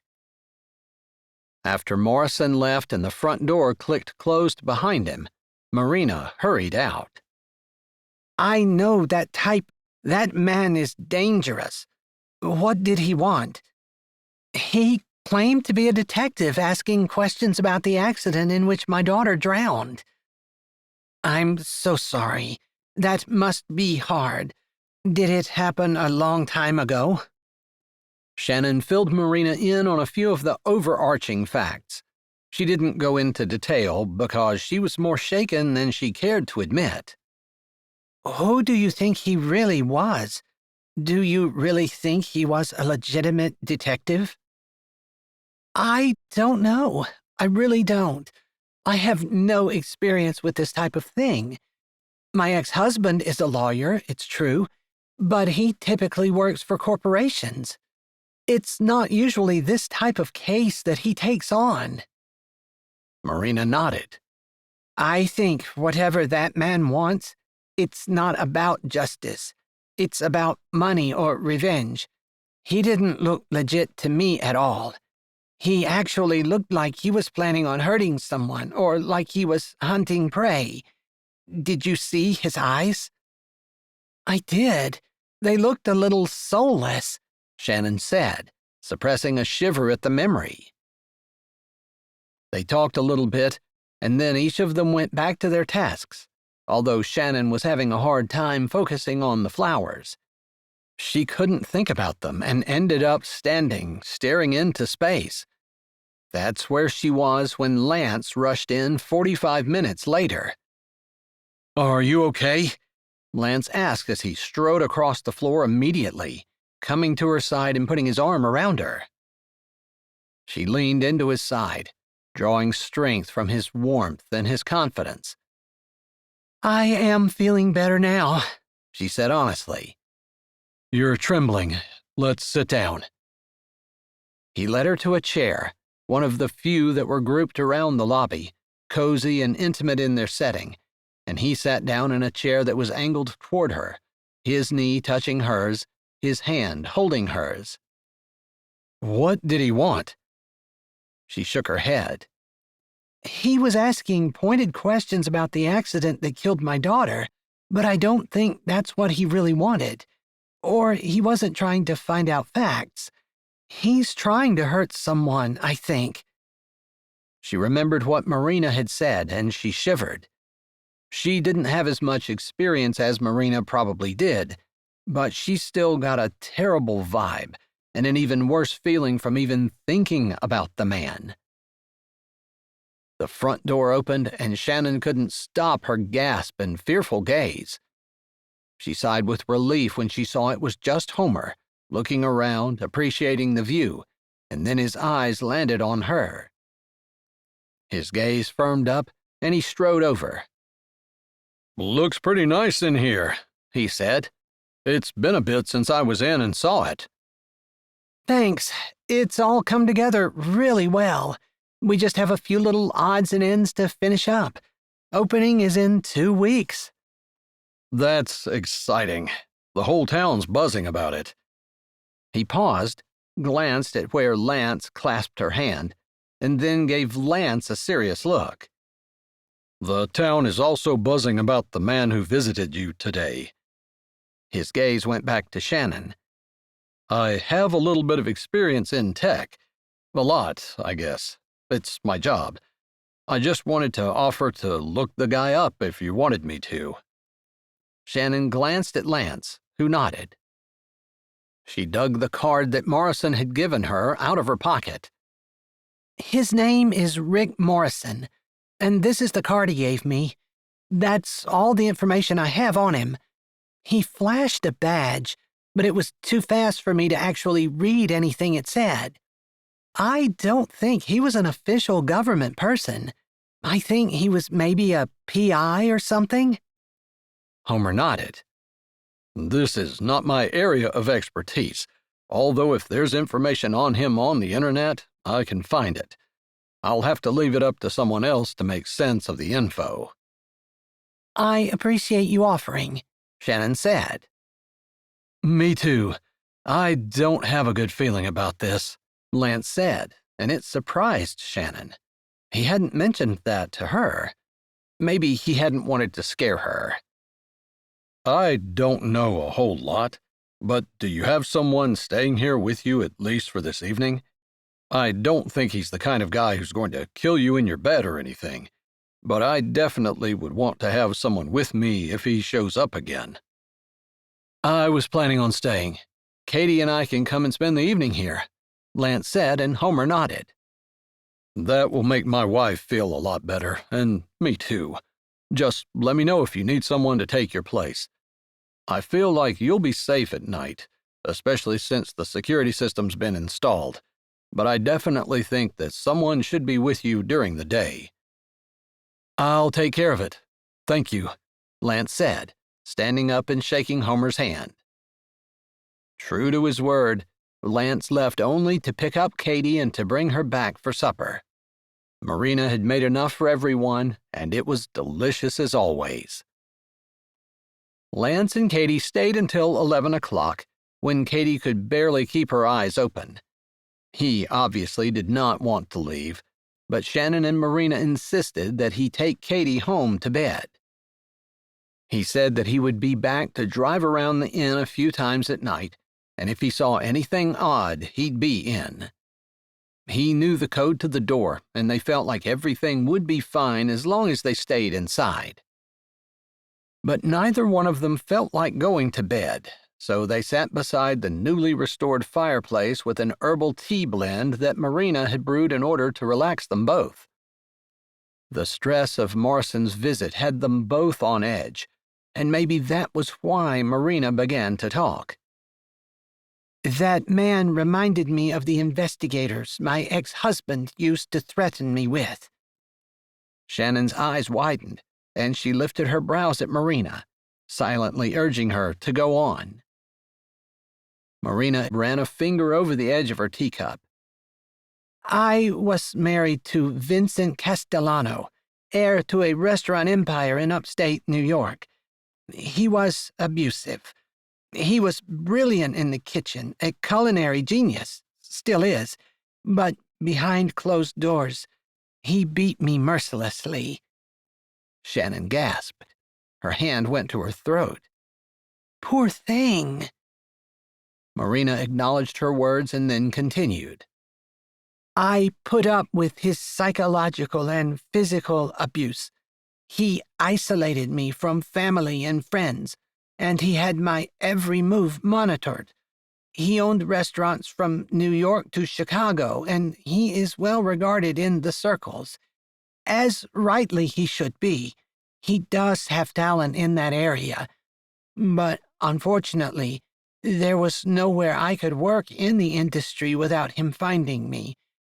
So, no matter how badly I might have wanted to escape, I didn't know what I would do to support myself after I did. Thankfully, we had no children. My goodness, Shannon said. I ran away several times, and he always brought me back. The beatings were worse then. I decided that I had to run away one last time and make it so that it lasted forever. She took a wobbly breath. I faked my own death. I must have done a pretty good job because I haven't heard from him, but there has been someone calling me. I don't know who he is, but I'm scared. Scared that whoever has been calling will tell my ex, that he'll send someone like Morrison to get me. She sighed. I've been legally dead for 8 months. I staged a boating accident, and I almost did drown swimming to shore. But it must have been convincing enough because I did catch a little bit on the news that they had a funeral for me. Shannon realized she wasn't the only one who was running from her past. But Marina had a legitimate reason to do so. She, on the other hand, was just trying to get away from her guilt and her grief. Or maybe she just needed to put time between them. That's what she kept telling herself. Wasn't that a legitimate coping mechanism? But for how long did she want to do it? Was she ready to stand and face it? So, that man was asking about your daughter. Marina held her tea, stirring it gently and giving Shannon as much time as she needed to formulate her thoughts. After Marina had confided in her, she couldn't do anything except trust her in return. He was asking me about my daughter's death. I was in charge of the girls the day she died. They asked my permission to go boating on the lake, and I gave it to them. Of course, I told them to wear life jackets, and I learned later that they did not. A rogue wave capsized the boat after they saw that there was a storm coming in. They were in a hurry to get to shore, but they realized that Yolanda never came up after the boat turned over. None of the girls ever saw her surface again. It's odd because Yolanda was such a good swimmer. She shook herself. Anyway, I've had the guilt, along with the sharp grief of losing my daughter, ever since that day that it was my fault. I'm the one who gave them permission. If I had just said no, if I had gone with them, if I would have had someone watch the younger kids so that I could have been there somehow. I don't know. I guess I just feel like I need to stop questioning it and accept the fact that what happened, happened. And I thought I was almost to that point, that God allowed it for a reason, that I had things I needed to learn. Other people did too, and that Yolanda is in heaven with him, much happier than she would be on earth. As hard as it is to face, it's true. But with Morrison's arrival, he's brought back all of the guilty feelings, all of the reasons I blame myself, and I've never admitted that to anyone. The grief is normal, but the guilt, I don't know if people would understand, and if I said it, maybe they would think that I was right. I should feel guilty because it was my fault. She put a hand on top of Marina's. I know our stories are not exactly similar, but it's the idea that we have to face it sometime, and that having a town like this behind us makes it easier. Yes, I agree. I don't want to pretend to be dead for the rest of my life.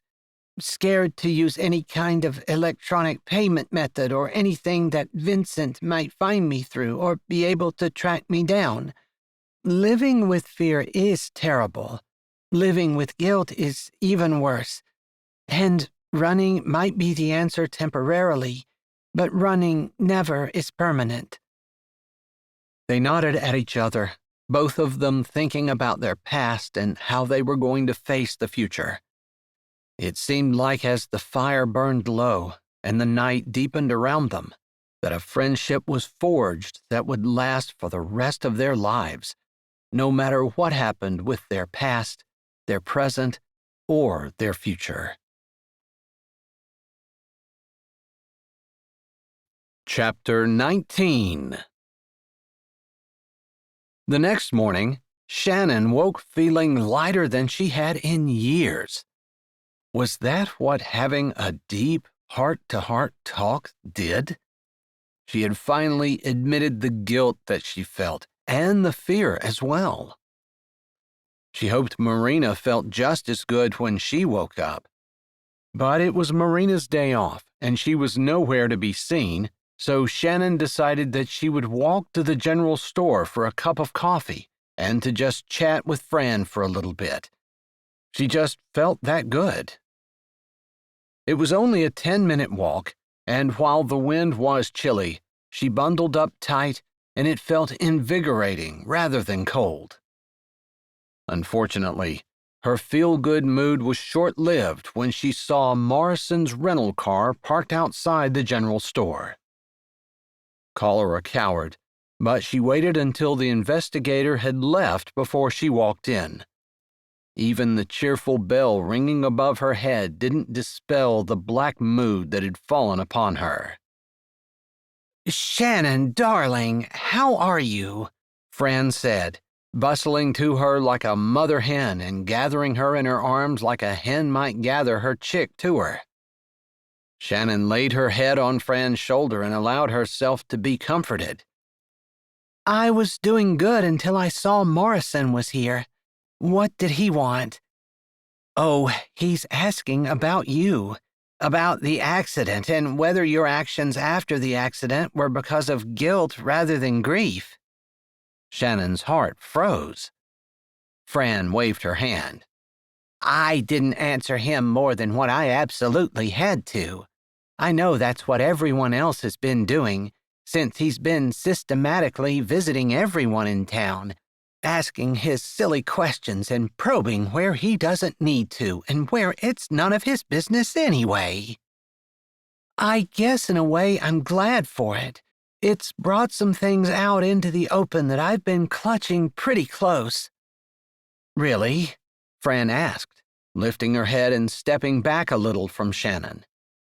Shannon nodded. "I think you'll talk about this better over a cup of coffee," Fran said, with a little bit of her old fire and humor coming back. "I think you're right." Shannon followed her to the counter where Fran poured a cup of coffee into a to-go container and doctored it up just the way Shannon liked it. Shannon pulled her wallet out, but Fran shook her head. "It's on the house. I've already gotten more business in the store because of the inn going up. I should be paying you every time you set foot in here." Shannon smiled and murmured her thanks before she took a sip of the warm, rich brew. "I've clutched my guilt close to me all of these years.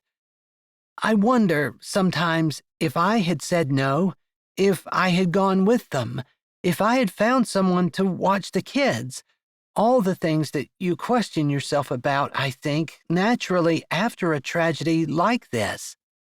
But I just couldn't let the stuff go. Like it was my fault. I was able to talk to Marina about it yesterday, and I just feel so much better. I don't know where this guy's investigation is going to go, but I do know that he made me face some things that I didn't want to face, and open up about things that I hadn't been able to talk about before. So I suppose I have to thank him in a way." "Maybe you should," Fran said with a little laugh. "But I'm not going to. And I don't think anyone else in town is going to either. We're all kind of circling the wagons around you. and if he wants information, he can just go find it at the police station like everyone else does. We don't need our lives uprooted or probed or disturbed just because he's got a bug in his bonnet somehow." Shannon smiled and enjoyed the feeling that came over her as she realized that the entire town was on her side.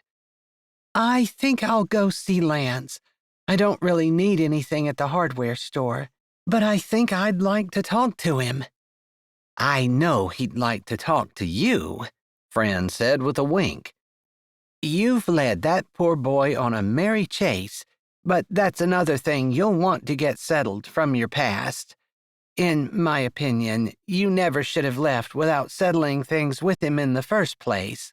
And just between you and me, that loser you married didn't deserve you." "I know you're right. I never should have taken his promise ring off. I've regretted that decision all of my life. And you're also right that James doesn't hold a candle to Lance. He's a good man. In fact, he might be a little too good for me." "Now, don't go telling yourself that. You two are the perfect match." She said goodbye to Fran and walked out the door, wanting to whistle, she felt so good. Her mood was dampened a bit as she saw Morrison walk out of the hardware store. But she knew that Lance, out of all the people in the town, would protect her and defend her to his dying breath, so she didn't worry too much. Not that she had anything else to hide. Not really. Nothing except her feelings for Lance. And maybe that was the reason she wanted to go to the hardware store all of a sudden. She needed to get those out in the open as well. So what if she admitted that she was madly, crazily in love with him and wanted to spend the rest of her life with him, and he wasn't sure that he was ready for that yet? So what? At least he would know where she stood. The atmosphere as she walked into the hardware store was not what she had anticipated, though. And after taking one look at Lance's face, she knew that she wouldn't be confessing her feelings anytime soon. "Lance?" "Shannon, that dude was in here asking about you." "I figured. I saw him leave. Are you okay?" Lance pushed out a sigh and then ran both hands through his hair, turning away from her. It was the turning away that made her heart freeze. "Lance?" she asked, wanting to step forward and touch him, but something held her back. He ripped his hands from the side of his head and threw them down beside him as he turned around. For the first time since she'd known him, it looked like he was angry. "Shannon, I feel like I've been patient. More patient than a man ever would be expected to be. Probably more patient than anyone could be. And yet, I get blindsided by this dude who's asking questions about you, and I feel like I don't know you at all. I feel like I'm standing here by myself, and every time I try to get close to you, you pull away. You move back, you shut me out.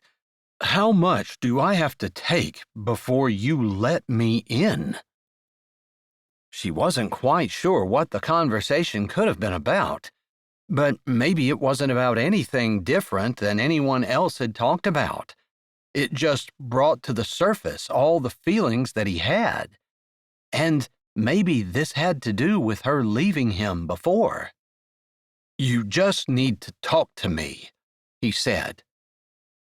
She wasn't quite sure what it was, whether it was his anger or the unfair accusations, or the worry that the one person in her life who had been a constant, who had always seen her for what she was and loved her anyway, was slipping away from her, but she reacted with anger. "Maybe this is why I left this town in the first place. Small towns where everyone thinks they're entitled to know your business. Maybe we're both fooling ourselves about the idea of you and me ever working." Maybe it was her fear that she would actually be alone after all.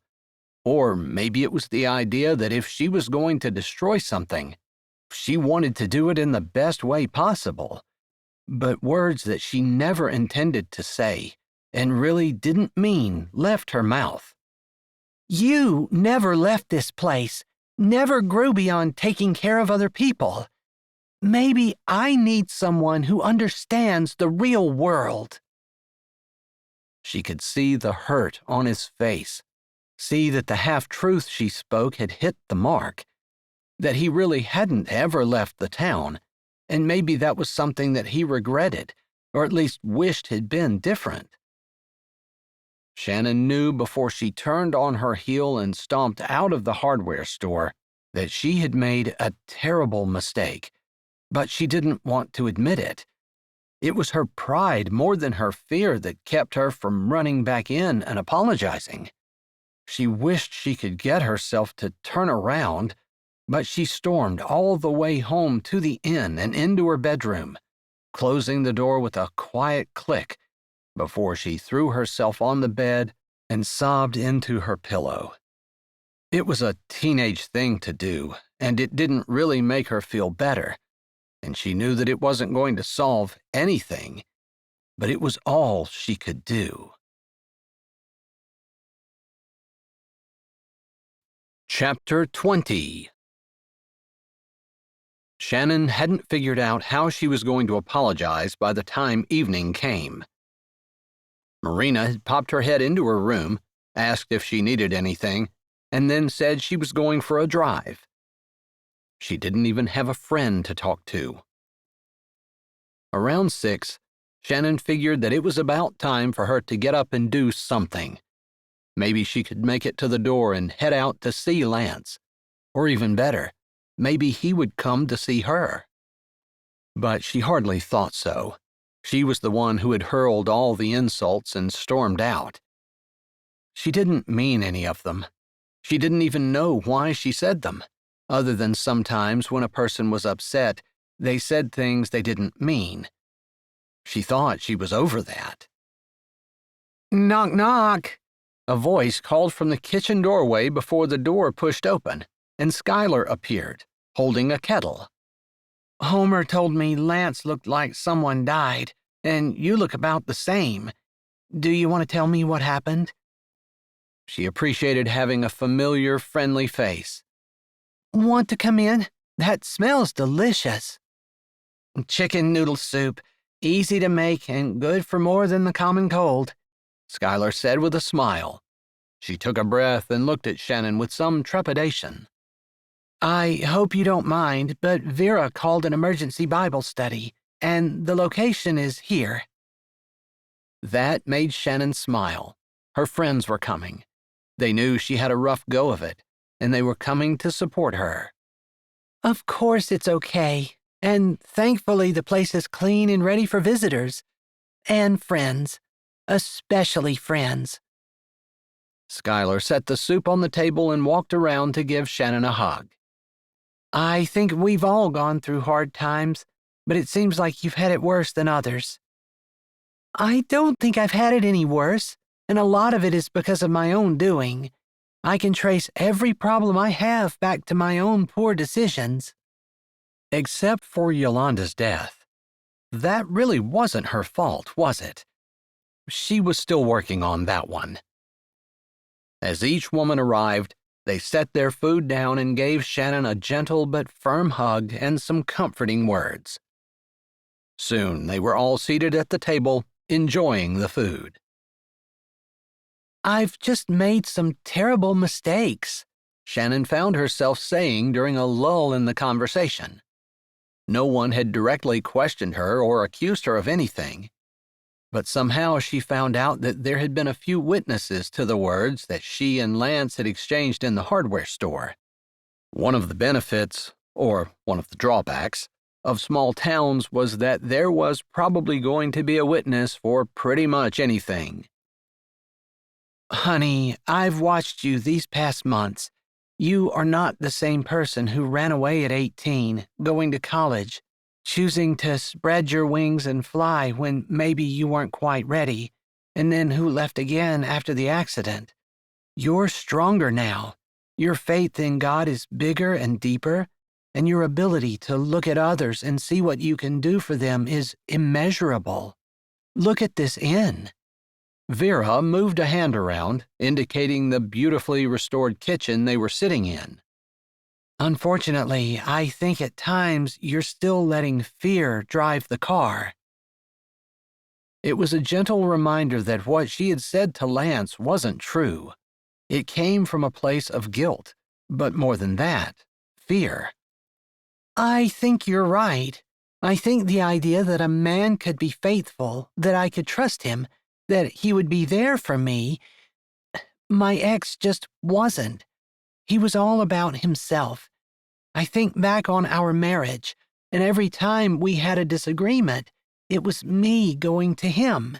It was always me trying to make our house a home, trying to create a family atmosphere. He would have been content to walk away from me 29 years ago, but I was the one that held it all together. And I guess the idea that a man can see me for me, and all my mistakes and all my failures, and all the times that I let him down and still love me, it scares me. It's like it's too good to be true. The thing about our fear is that when we bring it to light, when we face the thing that we're so afraid of, oftentimes we realize that it really wasn't as big and bad as what we thought it was. And I'm not talking about your fear, I'm talking about my own. Murdy spoke from the head of the table.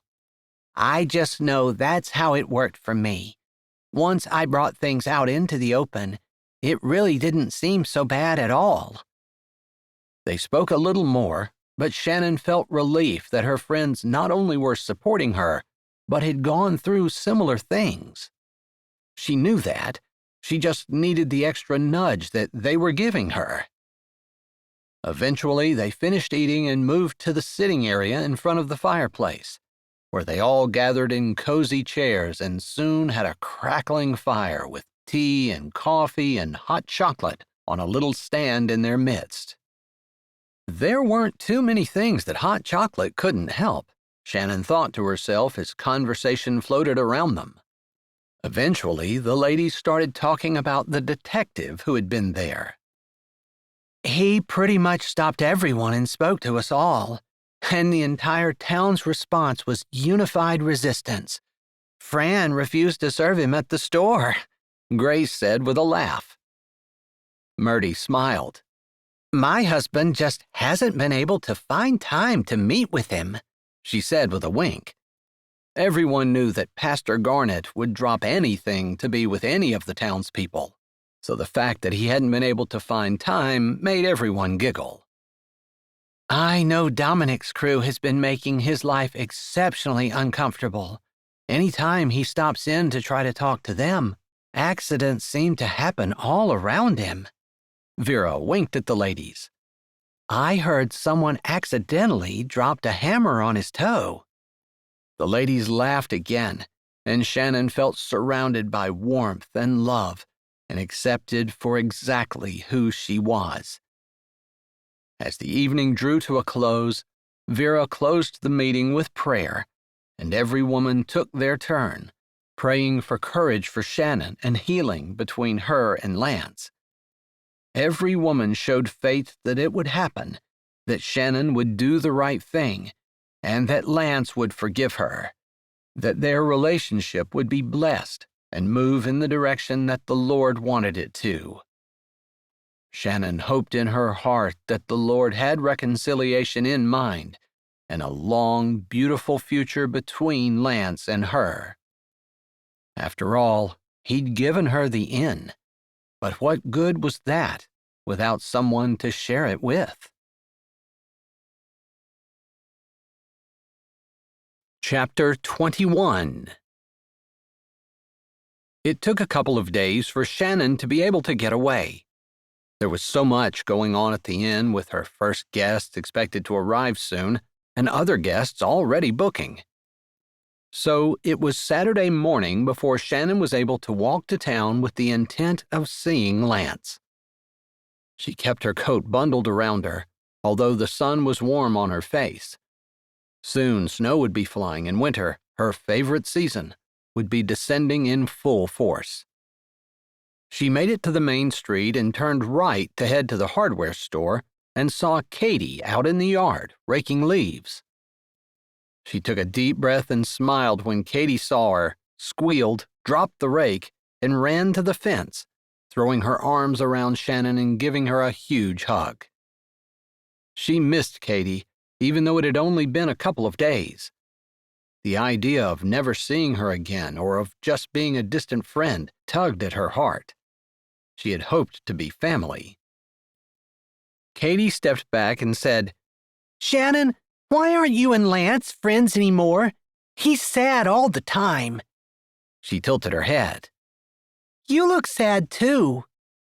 Katie's observation was innocent and direct, just the way Katie was. Shannon took a breath. She wasn't sure if she would be able to explain in terms that Katie could grasp. Sometimes relationships are complicated.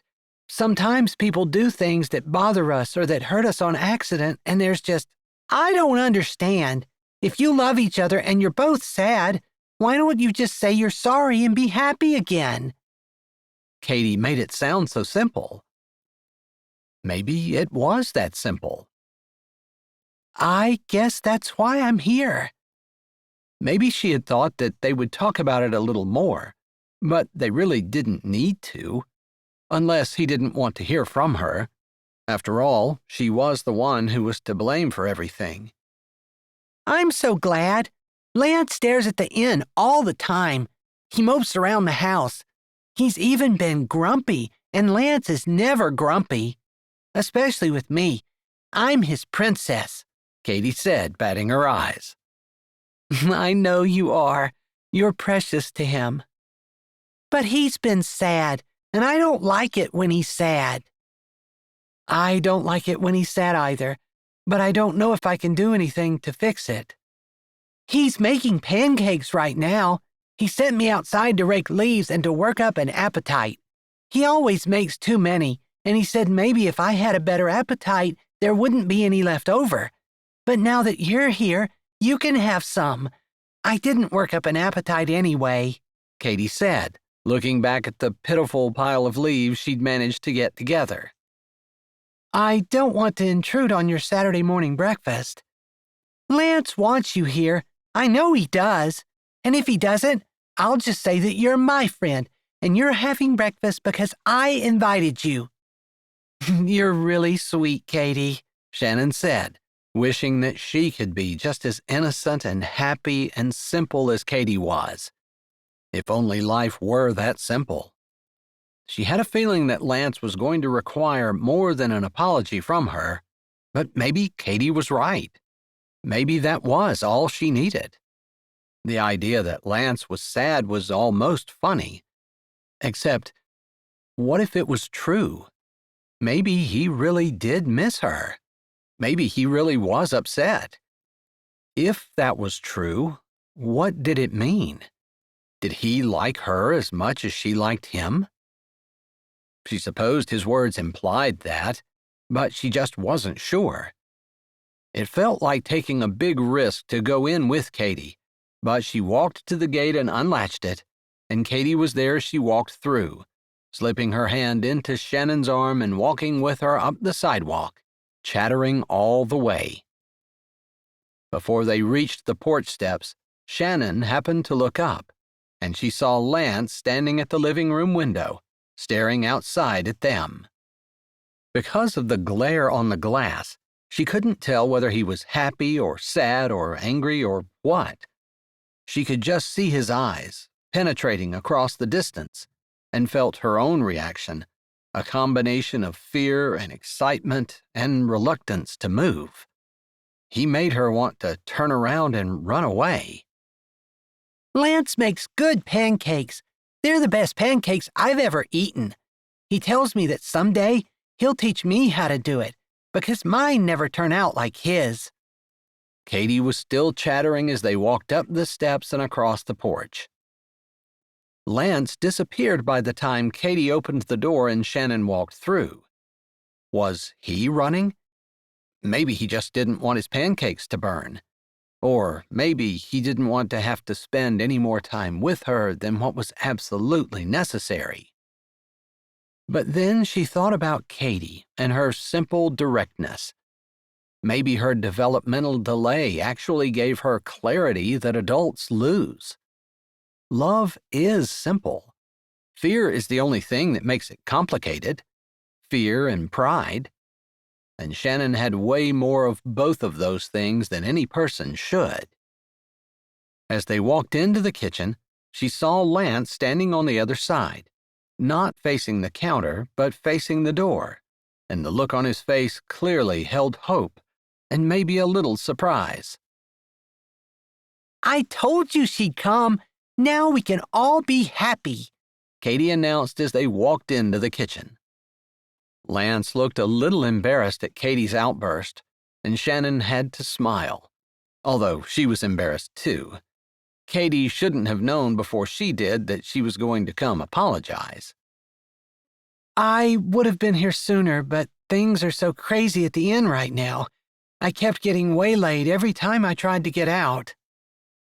He jerked his head but didn't say anything. She realized she hadn't said anything at all about why she was trying to come here. "I said some things that were unkind, a lot of things that were very unkind, and I'm sorry. I did not mean to hurt you. Actually, at the time I probably did because I was angry and upset, and my mouth ran away from me. I have no excuse other than that. I wish I could say it would never happen again, but I guess I can't." I guess that happens to everyone. It happens to me too. I'm sorry for getting impatient. You've been through a lot, and I've been telling myself ever since you came back that I just needed to wait and let you work through it. And I didn't do that the last time we spoke. I wanted more from you than you were ready to give. More? How much more did he want? She was ready to give. A lot. Everything? She wasn't quite sure about that. "I guess it's hard for me to trust." That makes sense. I understand that. She kind of thought that someone who hadn't been cheated on probably wouldn't understand how difficult it was to trust. But maybe he did. Maybe he had thought about it and could put himself in her shoes and understand how scary it was to put her heart in someone's hands when the last person who had had it had treated it so callously and carelessly. "I'm hungry," Katie said, sounding impatient and a little whiny. "Can't we eat?" Shannon smiled, and Lance, after seeing her grin, grinned back. We probably should eat while they're hot. Nothing is worse than a pancake that won't melt the butter on top of it. "You've never made bad pancakes, but they are better if they're hot," Katie said while she went and got plates and set the table. Shannon moved to the silverware drawer, which was over by Lance. He stepped out of the way so she could open it. It's good to see you, he said low, and she supposed she was the only one who heard it. She lifted her face to his. "I missed you. I missed you so much, and I still feel terrible." He shook his head. We'll talk later. But his expression said that she didn't need to worry about it, that everything was forgiven. They chatted lightly over pancakes, with Katie holding up most of the conversation, chattering about the leaves and working in the yard and the things that she had been doing at the places where she stayed, and how she was helping some at the hardware store, earning a little bit of money by sweeping the floor every day at closing. It made Shannon's heart warm to think about how careful and kind Lance had been to Katie, and how sweet and innocent she had stayed, totally secure in the love of the adults around her, and that was almost entirely Lance's doing. Their easy domesticity felt sweet and warm and cozy and right, like this could be a real family. It made Shannon's heart sad to think that it could have been her actual family, with Lance being the father of her children, and Katie a part of their table always as each baby came home from the hospital. But that wasn't her life, and she couldn't regret the life she'd lived. Otherwise, it would be wasted. She needed to look at the lessons, learn what she could from them, and move on. After the pancakes had all been eaten with just one left over, and the table cleared and the dishes done, Katie went off to play with some other kids who were outside in their yards, also raking leaves into a pile so they could jump into them. Lance offered his hand to Shannon and asked her if she wanted to sit on the porch swing. "Maybe it's a little cold for that," he added. "I can handle it if you can," she said, although it was chilly out. "Maybe we should just sit in here on the love seat. I can start a fire." "That's cozy," she said. Maybe he took that as her preference, which it was, and he knelt before the fireplace for a little bit until he had a nice, healthy flame going. Shannon, sitting on the love seat, admired again how competent and good he was with his hands. He built a fire the same way he wired at the inn, with a deliberateness and competence that drew her and attracted her. "There, looks like it's going to catch." "You make a fire much better than I do. I've spent hours trying to get the fire at the inn going. I keep telling myself I'll get better at it, but I don't know if that's necessarily true." "It is, although we could talk about the possibility of putting a gas fireplace in at the inn. It would save you a lot of work and trouble." "I'd hate that. Nothing smells as good as a wood fireplace. I just love that scent and the crackling and the coziness. Gas doesn't even begin to come close." "You're a fire snob," he said as he settled down on the love seat beside her. She nodded. "I sure am. I definitely have preferences, and I admire competence in the area whenever I see it." He knew she was talking about him and couldn't stop a smile from spreading over his face. "I'll keep that in mind. The ladies' preferences are important to me." "As yours are important to me. I really do feel terrible about what I said. I don't usually let my mouth run like that." "Seriously, it's okay," he said, putting his hand up. It came down on her hand, and somehow their fingers twined together. She'd held his hand before and loved the way it gave her strength and created a warmth that seemed to connect their hearts together. Maybe that was just her fanciful imagination, but it felt that way to her. "Plus, I don't like the fact that you're blaming yourself. I told you I was not as patient as I should have been." He sighed. "And when you left the first time, I wish I would have fought harder for you. I wish I would have gone after you, tried to talk to you more, not thought that, oh, you'll come around or whatever. I don't even know. I guess I was a little bit hurt that you left to begin with. You're the kind of girl that's worth fighting for." "Don't blame yourself. I don't know that I would have listened, although I think a girl always does like to be chased a little. It would have been flattering if you would have come after me." She paused, really not sure that would have made a difference, but thinking it probably would have. "It's too late now. Your mistakes, my mistakes. I guess it's nice to think that I'm older now and I won't make any more, but I know that's not true." You're allowed to make mistakes. I do appreciate the apology, though, because I wasn't sure if you meant what you said or not. "I didn't. I admire you for what you've done. I was just lashing out, trying to hurt you, I guess, and I figured that was one way where I could reach you. And I'm sorry. I guess the better you get to know someone, the better you get at finding the spots that hurt them when you're so inclined. I wish I hadn't been inclined." It's truly okay, as long as you forgive me for not being patient." "I'll forgive you on one condition," she said. He seemed surprised that she would put a condition on it, and his brows lifted as he tilted his head. "Okay." "I want you to be done being patient and waiting to kiss me." He stared at her for a moment.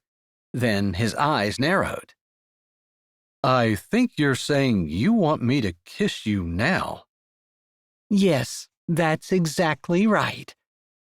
She grinned a little and tried to tamp down the nervousness. She hadn't been expecting those exact words to come out of her mouth, although that had been her condition. She felt kind of brave for saying it to begin with, and smiled as Lance leaned forward.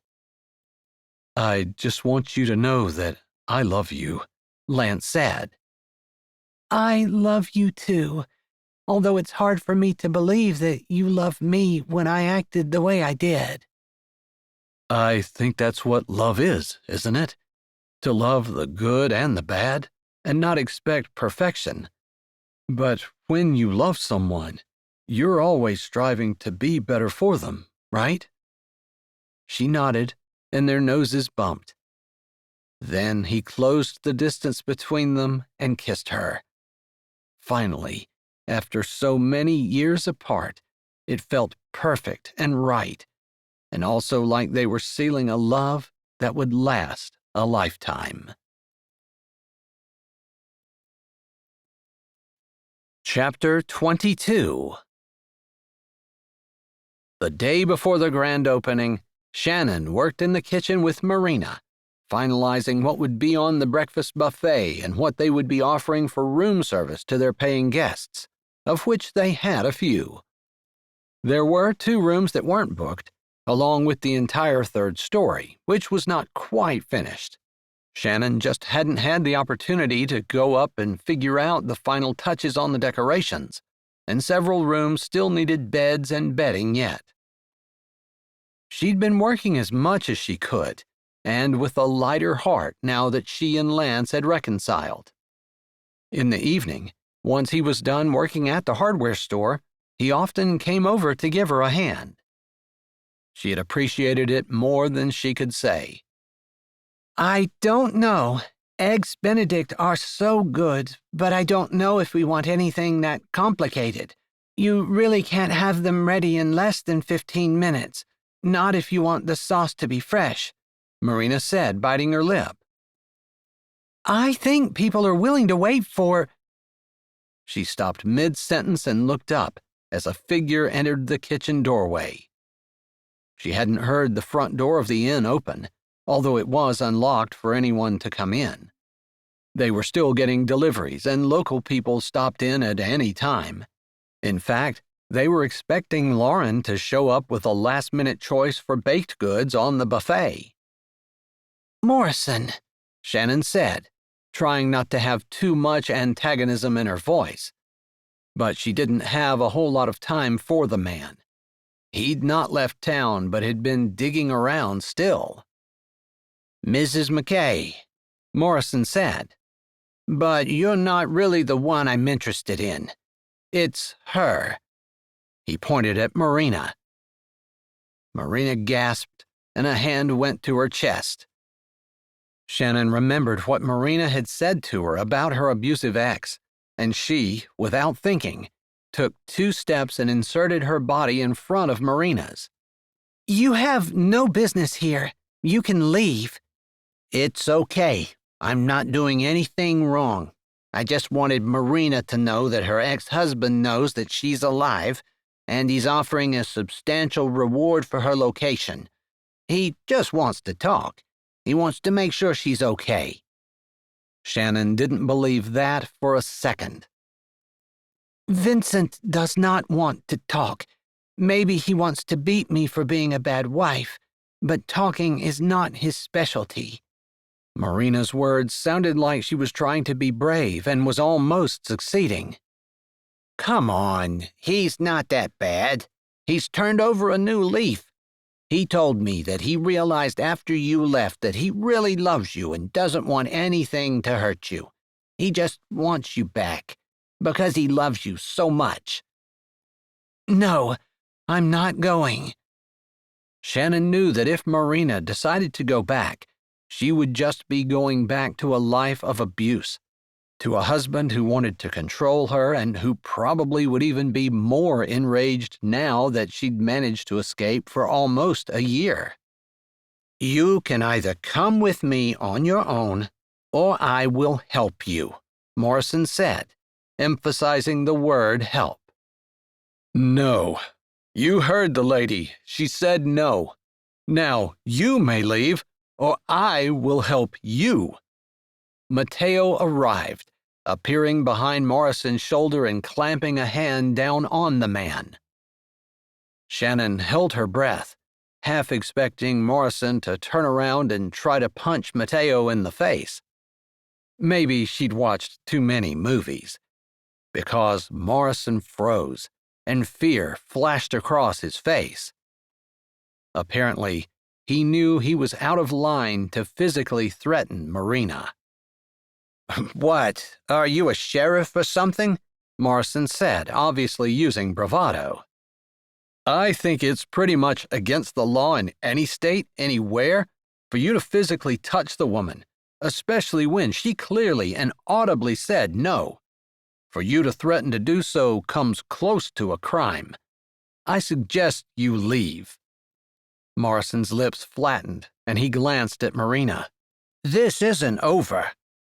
Yes, it is. It's over now.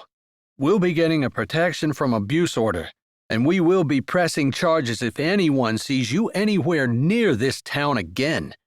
Get in your car and don't stop until you need gas. Shannon almost laughed. It sounded so funny, like it came right out of a movie, except it was real, and Marina was obviously terrified. She could feel the woman shaking from behind her. Mateo was angry. That vein that stood out on his forehead and the tick in his cheek were obvious signs. And Morrison was half afraid, half trying to bluff and bravado his way through. She swallowed hard. She'd never been in a scene like this. Her ex had been terrible, but he hadn't been abusive, thankfully.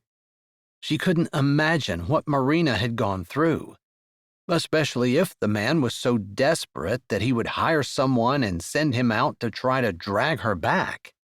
What was it about her saying no that the man didn't understand?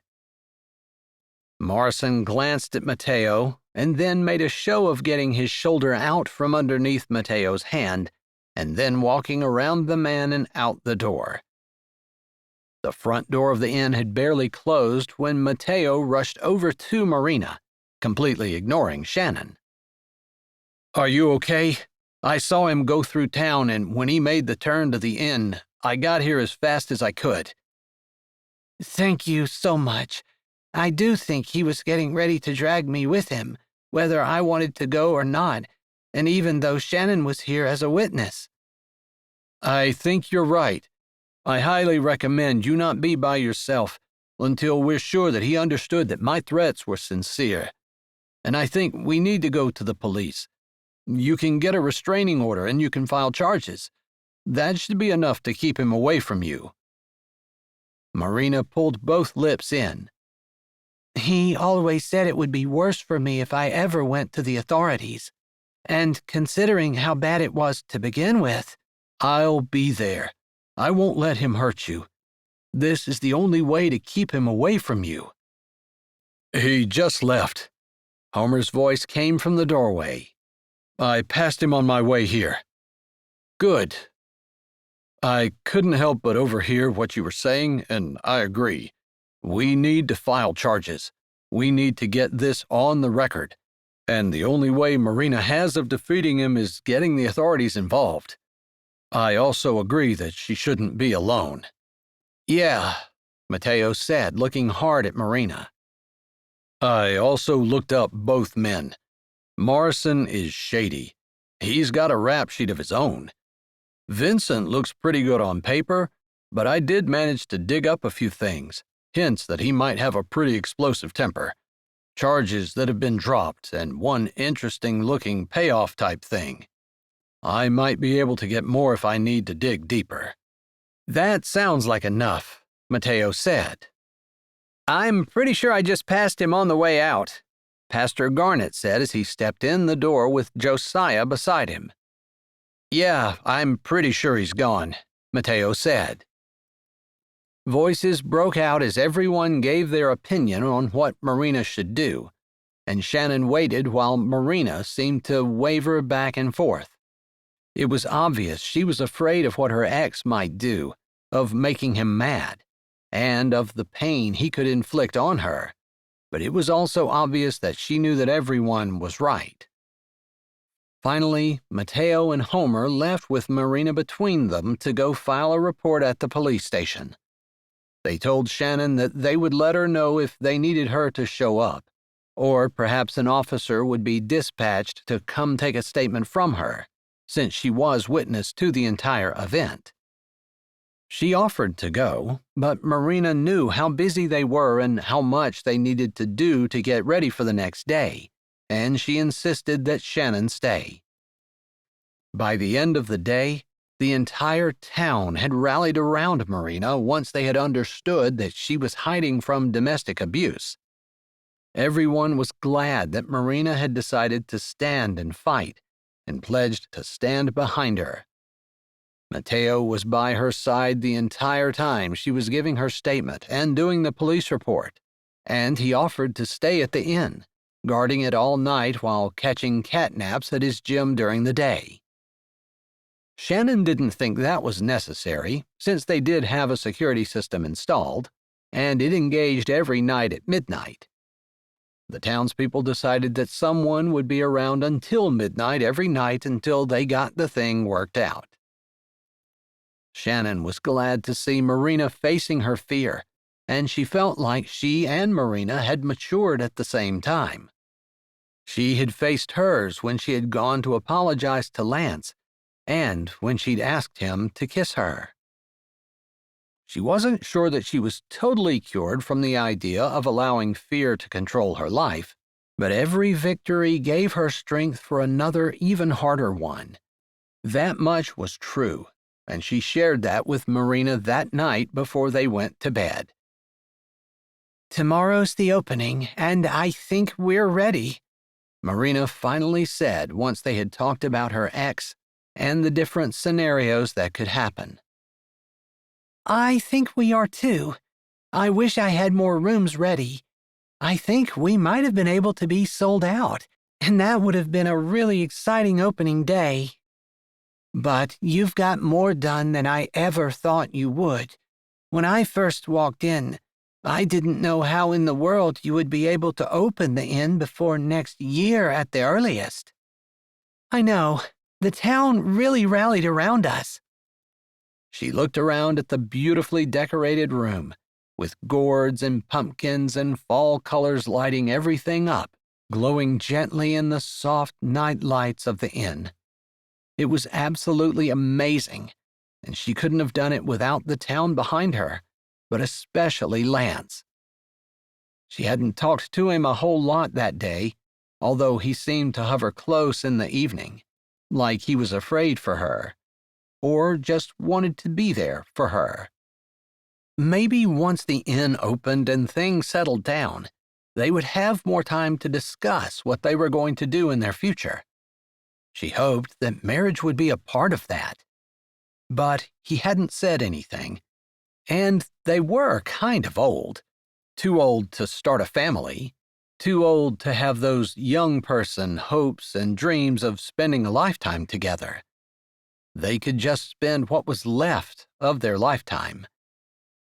She hated to be depressed about that and tried to look at it in a positive way. This was the first day of the rest of her life, and she wanted every day to be spent with Lance. She needed to tell him that. Chapter 23. "I think I have everything ready. We've got food on the buffet. The rooms have all been checked and double-checked. Marina is making something amazing. Lauren brought snacks and baked goods. Vera has been arranging flowers. Skylar is helping with the table settings. And I feel like I'm forgetting something, but I can't think of what it is. Shannon tried to tamp down her anxiety as she looked up into Lance's face. He smiled and put a hand on either side of her shoulders. You are going to be amazing. Everything is ready, and if it's not, we'll handle it on the fly. This is going to be the best opening any inn has ever seen, and it's because so much hard work has gone into it, but also love and companionship and camaraderie like only Raspberry Ridge can do. His words were comforting and calm, and they soothed her nerves immediately. She stepped closer and put her arms around his neck, drawing him down to her and touching her lips with his. You're the best thing that ever happened to me. Thank you. They pulled apart, just enough to be able to look into each other's eyes and smile. Then they broke apart but held hands as they walked through the inn one last time. The kitchen was buzzing with activity, with Marina in charge of it all.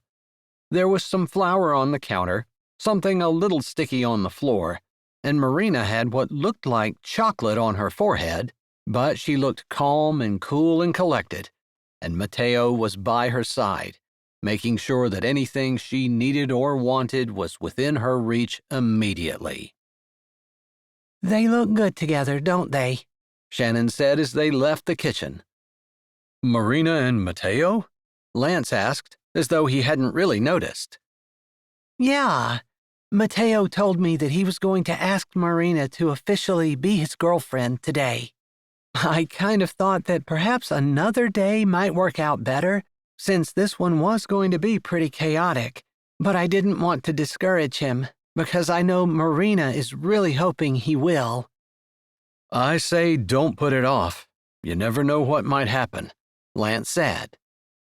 Shannon felt a little bit bad about that, because he had admitted that he wished he would have gone after her all those years ago. Followed her to college somehow, instead of staying home and keeping his word to his mom and taking care of his sister. But everything worked out for the best. She was sure of it. Just sometimes a person did end up with a few regrets. But it was best to focus on the positive things in a person's life, because there was always so much to be thankful for. They finished walking through the inn, admiring the beautiful fall decorations, the cozy fire in the fireplace despite the dreary day outside. It was November, and a cold rain was falling. It could have been snow if the temperature had been just 10 degrees cooler, which Shannon wouldn't have minded.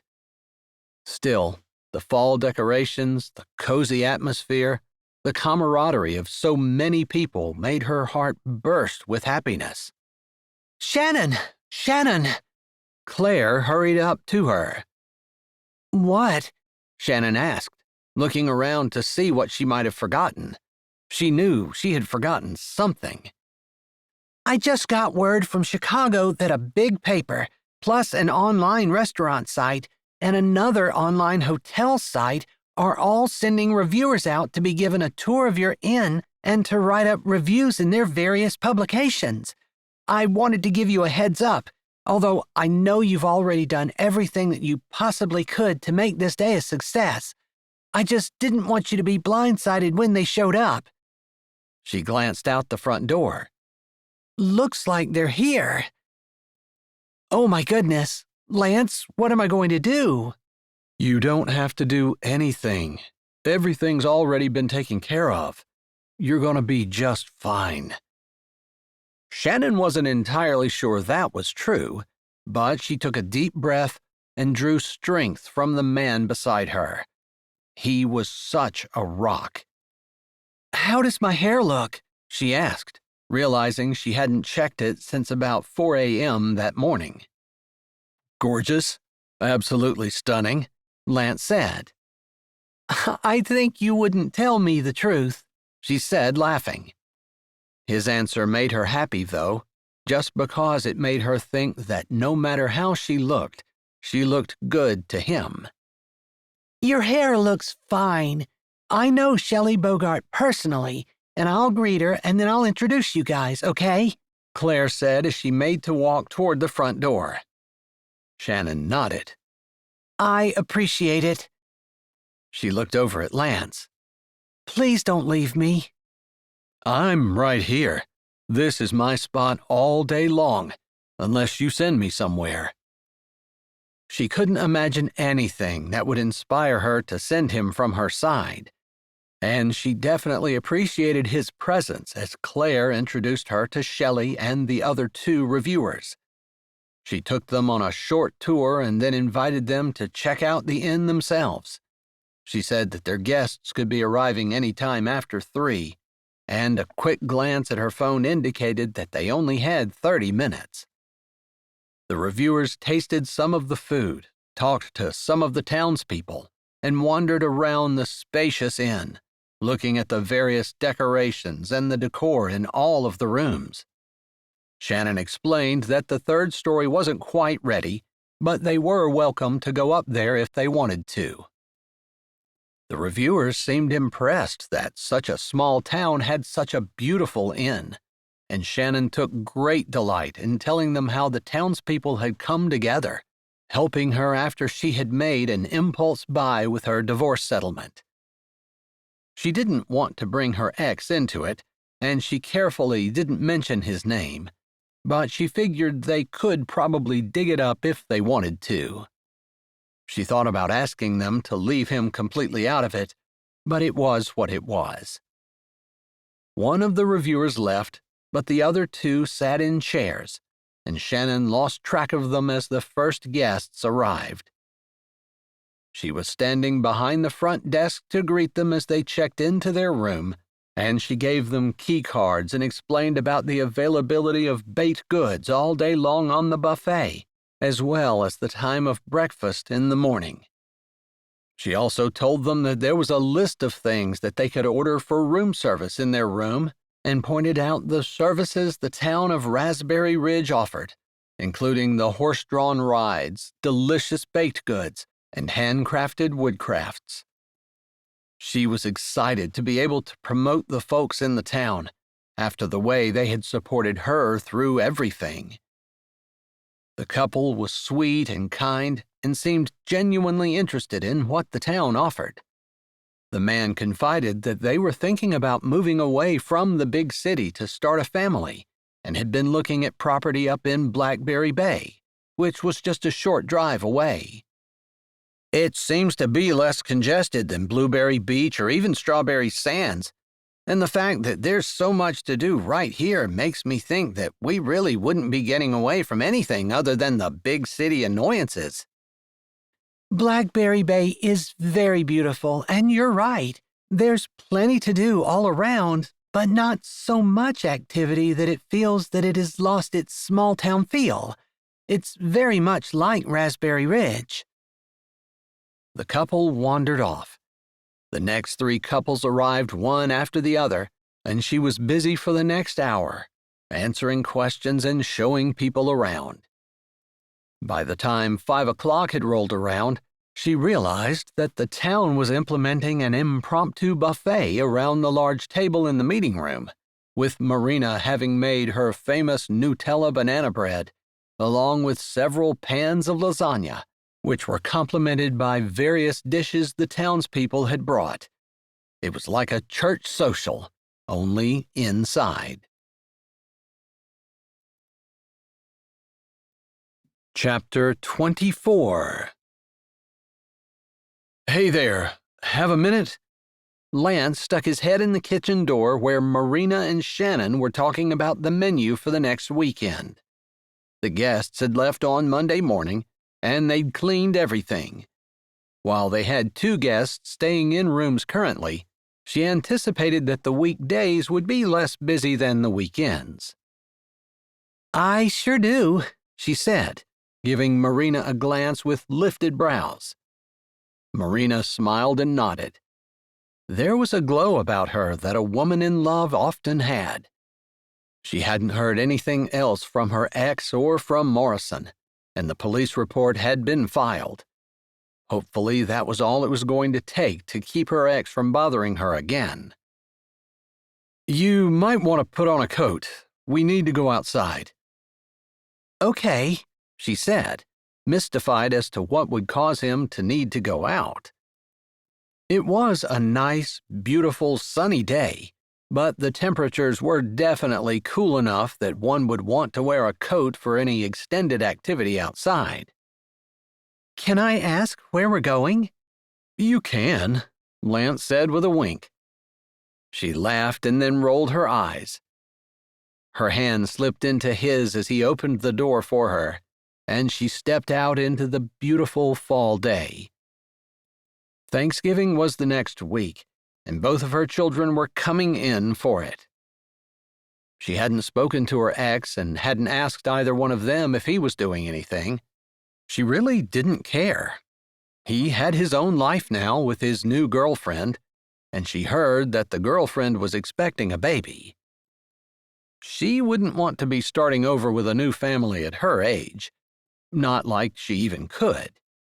But she supposed with James' 25-year-old girlfriend, that was probably something James was going to be dealing with, children who were decades apart. Maybe she'd get a chance to talk to her children about how they felt about that, but there really wasn't anything she could do. "It's a beautiful day, isn't it?" Lance said as they started out. It sure is, and I'm glad that the hustle and bustle of opening day is over, but I can't believe the reservations that are pouring in. We had a whole rash of them this morning. "It might be because of this," he said, holding up his phone and scrolling until he found what he wanted, then started to read.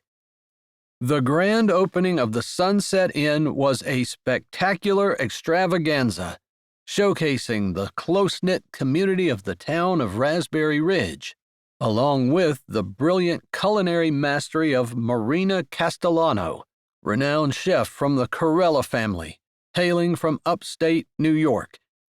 This little gem along the gorgeous, majestic shores of Lake Michigan is the perfect weekend getaway for any couple interested in romance, as well as the slower pace of a rural community, while still having plenty to do."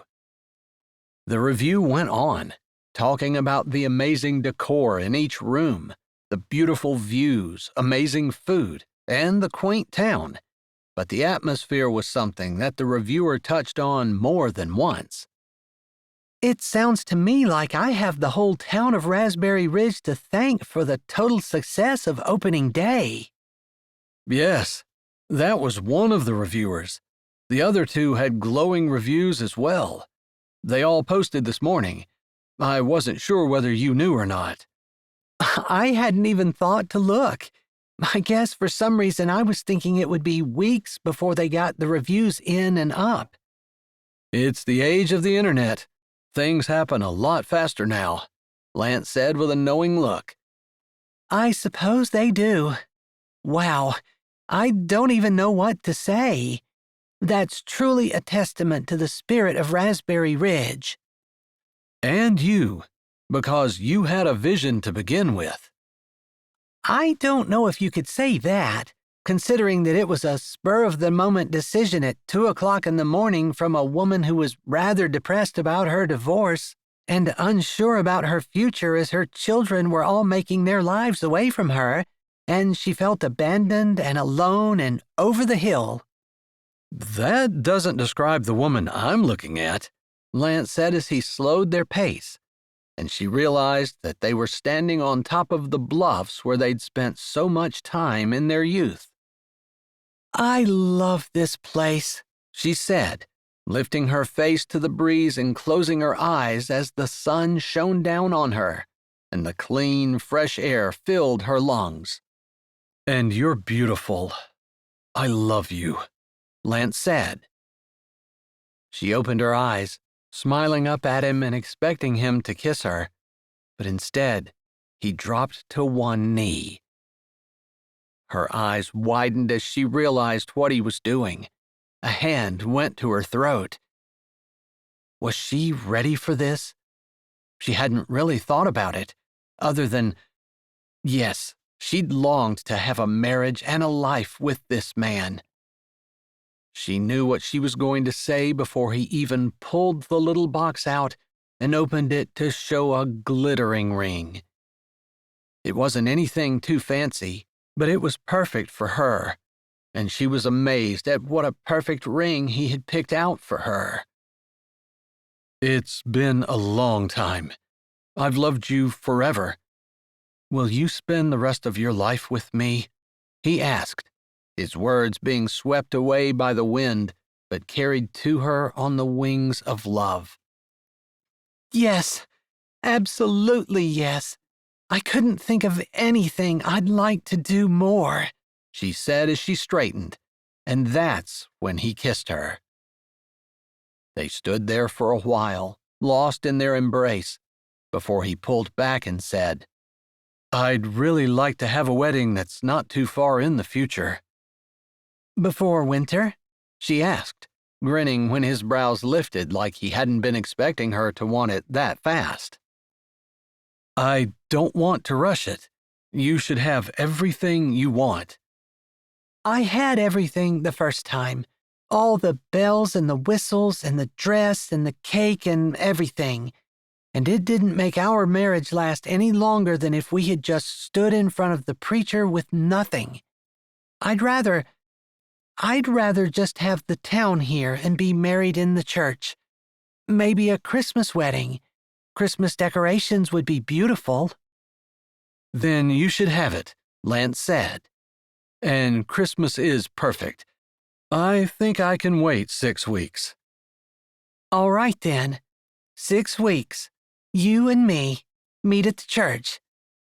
They laughed together, and she could hardly believe that this man that she'd loved so many years ago was finally going to marry her.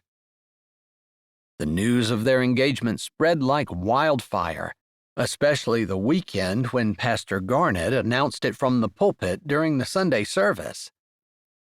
The reaction from the community was everything Shannon would have expected. The congregation broke out into spontaneous applause as Pastor Garnett announced it, and after church, she was inundated with offers of help. She accepted them all. Lauren wanted to bake the cake, Marina insisted she get to cater the wedding, and Grace actually offered to make a wedding dress. Better than that, I wanted to wear my mom's wedding dress for my first wedding, but my mother-in-law said that it wasn't fancy enough, so it's remained boxed and in storage all these years. I'd like to get it out and do whatever altering it needs in order to fit. She certainly wasn't the slender, whipcord-thin girl she had been when she'd been married the first time. It might be a little bit complicated, because I'm not the size I was back then, and I'm sure my mother was thin as well. She definitely had the middle-age spread going, but she didn't need to admit that out loud today. Whatever it needs, I can figure it out, Grace said with confidence. It seems like everybody's going to have a hand in this wedding, Lance said as Becky and Rodney came up, offering a carriage ride to the bride and groom from the church to the inn where they assumed the reception was going to be held. So fancy, Shannon said as they walked away, feeling like her whole face was glowing, along with her heart. You would do the same for everyone else, and don't think for 1 second that that isn't benefiting everyone. I heard Josiah saying that his business has been thriving, as well as Claire's husband. Apparently, the guests have taken our suggestions to heart and have given their business to people in town. I actually heard that Dominic might be building a house for the first couple who booked at your inn up in Blackberry Bay. It's not a small thing, Lance said with his brows raised. You're going to be my sister, Katie said, putting her arm through Shannon's and smiling hugely.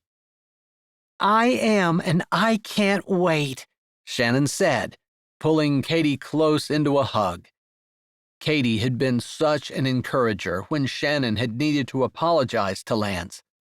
She probably would have done it without Katie's encouragement, but Katie broke the ice and made it easy. We don't want to do a double wedding, but I did want to let you know that Mateo asked me last night to marry him, and I said yes, Marina said as she leaned down and spoke softly into Shannon's ear. We're going to keep it to ourselves until next week and let you have today all to yourself. But I wanted you to know, because I'm overwhelmed with excitement. I was married to a terrible person for such a long time that I really don't know how to act around a man who respects me and gives me the love and kindness that I deserve. Shannon smiled at Marina's happiness and pulled her into a huge hug. Congratulations. You couldn't have found a better man. And she meant that. Mateo was awesome, and he was absolutely perfect for Marina. I know he's going to treat you the way you should be treated. They pulled back, looking into each other's eyes, and Shannon felt blessed to have such a good friend who worked alongside her. We're going to have to talk about your salary, too, she said, knowing that with all of the guests who were pouring into the inn, she was going to be able to afford it. We can if you want to, but I'm not worried about it. I have a lawyer, and he felt like I would be getting a pretty big settlement from my divorce from Vincent. That's if Vincent doesn't want me to go public with all of the accusations that I have, which I'm sure he won't. Marina looked smug, and Shannon shook her head with a smile on her face. After everything that Marina had suffered, she hoped she got millions from the settlement. She deserved it. I think I'd like to have you alone for a little while, if you think you might be able to spare some time for me this afternoon, Lance said as he slipped an arm around her and they walked out of the church together. You have my entire day. It's at your disposal, Shannon said, leaning into him. She couldn't think of anything she'd rather do than spend the rest of her life with this man, and if it started today, that was just fine with her. Chapter 25. Oh, Mom, you look beautiful, Emma said as she stood from arranging the train on Shannon's wedding gown. I love you, she said, hugging her gently, careful not to mess up Shannon's dress. Shannon didn't care. She hugged her daughter tightly, so happy that Emma had agreed to be her maid of honor. I love you too, and this day wouldn't be complete without you. Thank you for making time to come. Mother, of course, and I have some good news I want to tell you later. Good news? Tell me now, Shannon said as she heard the music begin. I can't really say, but it has to do with people you love coming to Blackberry Bay. Mom, are you ready? Alex said, looking so tall and handsome in his suit as he held his elbow out for her to take it. Her dad wasn't alive to walk her down the aisle, but Alex had graciously agreed to. His wife, who was expecting, sat in the second row, looking down the church aisle expectantly, waiting for them to come. You're gorgeous, Marina said. She was the last of the ladies who had been helping Shannon get dressed. Grace, Claire, Vera, and so many others had been in the room with her, encouraging her and just spending the last few minutes before it was time to start. They were all sitting with their spouses now, and Lance stood at the end of the aisle, looking back, love shining in his eyes. I'm ready, Shannon said, glancing one more time at Lance before she looked at her son and smiled. Emma had already started to walk, and everyone stood as Alex and Shannon stepped out of the vestibule.